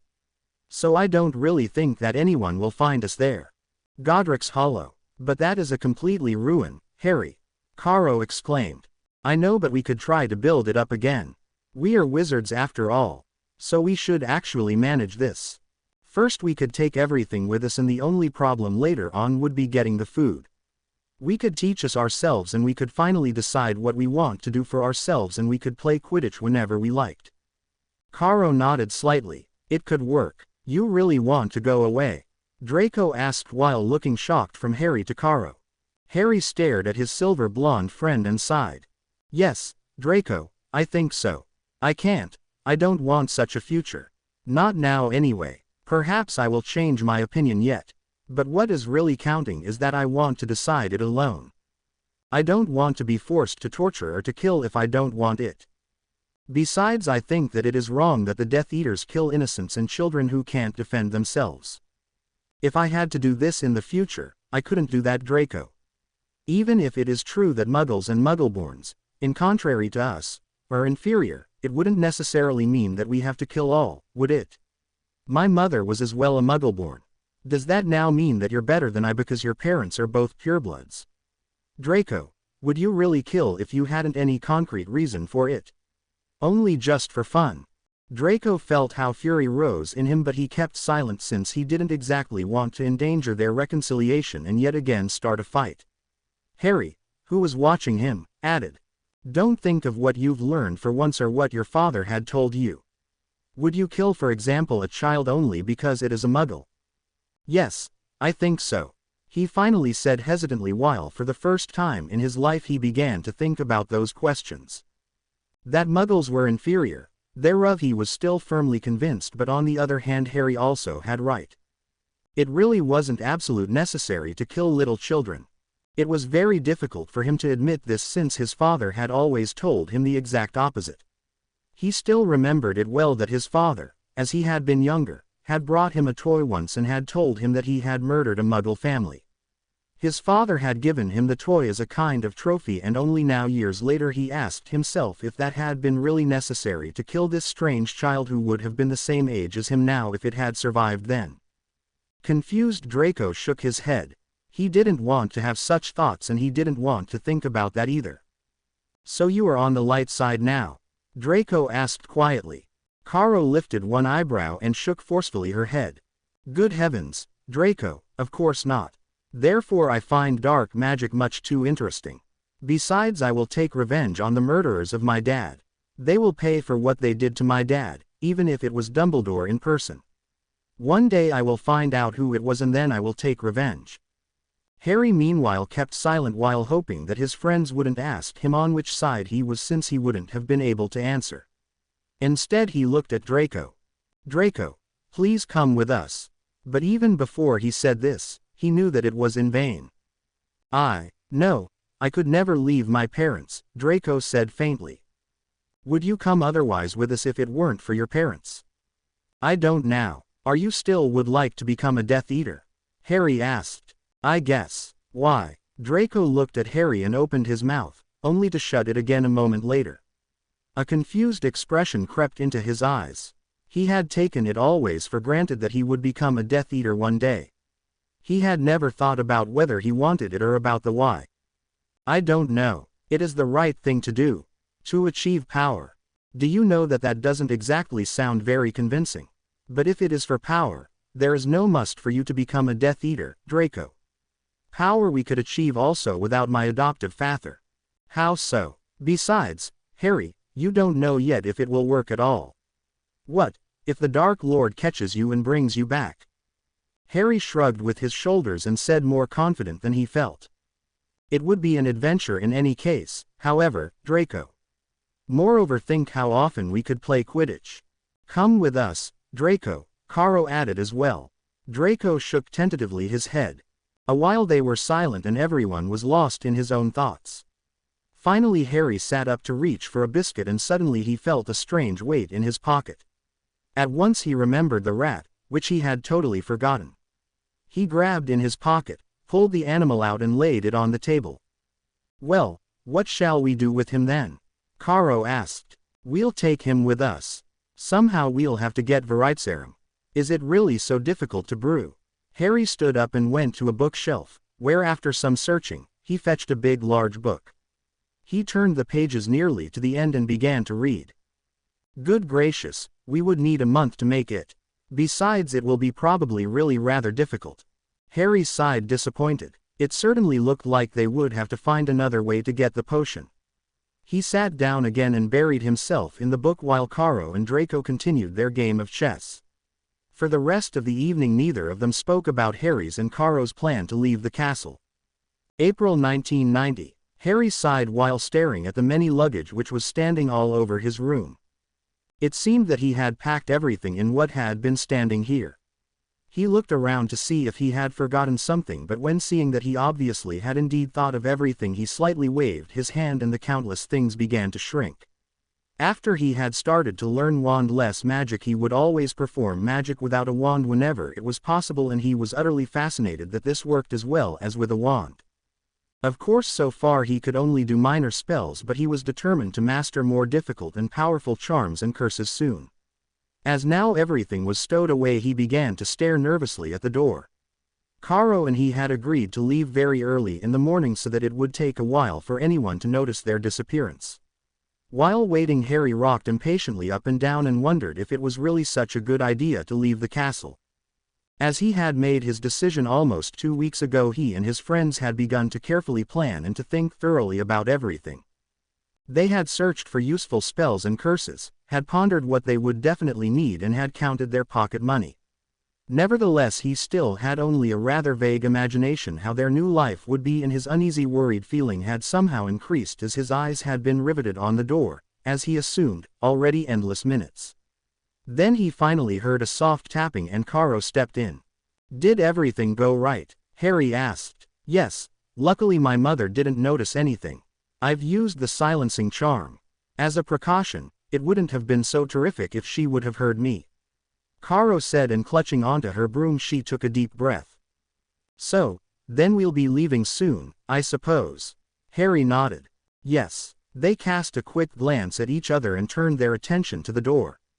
Although Draco would stay in the castle, he had wanted to say goodbye to them. So they waited. Both had the sensation that the minutes passed like an eternity. What is taking him so long? Caro asked, more to herself than to Harry.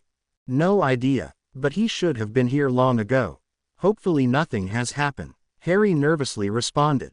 Suddenly the door burst open and their silver-blonde friend stormed in. He looked dreadful. His face was pale and under his eyes he had dark shadows. Draco, what the hell happened to you? Harry exclaimed, worried. Sorry, I'm late. I'll come with you, Draco said in a flatly voice, ignoring the question he had been asked. Only now Harry and Caro noticed the broom he was holding in his hand. Harry stared bewildered at Draco. He knew with absolutely certainty that something wasn't right in the slightest with his friend. Draco, what happened? Why did you so suddenly decide otherwise?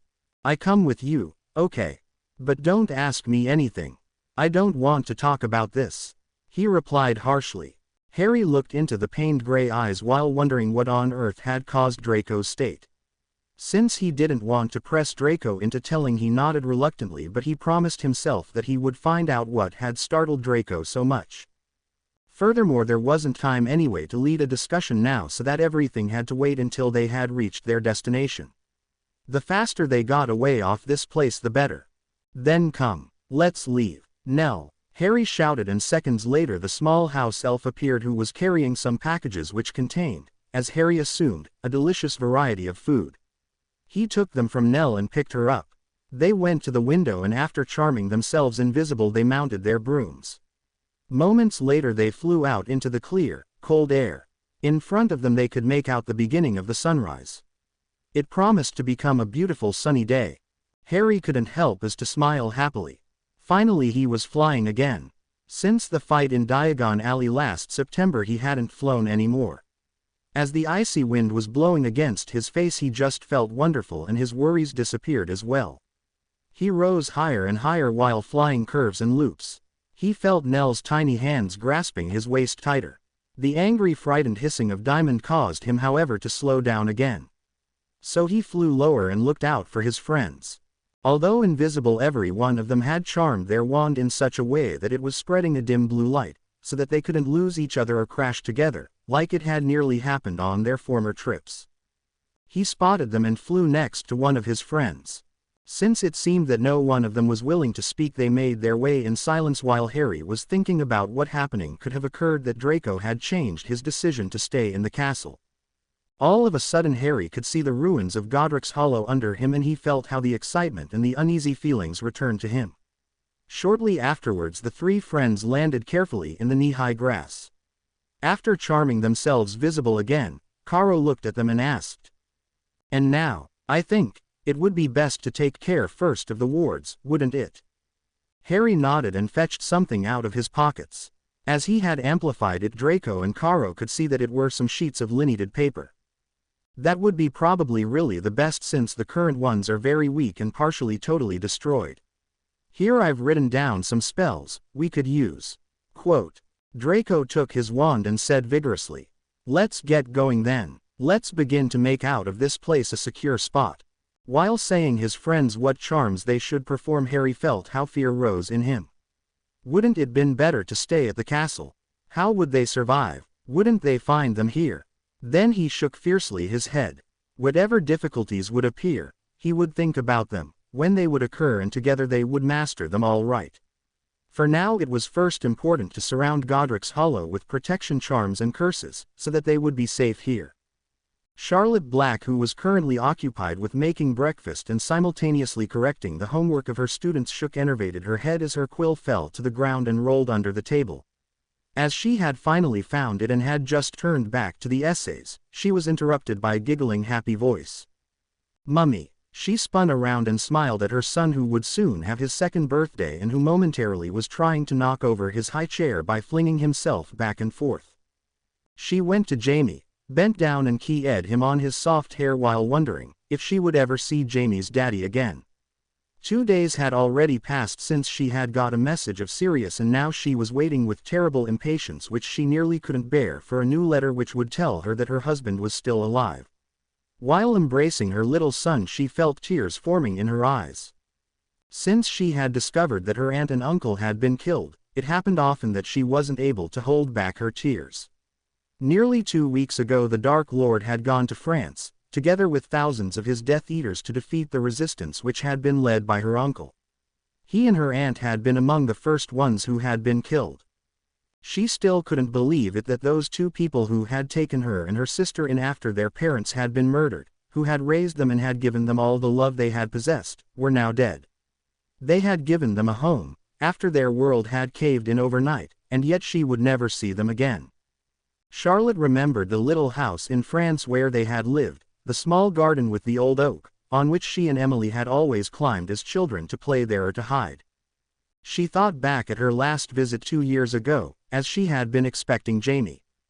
It had been so lovely, peaceful days, which she had spent with them both. But the last time where she had seen her aunt and uncle had been last August, as little Meggie had been born. Charlotte closed pained her eyes. Sirius was now there, in the country where she had spent a part of her childhood and her entire youth. Dumbledore had sent many Order members there to help the desperately fighting resistance. Sirius and Remus were among them and the certainty that her husband was in middle of the danger zone was weighing heavily on her. Without any warning she began to sob, while she was still hugging Jamie to her. "Charlotte, did something happen?" The scared voice startled Charlotte. She turned around and shook her head. "No, nothing has happened, Hermione." Charlotte stepped to the girl who looked still rather alarmed, and pulled her close. Nothing has happened, honey. I only had to think of my aunt and uncle, she said softly and stroked Hermione's head. Charlotte felt ashamed that she had lost her composure and thus had so scared Hermione. As Sirius had announced to her that he wanted to adopt Hermione 2 years ago, she would have never believed it possible that she would someday love the girl so much. But meanwhile she loved Hermione like her own child. Hermione clung to her and whispered, "Will it never stop? Why are they doing such things to us? Can't they leave us alone? I hate them, they destroy everything. I hate them." Charlotte shuddered as she heard the hate in Hermione's voice. It was awful when children were brought to hate. But she couldn't blame her for it. She knew that Hermione had witnessed the murder of her parents, a horror that she would never forget. Apart from this, there was a merciless hate seething in herself, which terrified her at times.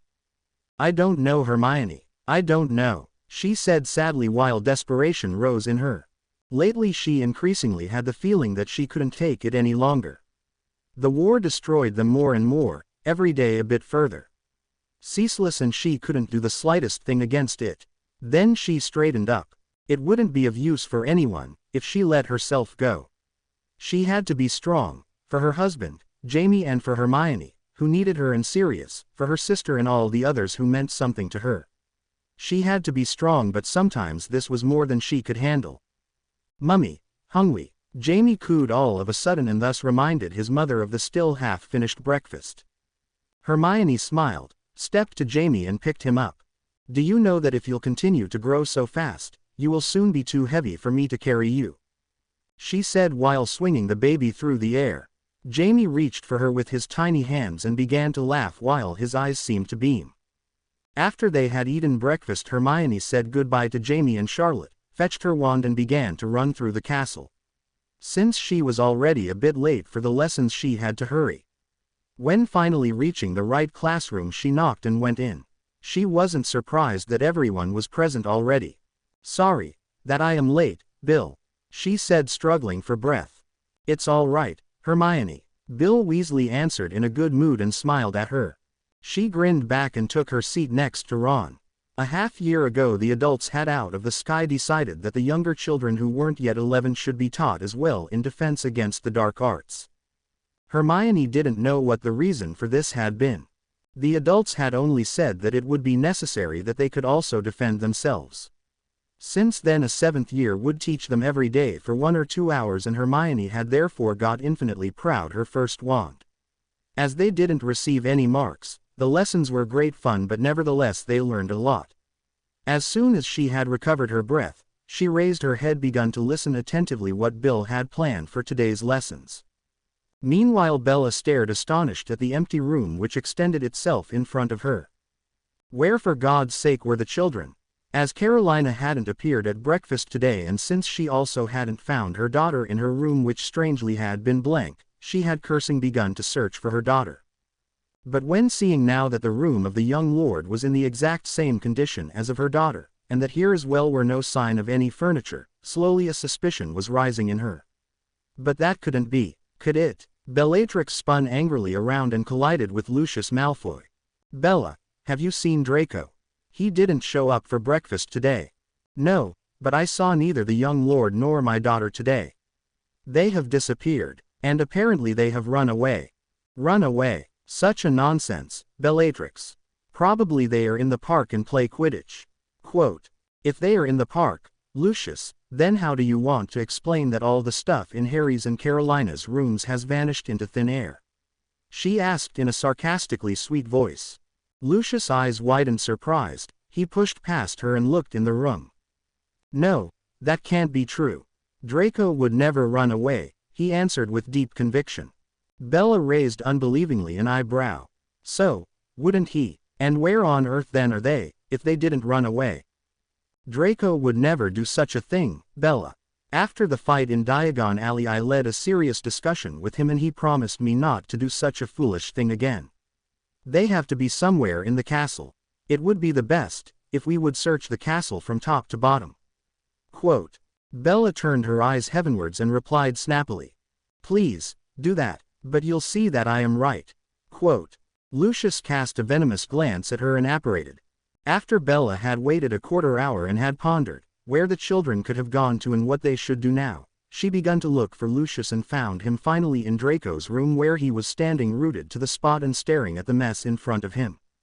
Various cupboards and drawers were half open. Some capes and robes lay carelessly on the ground. Apart from these pieces of clothing and a few other things, the room was empty as well. All books, personal things had disappeared. Bella looked at Lucius. "Do you believe me now that the children have run away?" Lucius, however, shook confused his head. "Draco wouldn't do that. Perhaps they've been kidnapped." "Kidnapped? Yes, why not? Pettigrew has disappeared as well. Until now he hasn't turned up again. He could have done it." Bella stared at him. "Did you lose your mind? Harry has protection charms on his door and his rooms. Any stranger who tried to break in there would immediately alarm the whole castle. My house is also protected. If someone had tried to break in there tonight, I would have noticed it. And you so have secured your house that not even a mouse could sneak in unnoticed." "No, Lucius, your theory is just absurd." A moment Lucius looked silently at Bella. He didn't want to believe it. It couldn't be true. Draco would never break his promise towards him. But then he reluctantly admitted that Draco had done exactly this. The children had run away. There wasn't another explanation. "You're right, Bella, but I just don't understand it. Why should the children run away? They've not the slightest reason therefore. And what, damn it, have they in mind? Where they want to go at all then? I've not the faintest idea, Lucius, but we've to find them as soon as possible, before they fall into Dumbledore's hands. When I've found Draco, then he'll get house arrest for the rest of his life." Lucius Malfoy hissed, who slowly begun to seethe with rage as he realized what not all could happen. Then he groaned. "Goodness, when Narcissa discovers that, then. Narcissa, you are worrying about your wife. And what is with our master? Can you imagine what he'll do with us if he learns that we've lost his son?" Already last time, he wasn't very delighted, when the children appeared right into the fight in Diagon Alley, if you remember. Lucius' eyes widened startled, and finally he began to think straight again, as he slowly overcame the disappointment Draco had caused him. "We've to find him, before the Dark Lord returns. Otherwise we are dead." Bella nodded grimly. "Therefore once you're right, Lucius." In the evening Severus Snape sat comfortably in one of his armchairs and looked pleasantly relaxed into the dancing fire while his almost 2-year-old daughter was sleeping peacefully on his chest. In their rooms it was nearly impossible that someone would find out his secret marriage, and so for Severus there was the only place where he could enjoy his family life without having to fear that he would be discovered. As he gazed down at his daughter, a radiant smile appeared on his slender face. A sight you could see rather rarely. Very carefully he ran his hand over Lizzie's soft black curls. Her long eyelashes fluttered slightly, and Severus held his breath while praying that she wouldn't wake up. To get Lizzie to sleep was always extremely nerve-wracking, since Lizzie didn't think the slightest of it and rather wanted to play. As Lizzie didn't make any move to open her eyes, however, Severus sighed relieved and closed also his eyes while listening to his daughter's softly breathing. A loud tapping against the windowpane startled Severus up. He ripped open his eyes and Lizzie opened her blue ones as well, while her little face abridged and she began to cry. "Oh, no, schhhh Lizzie, don't cry my sweetheart. Everything's all right. It's okay my little one," Severus murmured as he gently rocked his daughter, but Lizzie seemed to pay no attention at all to her father's soothing words. "Mummy, Lizzie what mummy?" she squealed, and Severus sighed. Allison had gone to Charlotte and Emily a little while ago, and how he knew his wife she wouldn't return so quickly. The volume of the tapping had meanwhile increased considerably. Annoyed and angrily, Severus set his still crying daughter in the armchair, marched to the window and tore it fiercely open. When seeing the unknown black phoenix he whipped out his wand. The magical bird dropped a letter to the floor and flew into the room. Severus spun around and saw how the phoenix settled next to Lizzie and begun softly to trill. Lizzie instantly stopped crying, stared astonished at the phoenix, and reached out for him with her tiny hands. As soon as Severus was sure that the phoenix hadn't the intention to do something to Lizzie, he studied the letter and started to check if it hadn't been cursed with any spells. When he couldn't find anything, he picked up the letter and opened it curiously. "Snape, send me as soon as possible a vial of Veritaserum. Harry Riddle, Severus glanced at the one sentence while he wondered for what on earth the heir of Voldemort needed Veritaserum. He had not the faintest idea, but basically it absolutely didn't play a role. After all, he knew that he had to do whatever the child demanded from him, since he could unfortunately inform the Dark Lord at any time that he was a spy.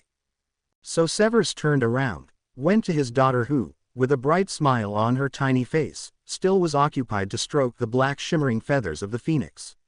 He bent down and picked Lizzie up. This, however, turned out to be a mistake, since he had hardly taken her up she set off to scream again. Taken aback, he set her down again, and instantly she fell silent while cuddling against the phoenix. After cursing the bird and reassuring himself that nothing could happen to Lizzie, he left his room and hurried down to his dungeons.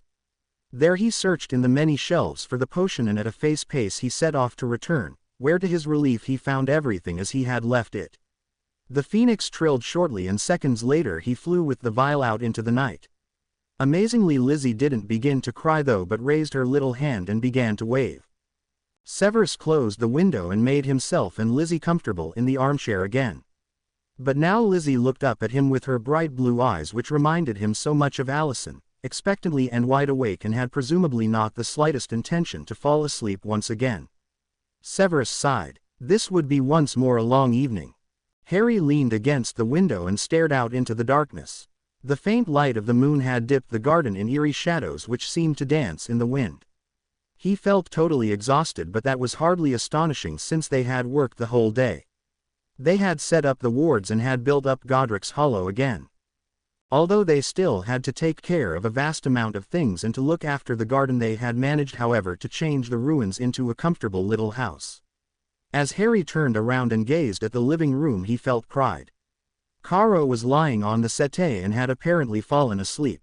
Next to her, on one of the pillows, Nell had nestled down. The little house elf had spoiled them today with incredible tasty meals and had also helped them energetically with her elf's magic. His gaze wandered further and his smile disappeared when looking at Draco, who sat in his armchair like a marble statue and was staring with an expressionless face into the fire. Although he and Caro had tried to persuade Draco to tell them what had happened, they could have had talked just as well to a brick wall. Harry was worried, but as so long he didn't know what troubled his friend, he couldn't do anything to help him. A rustling caused him to gaze at the table. There Diamond was currently busy to make herself a sleeping place out of the letters Draco's parents and Bella had sent them. The letters had reached them a few hours after they had left the castle and had been port keys. Harry still couldn't believe that he had been so stupid. Draco had hindered him at the last minute to pick up one of the letters and had said that his father had surely cursed them. After a while they had detected that they had been indeed enchanted, and namely in port keys. Thereupon they had angrily destroyed the letters, but Harry couldn't still apprehend that he had been so carelessly. You could have believed that in all the years he had been taught by his adoptive father he had learned not the slightest. It was of course clear that Bella, Lucius and Narcissa would try everything to find them. Pressing his nose against the cold glass, he tried to spot his phoenix whom he had sent to Severus Snape some time ago. Hopefully he would transmit him the Veritaserum soon. He was so anxious to finally discover what Pettigrew had had to do with his parents. Currently the rat was residing in a large wooden box with anti-apparating spells placed on it, so that he wouldn't be able to escape. Harry sighed. Somehow it was a strange feeling to know that he was standing in the house of his parents. As they had built it up today again, he couldn't have prevented to imagine how his parents had died here, murdered by his adoptive father. A loud tapping caused Harry to flinch. He had been so absorbed in his thoughts that he hadn't noticed Rainbow landing on the window ledge. He opened the window and detected delighted the little vial which was bound to one of her legs. Smiling, he took it while Rainbow trilled shortly and flew into the room. "Harry, what's this?" Caro asked, who meanwhile had sat up and was now drowsily rubbing her eyes. "That's Veritaserum." Caro blinked unbelievingly, and Harry noticed that Draco, who had turned away from the fire, was also looking rather astonished. "Where on earth did you get this from?" Caro wanted to know. "As I first attended a Death Eater assembly, I figured out that one of them is a spy. Since I thought that it is more likely for him to get the potion, I wrote him earlier that he should send me a vial." "A spy, and you let him off?" Draco inquired angrily. Harry looked at his friend and said quietly, "I didn't want to be guilty of his death." In Draco's eyes flickered something and he nodded. "I see." His voice sounded strangely defeated and Harry and Caro cast at each other helpless and rather clueless looks. For a moment they were silent. Finally Caro asked, "How do we actually want to question Pettigrew? We'll have to somehow ensure that he won't escape us." Harry nodded energetically. "Yes, of course," he said and put the flagon with the potion on the table. Then he went to the hall and fetched the wooden box in which the rat was captured. When returning to the living room he opened the bin, took his wand and forced Pettigrew to change back into a human being. To prevent him to flee Harry chained him with his magic. Pettigrew struggled against the bonds and looked frantically around. As his eyes fell on Harry he turned ashen and began to stutter. "Harry, you won't kill me, will you? I did never want to do it. Harry, please, I beg you, don't kill me." The last part was a desperate scream and Harry, by now a bit irritated, put a silencing charm on him. Meanwhile Caro had taken up the Veritaserum and Draco had stood up as well. "Shall we use the Imperious Curse to bring him to drink this?" Draco asked and pointed at the small vial in Caro's hand. Harry bit thoughtfully his lip and nodded then. "Yes, I think this would be the best. But you'll have to help me. Currently I'm too exhausted to do it alone. Furthermore I don't think I would manage it alone," Harry answered. Since the Dark Lord had gone to France, Bella and Draco's parents had already started to teach Draco and Caro the unforgivable curses. Although both his friends hadn't managed to break the Imperious Curse yet they could help him however to curse Pettigrew.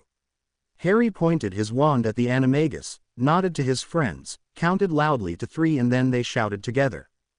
"Imperio." Harry gave Pettigrew the potion and ordered him to take a sip. When Pettigrew's eyes became glassily and they saw that the potion started to show effect, they finally could exhaustedly lift the curse.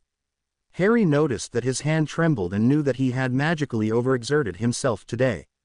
It might have been wiser if they had waited till tomorrow to question Peter. But after all he had waited already so long and to wait any longer he wouldn't bear.